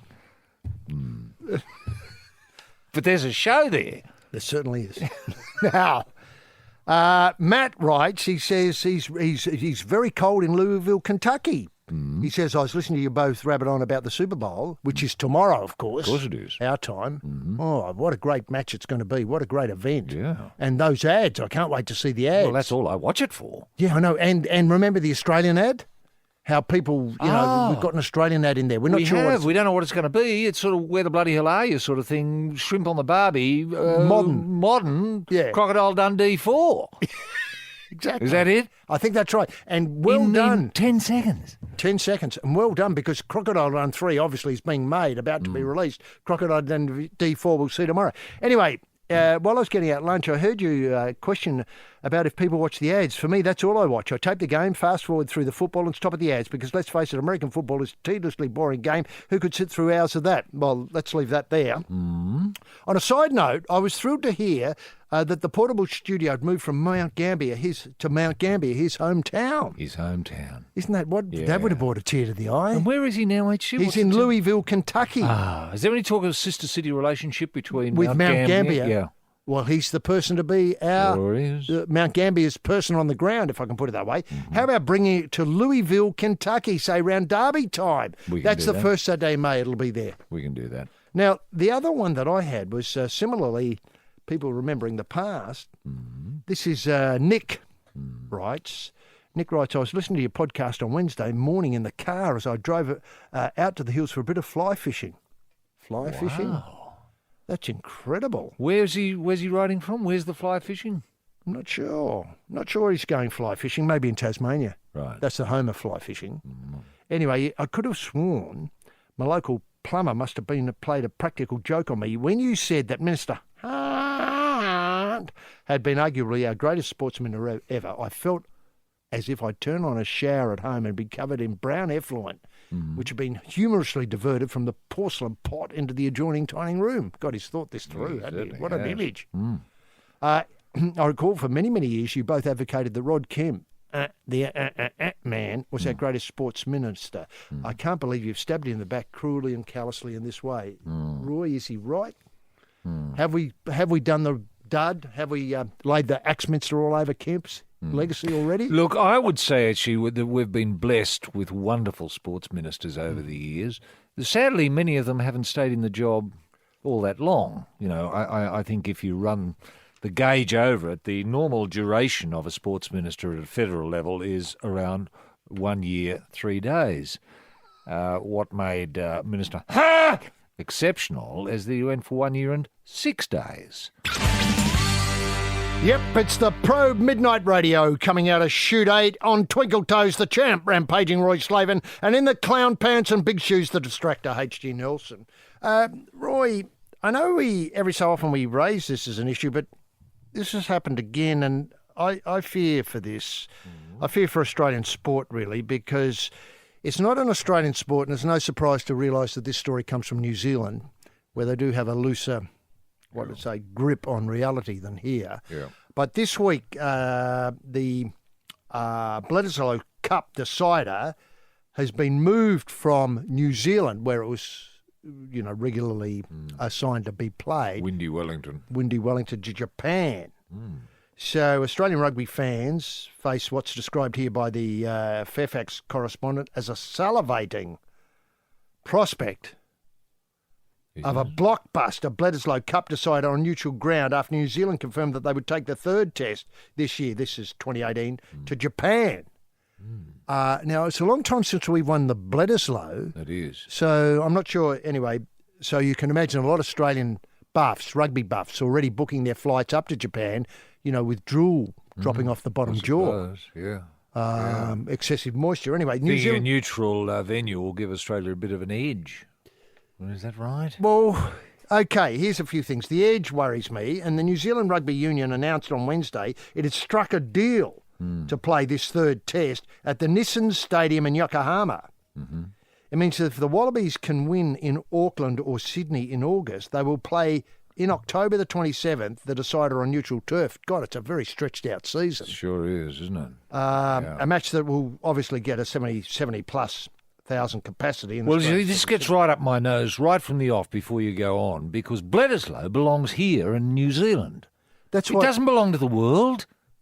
That's my point. Yeah. It seems to me that this is the thin edge of the wedge, that all sporting fixtures are up for grabs if money can be organised for them. Yeah. This means that you could see, the Melbourne F1, should the City of Melbourne, I'm never sure how these rights work, but if the City of Melbourne was stuck for £1, they could flog off the F1 and call it the Melbourne F1, say in Singapore. That's right. Or in Dubai. Or the Melbourne Cup could be in Seattle. I know. That's always been my fear, because they're too valuable now to be contained within Australia. Yep.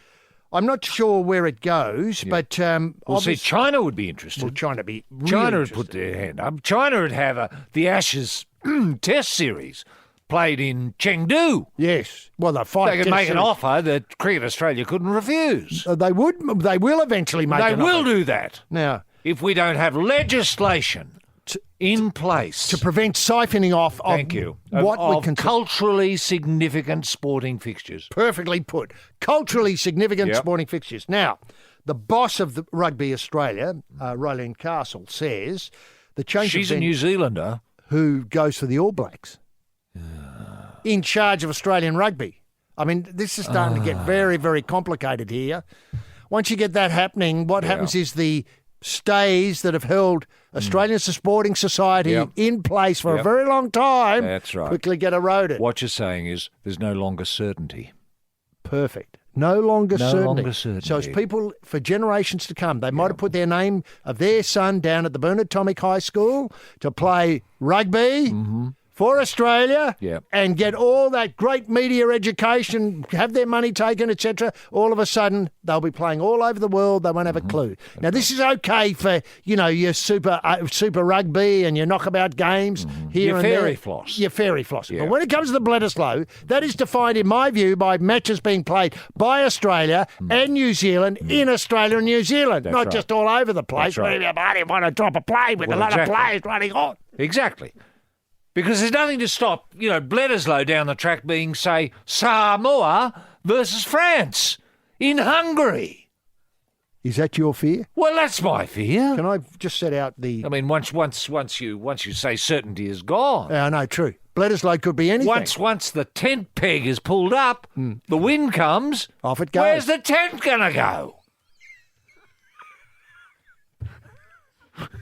Well, that is a telling question.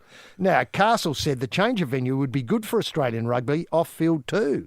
She said that good for Australian rugby. How does that work? That's madness. 15 bloody athletes, Australians in Japan. How is that good for Australian rugby? Look what happened to George Smith when he went up there. That's he right. doesn't pay his tax. He thinks he ends up in jail for 3 weeks. No one knows. The media are nowhere near him. This will happen to the Wallabies. They'll go up there and disappear. They'll never be heard of again.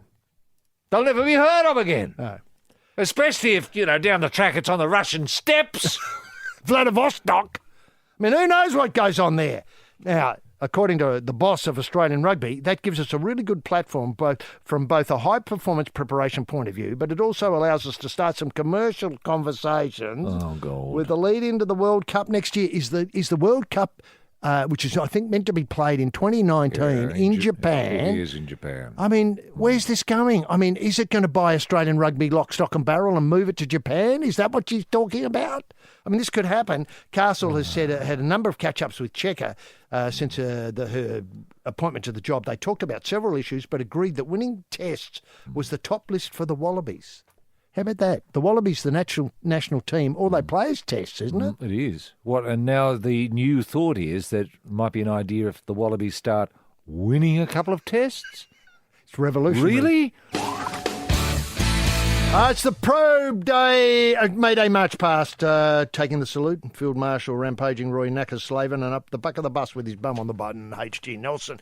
Roy, that Commonwealth Games relay, isn't that incredible? It's been in Sydney over the last few days. And I think it has. Finishes up, I think, today at La Perouse. Did I see Pigeon? Glenn McGrath. Yeah, at the Opera House with it? It was just incredible to see. I mean, it's so great to see cricket. Yeah. Which is now a Commonwealth Games sport, being represented by cricket superstars running around the the suburbs. And did you think that... Well, there were a lot of tourists. Yeah, that's what it's coming around. to. Yeah. That were unaware of Glen McGrath.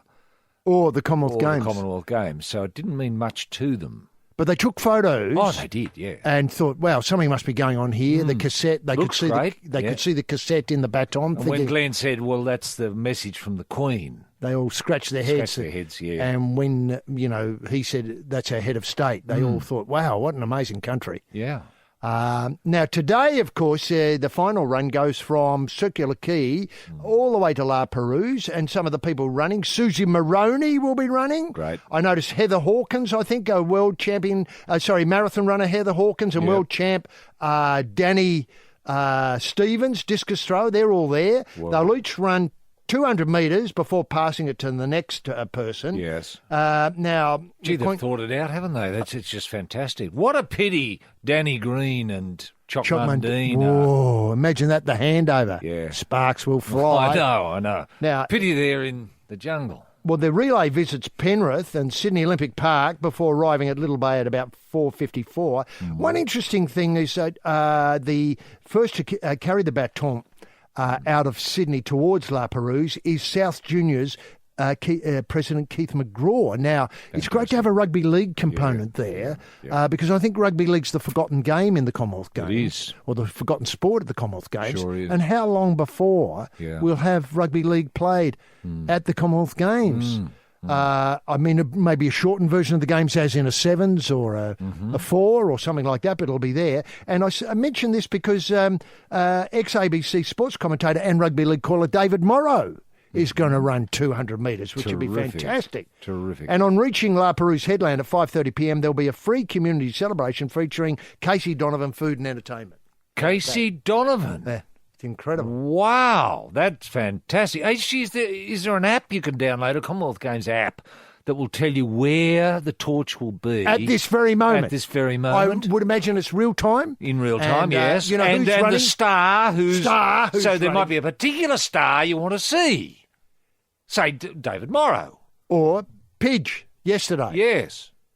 Wow, that would be incredible. I bet you Peter Beattie's parents could plan. Come on, kids. In the car. Yep. Commonwealth Games, what, Mum? Grand Theft Auto, Shut leave up, it alone. Get in the car. Yeah, that's Now, the magic continues, though, with this Commonwealth Games baton, leading up, of course, I forget when they get underway, sometime in April the 4th. Right. They started the Gold Coast. So it's going to be running all around Australia for another couple of weeks. Well, another few So weeks. there's plenty of opportunities for families to plan. I know. If it arrives early, it'll turn up at Peter Beattie's place and be in the post box out the front, and people can drive past and toot it. Yeah.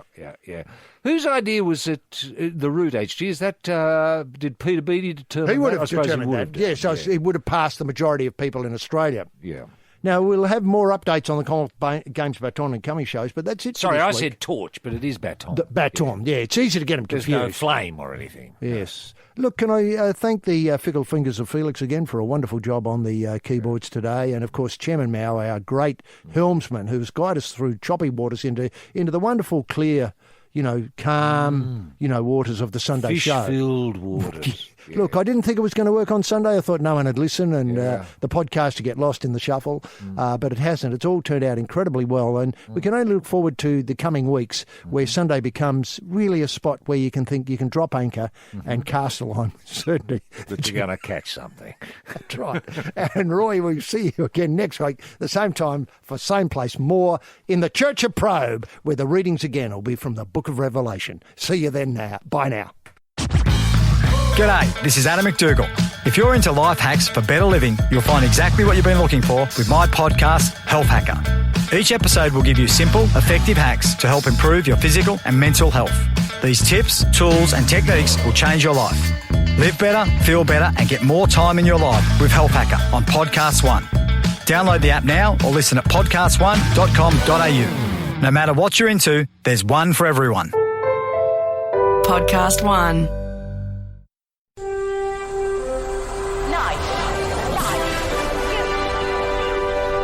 Bonafide sports-mad Australians. Snakes alive. Is that the time? Yes, green and gold freaks, it certainly is. It's time for the Sporting Probe. with 2 diamond pythons twirled around the tree of knowledge across the nation. Boys and girls. Well, a young man ain't got nothing in the world these days. The Sporting Probe leading the charge up the eucalypt. With extra chili on the stick is the in-and-out maestro, rampaging Roy Slaven.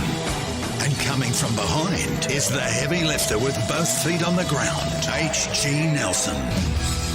Unleash the grunt and poke H.G. TF much, gentlemen. Jim Daniels, the golden guy in the TSP soundproof booth, located today in the pop-up studio out front of the Pambula Post Office. Pambula, that beautiful jewel in the south coast of New South Wales, just down above Eden there. Magnificent this time of year. Comes into its own once the tourists have blown out of town. He's got the kit bag, that is the TSP kit bag in Probe colours. Probe-sters, patriots, pilgrims and punters. H.G. Nelson getting the Sporting Probe away for another set of sevens. Thanks very much, Bruce. Still very little news on the Bruce front. I just hope he's okay. And, if the worst has happened, Bruce, condolences to everybody, in the Bruce network. Now, what a week. What an incredible week. A week when too much sport is barely enough. Tremendous to have you with us once again, Australia, as we prod forward through the solidly backed up stoolage of the week's sporting action. To get us underway, let's lock horns with a man who this week proved that he is top dog when it comes to basic Australian family values. That's right, family values, very much in the news this week. And sure, like any right-thinking Australian, he's pointed the sloop elsewhere from time to time, but he hasn't felt the need to bleat on about it endlessly. That man, of course, had another big coup for Australian racing this week in a magnificent gesture. This man is allowing the new Centre of Excellence, that is the Racing Centre of Excellence at Warwick Farm, and we'll be chatting extensively about that during the probe today. That is the new Centre of Excellence will be called Rooting King Lodge. That's right, Rooting King Lodge. And this man has offered to bring the King down from Lithgow every Tuesday. Obviously not Cup Day, that'd be silly. It'd be madness to bring the King to the Centre of Excellence on Cup Day. Anyway, every Tuesday, so as the champ can mentor younger horses and be a role model for their mounting and closure work. It's a magnificent gesture, a timely gesture. That man, of course, is rampaging Roy Slaven. Roy, can we get the TSP bunny in motion simply by asking, what were the highlights that caught your restless eye this week, Barrow? Yes, thank you very much, H.G. Nelson. What a wonderful, wonderful, wonderful week to be an Australian citizen. A genuine Australian citizen. Now, Melbourne City, HG, Melbourne City, their Daniel Arzani is said to be the best we've produced since Mark Viduka. That's Big Dukes. Remember Big Dukes? Up front. Up front. Unstoppable. Utterly unstoppable. Well, this kid has got Viduka written all over him.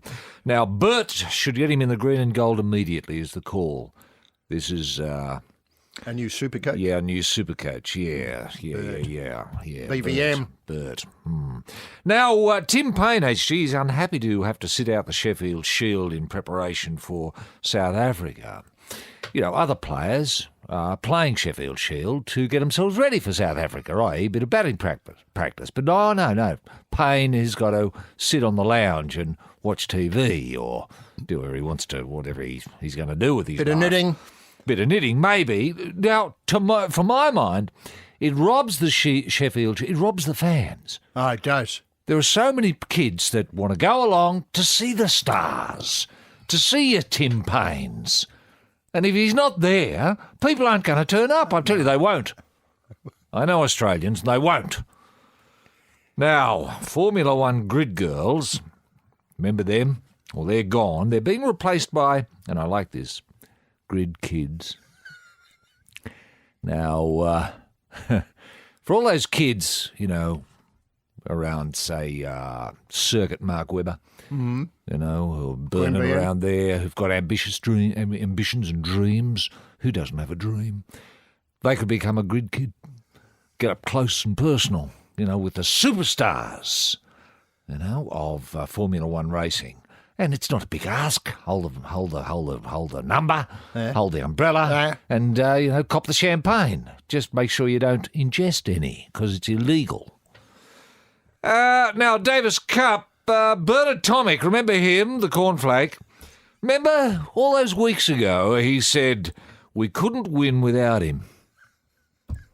You know what? He was right. I hate to say it, but we missed that towering figure, the big chin. We missed the big chin leading forward, didn't we? Couldn't win without him.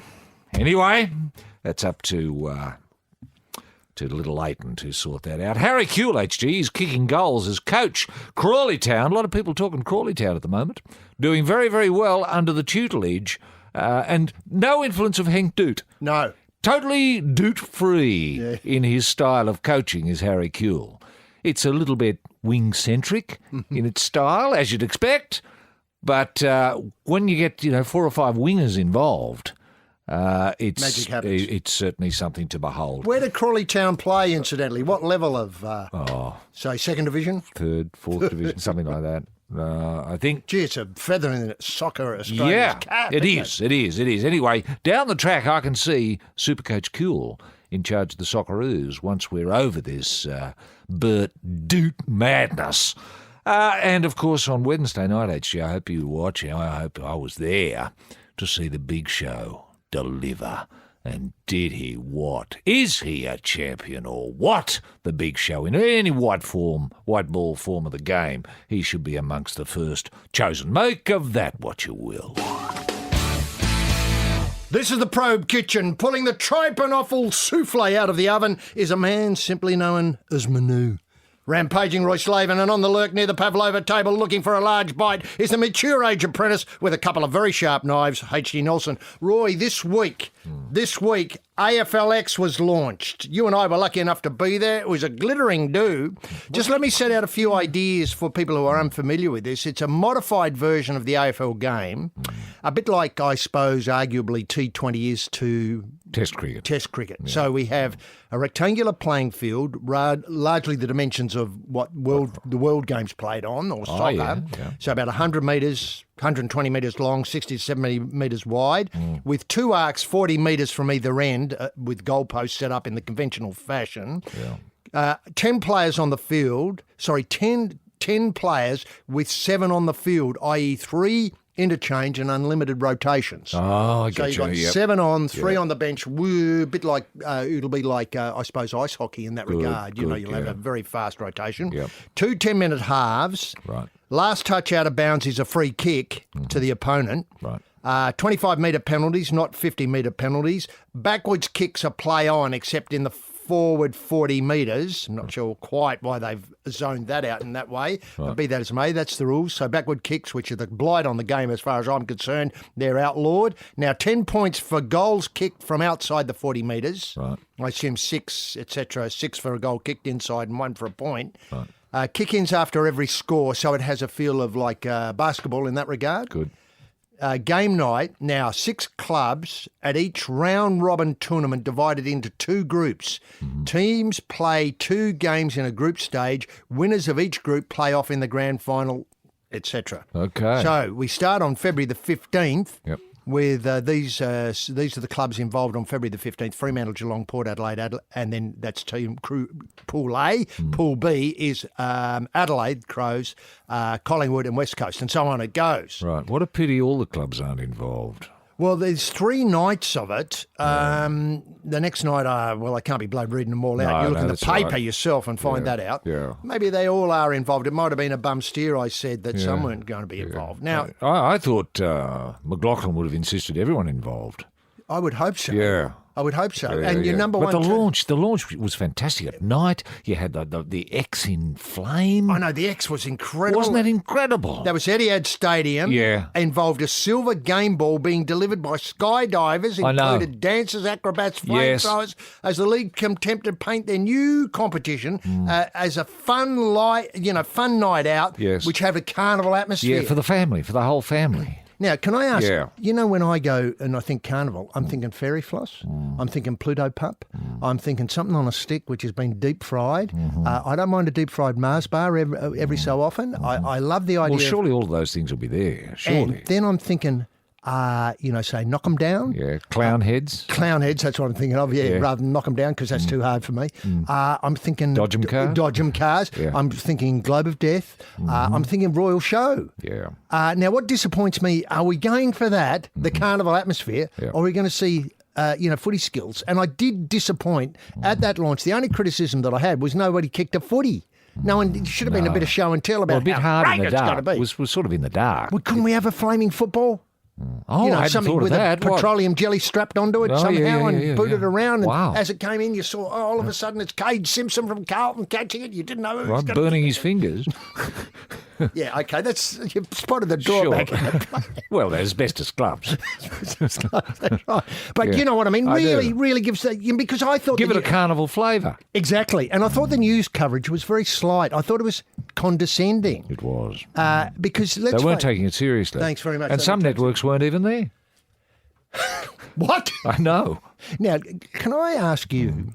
And Bruce wasn't there either. Very, very disappointing. And again, I'm worried about Bruce. Now, coming to the problem that the AFL got is they find it hard to persuade other nations to build purpose-built ovals to play footy on, Yes. AFL football on. They do. So this is a version which adapts the game to fit into stadium already existing, as in they're 120 metres long and 60 metres wide, etc. Yeah. So you'd find a few of those. Couldn't they adapt it to, say, a tennis court or something Well, like I was that? thinking, how about a table tennis table? Or a squash court or something like that. Squash court, that'd be great. Bit hard for crowds, though. You're on the Probe Explorer, heading out for another day bleaching the reef. The man with the snorkel and spear gun is the skipper, Captain Roy, and down the back of the tub with a 44-gallon drum of White King is a very, very excited H.G. Nelson. Now, Roy, just going back to the AFLX, mercifully McLaughlin, who seemed to, can I just say he seemed a bit clueless about what was going on? I mean, the boss of the AFL, he just seemed to not have an opinion about it, how great it was going to be. You know, I can't say I've spent a lot of time with him. But just between you and me, is he the full quid, do we think? Can I say the bit that appears to be missing is an interest and understanding of football? Well, that's what I was going to say, yeah. You know, he's perfectly... It's the Peter Principle gone mad, isn't it? I mean, he's a bloke who knows nothing about footy. He's put in charge. I mean, it's just beggars belief. No wonder we got bloody confection like this AFLX. I bought a car with him once, and he spotted the tappet problem straight away. Okay. He thought them, So he should be a car salesman. Look, he spotted the sympathetic vibration of the fireball, which I thought was pretty good because that's a very hard one to get. Certain revs. So he's a savant in that regard. Yeah, and he can cook.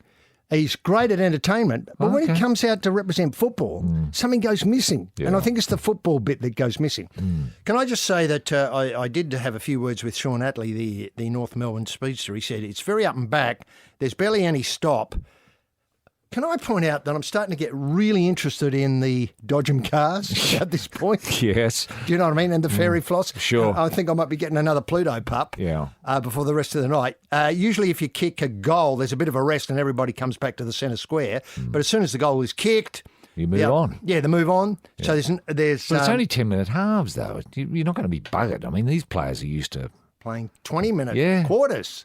So 10 minutes, I can't quite do the maths quickly enough. It's a fraction of the game. Fraction of the game, yeah. And he said... and you can't kick the ball backwards. Yeah, you can't kick the ball backwards. Which who decides on that? And what if it's only 1 degree back? I mean, who...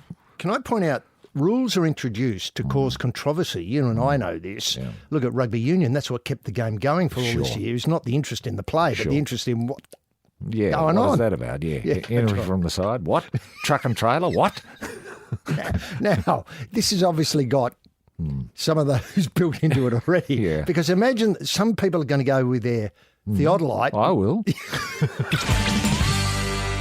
You're in the Probe, Asio HQ. Tapping the phones from China is a man with a magnifying glass head, spook rampaging Roy Slaven and plotting about creating a loud ruckus so he can't hear in the sides 22. It's the animator Sprowler, HG Nelson. Now, Roy, let's leave the AFLX there for the minute because obviously as it unfolds, those angles... kicking it backwards, they'll become things of talked about. I'm sure there's a Fox footy show that'll be looking at maybe called Footy 360 or something like that, be looking at those issues in depth. Yes. And obviously... and it'd be good if some of these rules could come into the formal game. Yes, the larger game.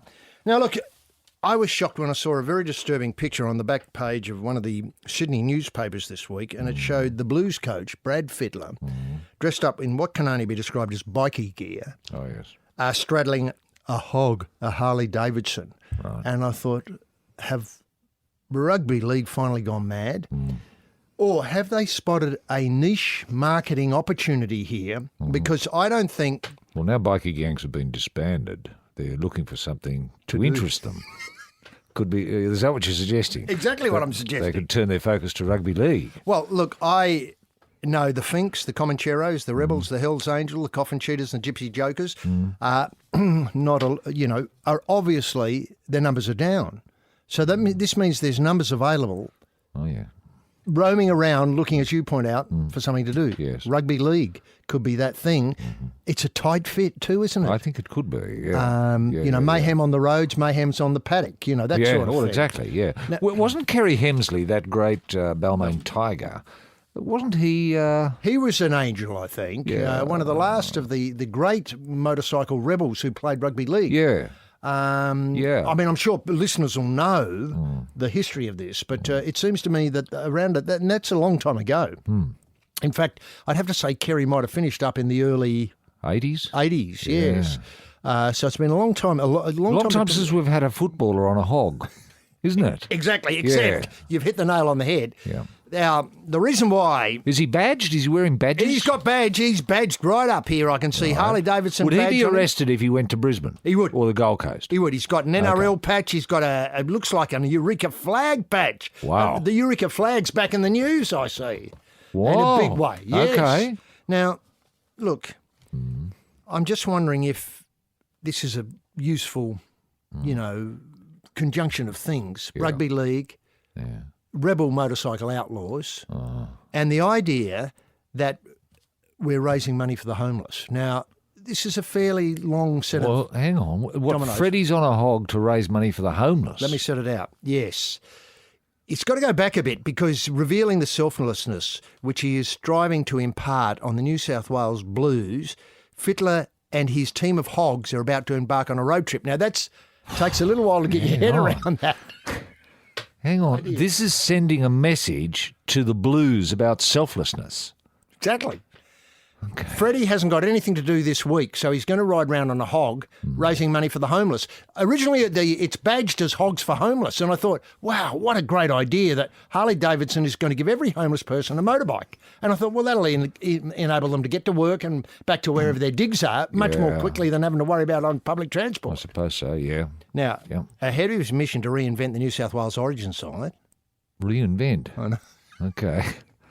Fittler is embarking on a 10-day regional tour of New South Wales, it appears mainly, on his Harley Davidson, alongside his True Blue legends Danny Badeiras, Tim Brasher, Nathan Hindmarsh, Josh Perry, Steve Roach, Paul Sirenen and Steve Menzies. Now, these are all retired players, Yeah. so Are they all riding together appears as to a so. unit? Well, Now, is that legal? Well, don't let law enforcement, don't raise the hackles of law enforcement. Okay, I just don't want to see them all arrested. It does worry me, so they'll be broken up and only allowed to ride two at a time. Can I point out that no club would let a currently registered player do this? No. Because of the obvious reason. What happens if there's an accident?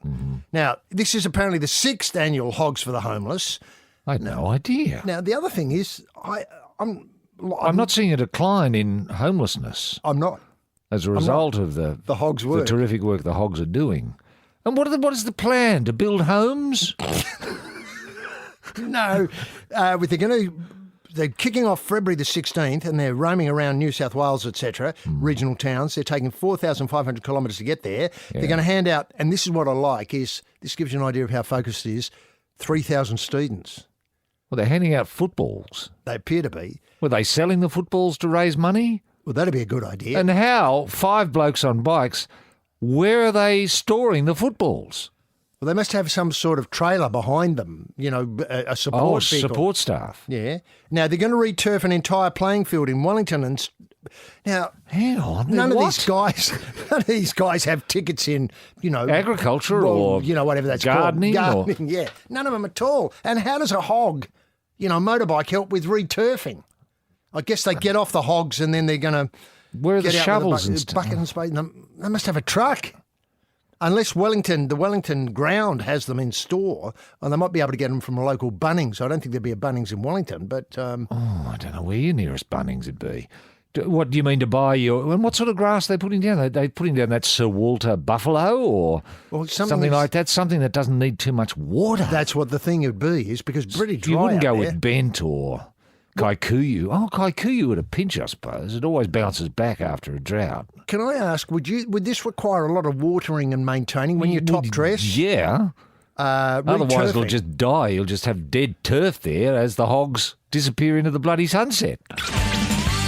This is the Probe Winter Olympics training camp at the top of the big hill. It's the man whose time to shine has come. That's rampaging Roy Slaven. And back in the village, that is the Dick Pound village, with the extra bottle of clean gear camped near a hole in the wall, is H.D. Nelson. Going back to this ride, this Hogs for the Homeless tour. How do we help? What an excellent question. I mean, do we take a shovel and head for Wellington? Well, that'd be a start. Mm-hmm. And can I say, would there be a website that might have Hogs for the Homeless? Oh, right. I don't know. Well, I'm just making this stuff up. Yeah. I mean, But even if there was, how would that help? well, I think you'd be able to make a donation. Oh, right, And yes. Harley Davidson may have come across with, say, a second-hand Harley. Right, to auction off. To auction off, or Yep. as a raffle prize or something like that. Okay. Remember, of course, these largely motorcycle gangs Mm. ride Harleys. I mean, I'm not sure of the rules about being in a gang I don't anymore.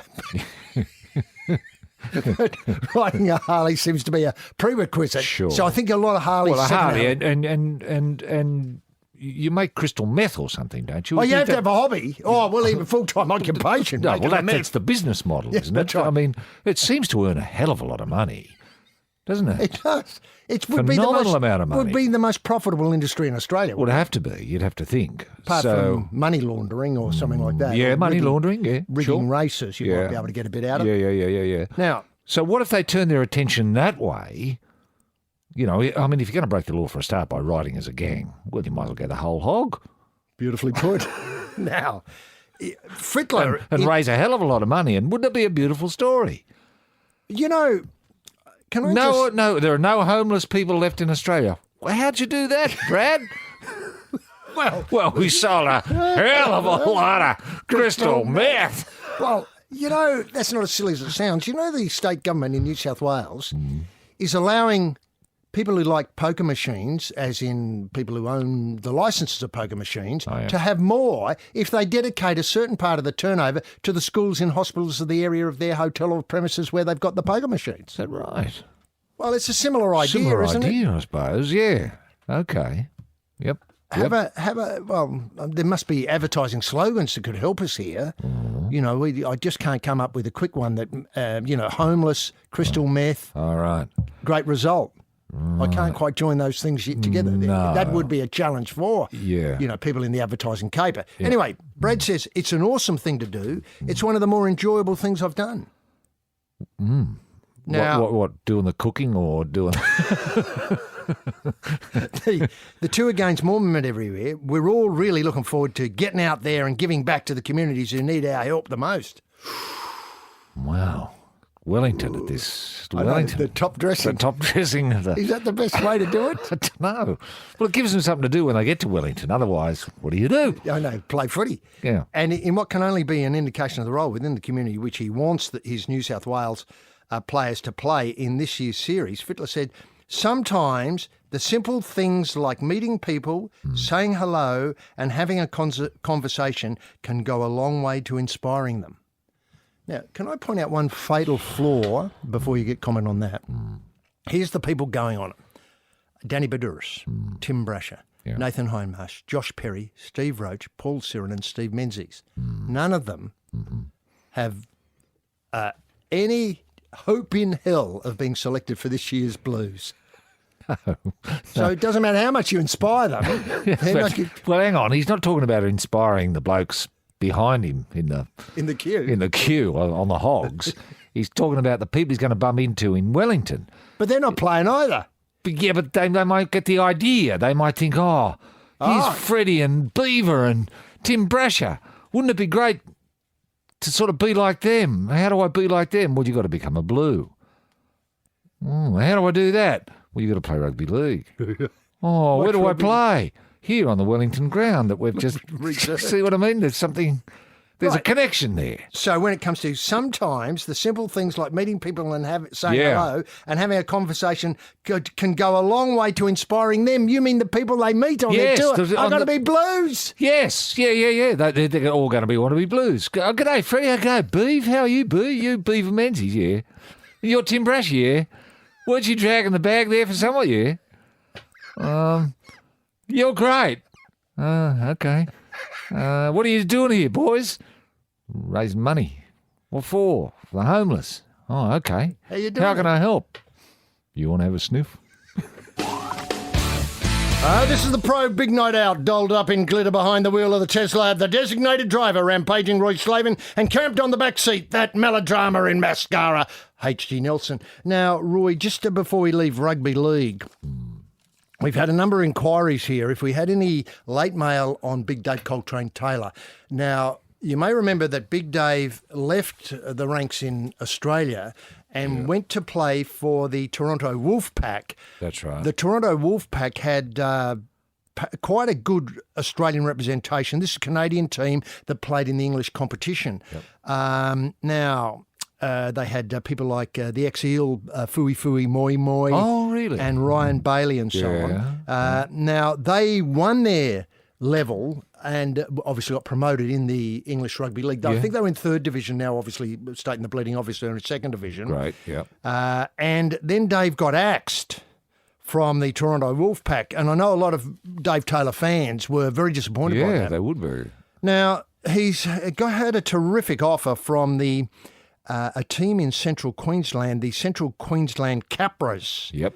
Have picked up Dave Taylor. As a captain coach, HG, or just as a player? Well, I'd love to think captain coach. That's a bit unclear from this article. Okay. He's going to use the return to home soil to escape the pressures of the NRL and rediscover his love of rugby league. Now, the tacit thing here is that he's fallen out of love with rugby league while he's in playing for the Wolfpack, which is very sad. Homesickness, I think, would play a part. Would have done. I think conditions, let's face it, the Wolfpack, I think they must play through the summer in Canada. I could be wrong about this, but if they played through the winter, it'd be very cold. It would. Not much light. Yeah. But the ex-Bronco Titan, etc., has signed, it might have even played for the Canberra Raiders for a while, a 2-year contract. And Souths, I think. Souths, that's right. Yeah. Intrust Super Cup Club, the Central Queensland Capras.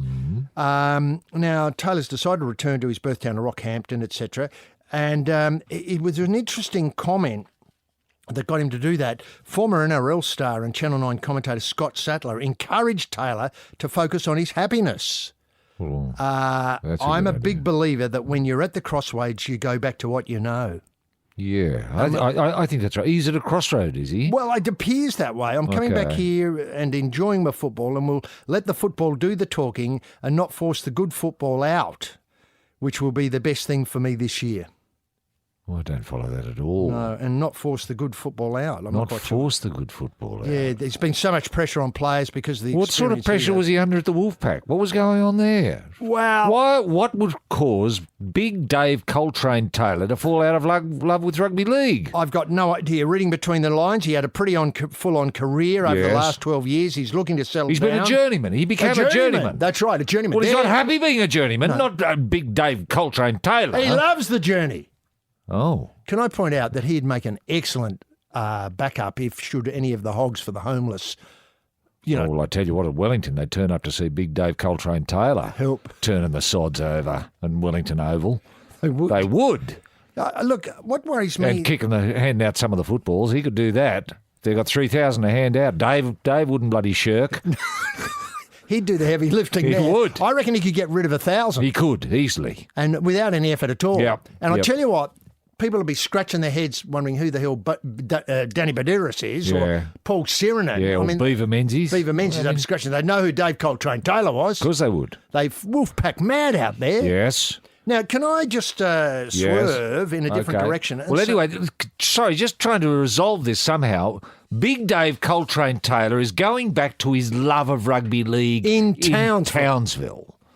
Central Queensland Capras, that's right. Right. So he's a Central Queensland man. Is that where he came from? That's right. He's going back to his roots? Well, he was released from the, I've got to be honest here. Yeah. He was released from a 3-year deal with the Toronto Wolfpack for breaking curfew during a pre-season camp in Portugal. Now, that was just an excuse. Breaking curfew? Yeah, that was an excuse. That doesn't sound like his go, does it? Well, I just think he had his... Unless the curfew was really stupid, like, boys, I want you in bed by 6 o'clock. And remember, of course, he was on Canadian time, so when he got to Portugal, there'd be quite a few hours difference. Yeah. And what's a rugby league side going to a training camp in Portugal for? They've got more money than sense. Why don't they train where they play? Yeah, exactly. I can't see Big Dave Coltrane-Taylor enjoying Portugal. Now, I might have got it wrong here. Rockhampton is where he's going back to play with the Cowboys. Rockhampton, okay. Yeah, I might have said Townsville before. you That's did. wrong. So it's a hell of a story, isn't it? It is. It would make a great film, wouldn't it? Well, yeah. A modern tale of pressures on a rugby league player caught playing far away. And let's face it, it would have been a big noise in the Wolfpack when they signed Big Dave Coltrane-Taylor. Yeah. How would a Fooey Moi Moi felt? Well, how would you start the film? Could I suggest you'd start the film with the breaking of the curfew? You would. You'd tell it sort of backwards. Yeah, backwards, and then call him in. Sit down, Taylor. Yeah, sorry. What's gone wrong with you, Taylor? Yeah, such promise when you came here from Rockhampton. Now. Well, let me just go back to the start. And then the screen goes shaky, shaky. You know? And the titles come up. What's it going to be called, this film? We'll have to work on that. Coltrane. Brothers and sisters, you're in the Probe Church of Hope. In the pulpit, the very Reverend R.R. Slaven, with a special reading from the Book of Revelation on the evils lurking within AFLX, and nicking off with the collection plate, H.G. Nelson Roy. I don't want to make this a rugby league special, but there was a very interesting match yesterday in Wollongong. It was a Super League game, Super League being the form of rugby league that's played in England, and it's in the Northern Hemisphere. It was the first game played for Super League points outside Europe. It was a match between Wigan and their rivals Hull. Competition points, obviously. Wow. It's an idea of playing rugby league matches in an international environment. Wow. I don't know why Wollongong was picked as being representative of an international environment. That's for others to answer. Now, I'm very disappointed because I would have been there had I known it was on. I'm only finding out now. Well, the difficulty is that it seems to have been somehow kept that quiet, swamped by Hogs for the Homeless. Yeah, and, obviously the end of the cricket and the tour to South Africa. Yeah, and the difficulty is that this does fuel this fire for an international test between England and New Zealand, which is, this is a real sleeper of an issue. Yeah, to be played, I think, in Denver. Or Denver, Colorado. Denver, Colorado, or the East Coast of America. Yeah. On the weekend when there's a State of Origin standalone match between England and New Zealand. Now, what worries me here is where's Australia in this? Yeah. We're meant to be the number one side in the world. Well, we are. And, well, obviously the World Cup, we won it. Yeah. The number side, the most progressive, the most forward-thinking. And these other sides are going to get a march because people need to see stars to get involved. Yeah. I mean, the stars of New Zealand are already in. There's James Graham from England. I mean, people already know and love him in America. He's done all the talk shows and that, talking about what great things rugby league can do for you and all that sort of Hogs for the Homeless. It's just part of it, all of this stuff. And it's the English owner, Super League Giants, Wigan, has no hesitation in releasing his stars for the proposed mid-season test between England and New Zealand and the US, insisting the international game shouldn't be, held up by reluctant clubs. Yeah. And he cites, guess what? The World Game as showing the way. Now, people may know that... But hang on, didn't we just have a Rugby League World Cup? We did, but this wasn't in America. This wasn't a promotional exercise. It was a genuine rugby league... Well, genuine foe sometimes. People played out in different shirts. I'm in Lebanon. Go figure. Sure. Anyway, look, I didn't want to get bogged down on the reasons why you can play for various countries in the Rugby League World Cup. What I want to address, though, is European football clubs have players from all over the world which are released to go when they have to go back and play for their sides in the way that, Tim Cahill has to fly all the way across now from Millwall to play for Socceroos and then get on the plane and go all the way back. The internationalisation of the game. People out, players from England or Kenya out of China have to go home to play for their very sides. So were Wigan and Hull out here to get players acclimatised to this idea. The idea of having to fly somewhere to have a game of rugby league and then fly home? Correct. Is that the idea? Absolutely. With a view to establishing what I think is going to be a match that's going to pull focus from state of origin. I mean, don't we want America to look at what's happening at state of origin, not look at some confected match between a couple of busted-ass sides, i.e. New Zealand and England? I mean, who cares?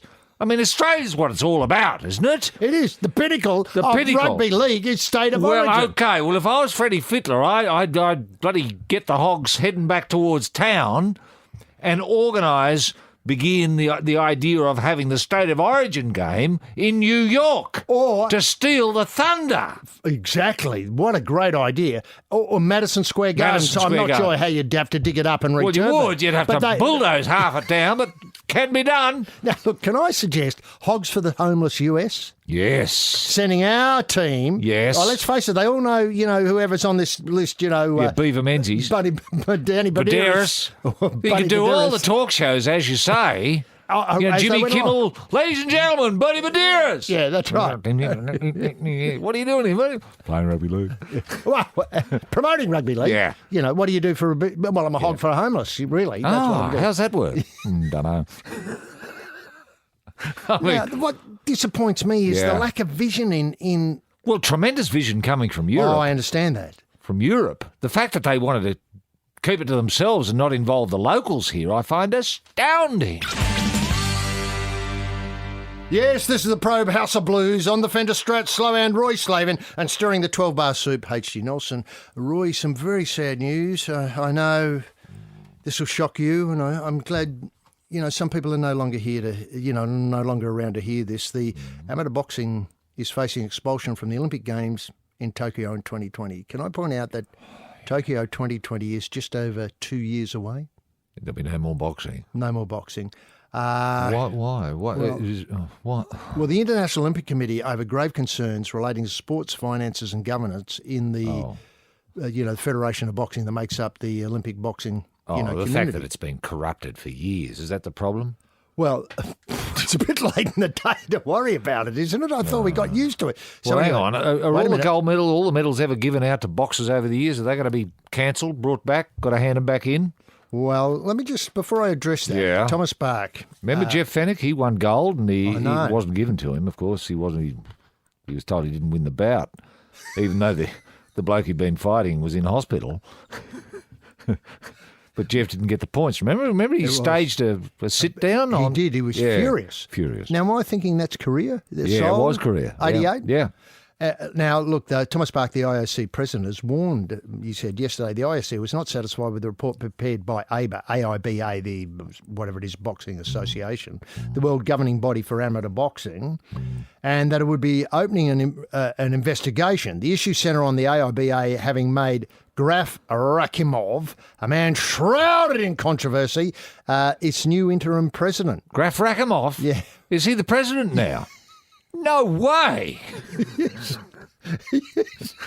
Bach admitted the IOC had concerns over judging of bouts at the Rio Games, and you and I were there. Yeah. I thought they were terrific, and we went to every bout we could. Sure, we're tied up with commitments, media commitments, but generally speaking, we looked at as many bouts as we could. Did. We loved it. You scored them pretty well on mark. Sure. Everything was... Oh, look, the medal rounds, were questionable, but the earlier rounds I thought were pretty well judged. I thought they were fairly accurate. Yeah. Now, generally speaking, the bloke who was carried off didn't win. Generally speaking. And, of course, you did that great thing where looking at the bout often is the worst way to determine who's winning or losing. You've got to turn your back to it. Exactly. And just listen. And look at the audience. Yeah. They'll tell you much better what's going on because they're honest and they've paid to be there. Yeah. They've paid to be there and they're not being paid to be there. They've paid to be there. Yeah. Now, look, can I just say nothing from Coates on this? Oh. Nothing. Well, I haven't heard anything. You might have heard. No, Coates, he said nothing to me about it. He's kept this quiet. He would have had to vote on this. Well, the difficulty here is that how can this resolve itself? They've obviously Gafur Rakimov is a stumbling block, sure. But who are we going to put in there? Jeff Fennick? Just to pick a name for the fight game? Yeah. But is it more a systemic problem? It's not just, who's taken over at the helm that they're worried about. It's the whole system they appear to be worried about. You mean a point for a punch? Yeah. Well, Is that the way it works? Well, no, it doesn't work like See, that. that to me would be a simple and elegant way of assessing Solving a a problem. fight. Can I just say, I think the corridors of power, let's point out, not to be too unkind to the Olympic movement here, the corridors of power have been blessed with most decisions being made long before they get into the ring. Oh, God, I mean, yes. why leave it to chance? Yeah. I mean, to the stray vagaries of punching. I mean, Sure. I think that's what Arthur Tunstall taught me, and I know not many people listening to this program would remember Arthur Tunstall, but he was a towering figure in the Australian fight In game, world boxing.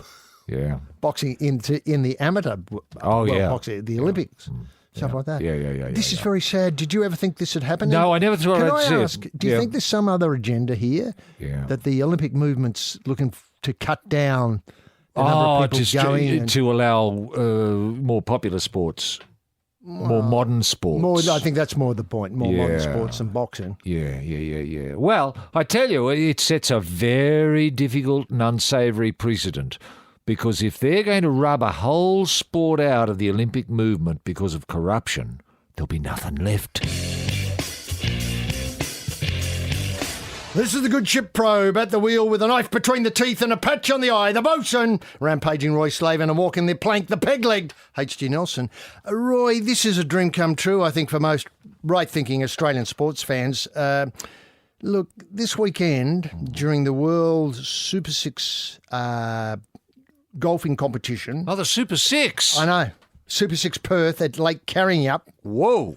Yep. In what will be a first for Australian golf, featured players will interact with sports commentators during their rounds at the Perth tournament, which we started on Thursday, obviously. Wow. We're into the final day today. So they're mic'd up. T20 cricket often features players with microphones, and the concept has been a huge hit. I'll say it has. Yeah. Hearing what Brad Hogg's got to say, or Brad Hodge, or even anybody, it's just great. Now, the World Super Six Perth is a try sanctioned by the European Tour, Asian Tour and PGA Tour of Australasia. Right. If the in-round interviews are a success, the concept could become a feature at golf events around the world. Around the world! Oh, I'd love that. Imagine Augusta, Pebble Beach, all those places, hearing what, say, the greats have to say, Yes. Fuzzy Zeller. Imagine what it'd be like to hear what Fuzzy has to say about a difficult lie, bunker shot, all that sort of stuff. Yes. A couple of things. Is this interesting? Well, I think it'll be endlessly fascinating. If we're privy to, pardon me, conversations, say, between caddy and golfer. Yeah. What should I use? Use the 6-iron? No, I'm inclined to go with the 5. Well, you're mad. You're mad. Look at the go with yardage 6. book. Look at this. Look at my book. I marked it up. Yeah. 5-iron. Yeah, I played this morning. Did you? No, I didn't know. Oh, well, give us the 6 then. That's sort of fascinating. Insight. Can you see this taking over from commentating in itself? Yes. So, forget the Bruces of the world and, the dance committee, should he still be there, etc. You just go with the golfers talking you through it. Yeah. So, they tee off and then you cut it to the next one teeing off and then they walk up and they get that difficult lie. I'd have them all mic'd up. Right. All of them. In the past. Including the caddies. I know, the caddies have and then to it just comes down to editing business. Your sound editor. He's got a terrific job. Spoiled by choice. Yeah. Now, so you don't need, Paddy Walsh or any of those people anymore. No, they're all gone. They're all gone. No, you might have somebody at the top of the show. Hello, everybody. Welcome to Lake Carryup. They're on the first tee. Let's cross over and hear what Fuzzy Zeller's got to say. Yeah. How you seeing it, Fuzzy? Well, thanks very much. Yeah. Whoever it is. Now, can I ask, in the past, who would you like to have heard from? Obviously, Hodder Maralafable comes to mind, and in halting English... Peter Oosterhuis. Peter Oosterhuis, yes. Yeah, he'd have been fascinating. Of course, Big Jack, the Golden Bear. To get the Golden Bear's thoughts. On anything. Yeah. The car, where he's parked. Kel Nagel. Kel with the pipe. He'd take the pipe out and mutter something, but we never knew what he was saying. Until now.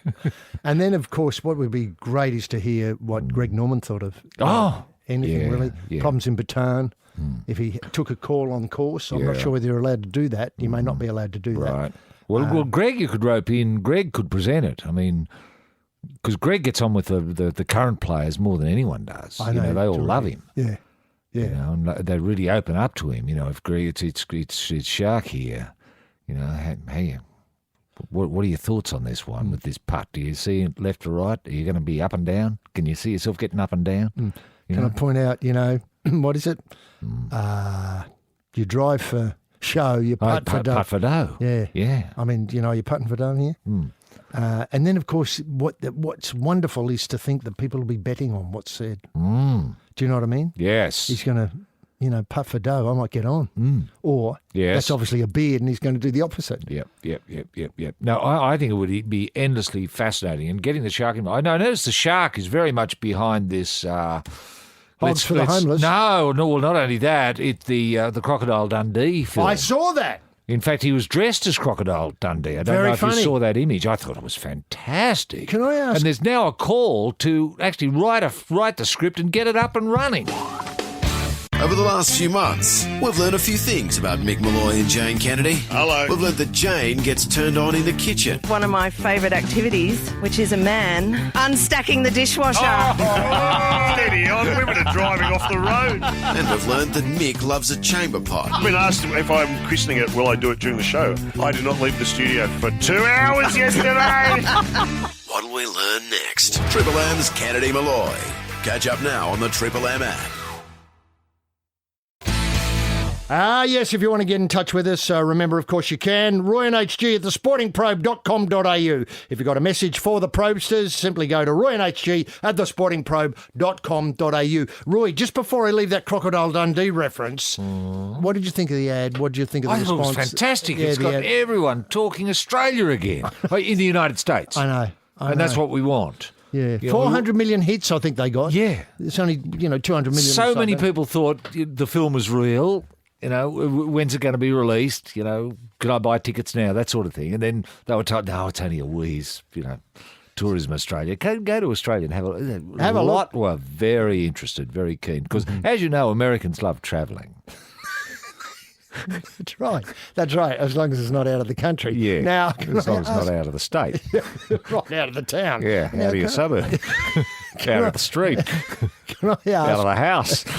Can I ask, whether you think that the film is likely to be made? I know there's I think there's a groundswell that can't be denied. Right. Right. You've got so many people involved now. Famous American stars wanting to be involved. I don't know who's going to put their hand up as a director, but someone will. Now, emails. Yeah. What have you got there to start with? Well, Esme's been in touch. Speaking of America, HG, that's Esme. Remember Esme? I do. Now, doesn't want to drive anywhere. No. Esme says, "Happy 2018." Well, Whoa. Thank you very much, Esme. Spare a thought for me withstanding my first Super Bowl Sunday. This is a couple of weeks ago here in Rhode Island. They're deep into patriots here, while I personally don't believe there's any worse American than Tom Brady, except maybe the president. And then Tourism Australia would embarrass me because its bougie blandness always does. Well, hang on, that's before Esme had seen the Crocodile Dundee ad. I bet she's changed her mind now. She would have changed her mind. She's thrilled to bits. People are talking about her and where she comes from. That's right. And has she been to ... Yeah. Has she got a knife? Yeah. That's not a knife. This is I won't laugh at that. It's just funny every time. It's beautifully done timing, Roy. Anyway, she said, I heard on NPR that it's National Public Radio, that left-wing bloody they're as bad as the mob. ABC. Worse than the ABC. Worse than the ABC. Anyway, is that possible? Esme's got to change her listening habits, I think. Yeah, join the real world. Yeah. Anyway, she said she heard on NPR this week we might have to get used to a world without American football due to all the concussions.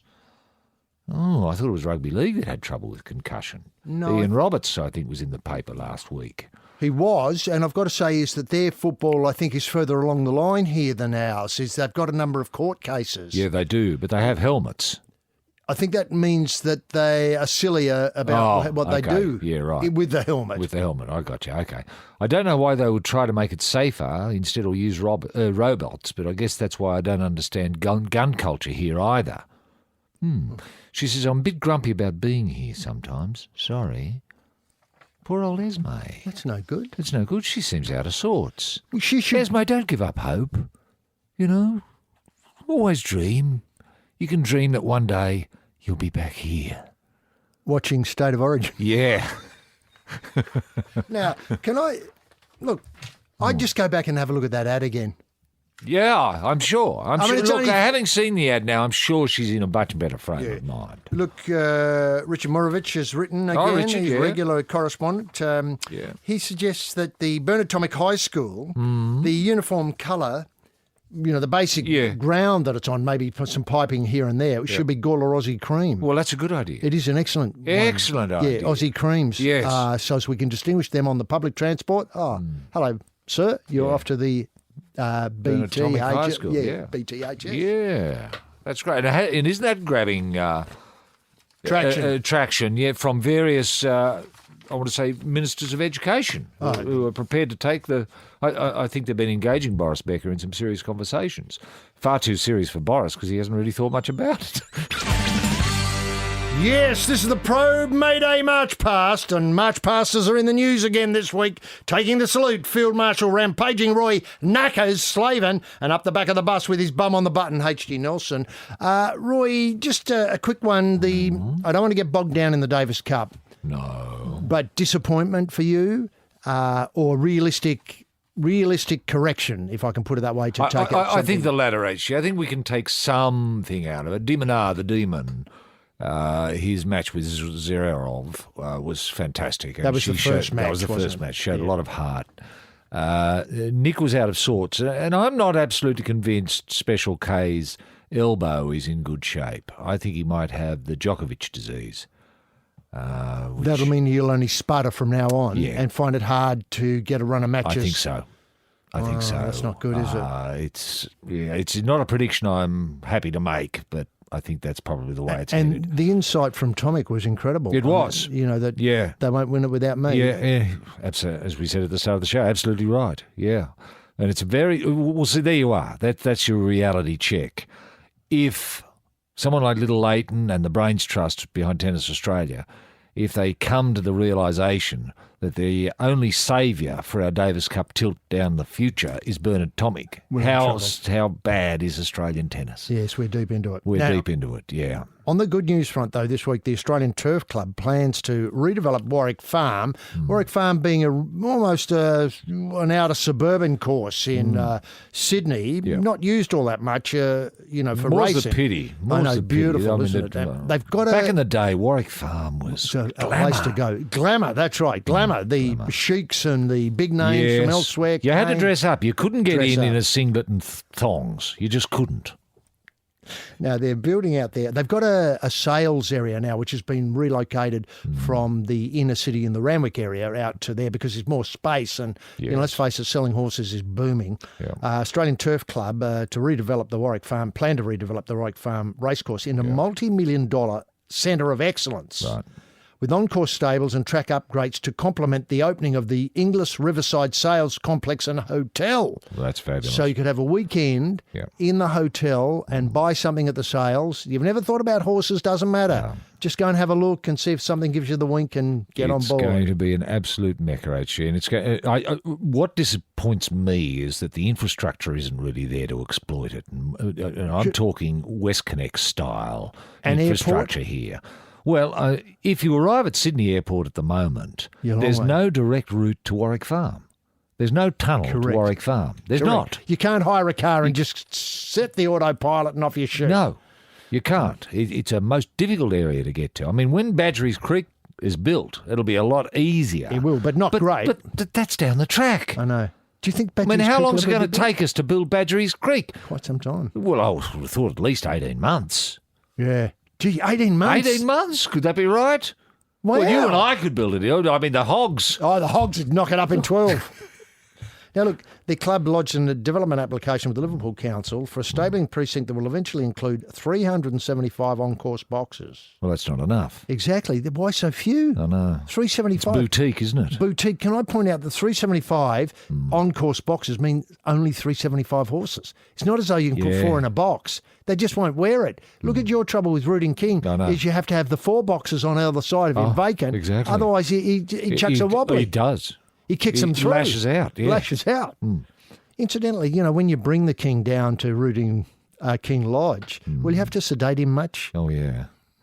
Oh, yeah. I mean, don't tell anyone, but, I'd fill him with... Valium, just to slow him up. Otherwise, he just won't be a mentor. The float would be splinters by the time we, got to Warwick Farm. Yeah, well, by the time we've got 100 metres outside Lithgow on the Great Western Highway, if I didn't sedate him, I mean, he's got to be, hog-tied, nearly asleep.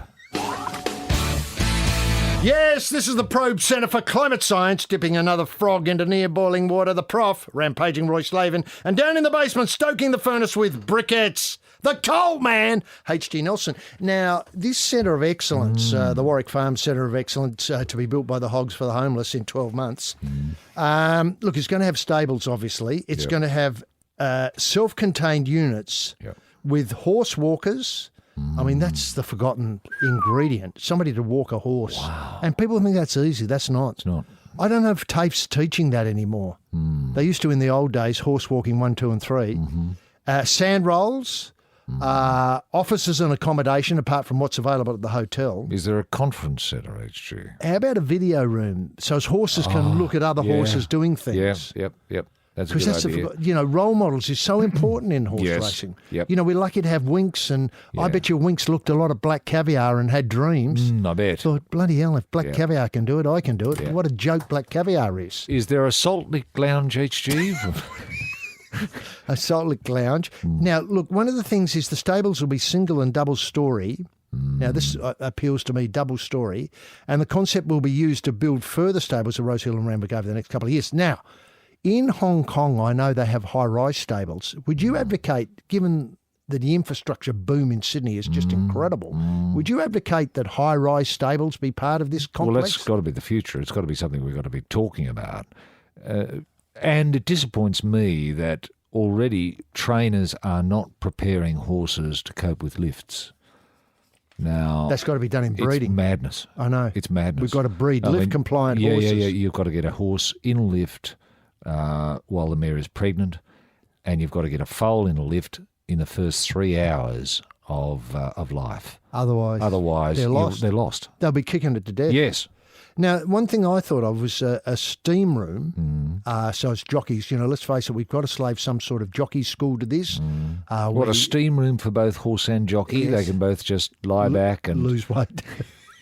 And the other thing is, look, I know. Horse psychology, is there? Well, obviously, there's a lot of swinging watch rooms where jockeys and horses can lie down together and improve and imagine and, dream, dare I say it? I don't often say it, but there it is, dream of winning. What I was hoping acupuncture? Is there horse acupuncture? Horse osteopath is a big booming thing. Yep. And, ligament therapy, very, very important. Yes. I'll have all of that. Yep. What I was trying to get to, though, was I want to float a word now, China. Now, I know we're in trouble with China. I mean, if I read the tea leaves correctly, apparently China is involved in every aspect of Australian life and corrupting every aspect of Australian life. Right. You know, you only have to look at federal politics to see that. Yes. Look what happened this week. It's Sam Dastyari gone. Well, indeed, and beyond Sam. I think Sam was just the tip of the iceberg. Sam was a wake-up call as far as I'm concerned. I think that's right. And now but you're not suggesting Barnaby's problems have got anything to do with China. Oh, you do? Look. Well, all right, okay. You know, I just... Fair enough. The legacy, the Dastyari legacy is filtering through. Okay. Now, what I was trying to get to was we know that, say, the Packer boy, the older boy, has had problems in China. Yes. I don't want to reheat this. People can read about it in the papers or look it up online. But we've got to work out a way of getting people out of China with their books and get them into Warwick Farm so they've got a place to relax, put their feet up, get out of the steam room and have a punt. Yeah. Well, I think I know what you're getting at. There's been a lot of Chinese interest in investing in real estate. Now, why not real estate at Warwick Farm? Is that what you're getting at? That's what I'm talking about. Yes, I've just bought an apartment at Warwick Farm. You could, they'd say back home, in Mandarin, obviously.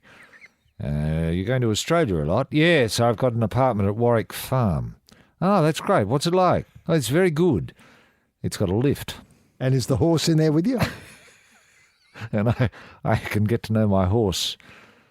I love that. Yeah. I think that's code, and I think you build the cat here. Yes, the Warwick Farm. As long as it just doesn't appeal to what I'd call Chinese sickos. The Sporting Probe is your Bernard Tomic Great White Shark. What a great shot. Commonwealth Games Australia go-to show. Of course, Roy, you're alerting us to the problem Corey Bernardi raised many, many years ago about people wanting to marry their pet. That's right. Well, that's just not on. Well, that's not on. We've got to make this clear. I mean, it's up to Julie Bishop to make the message very clear, to phone the Foreign Minister of China and say, listen, I don't care who you've got coming out here for a holiday, they're not going to marry our horses.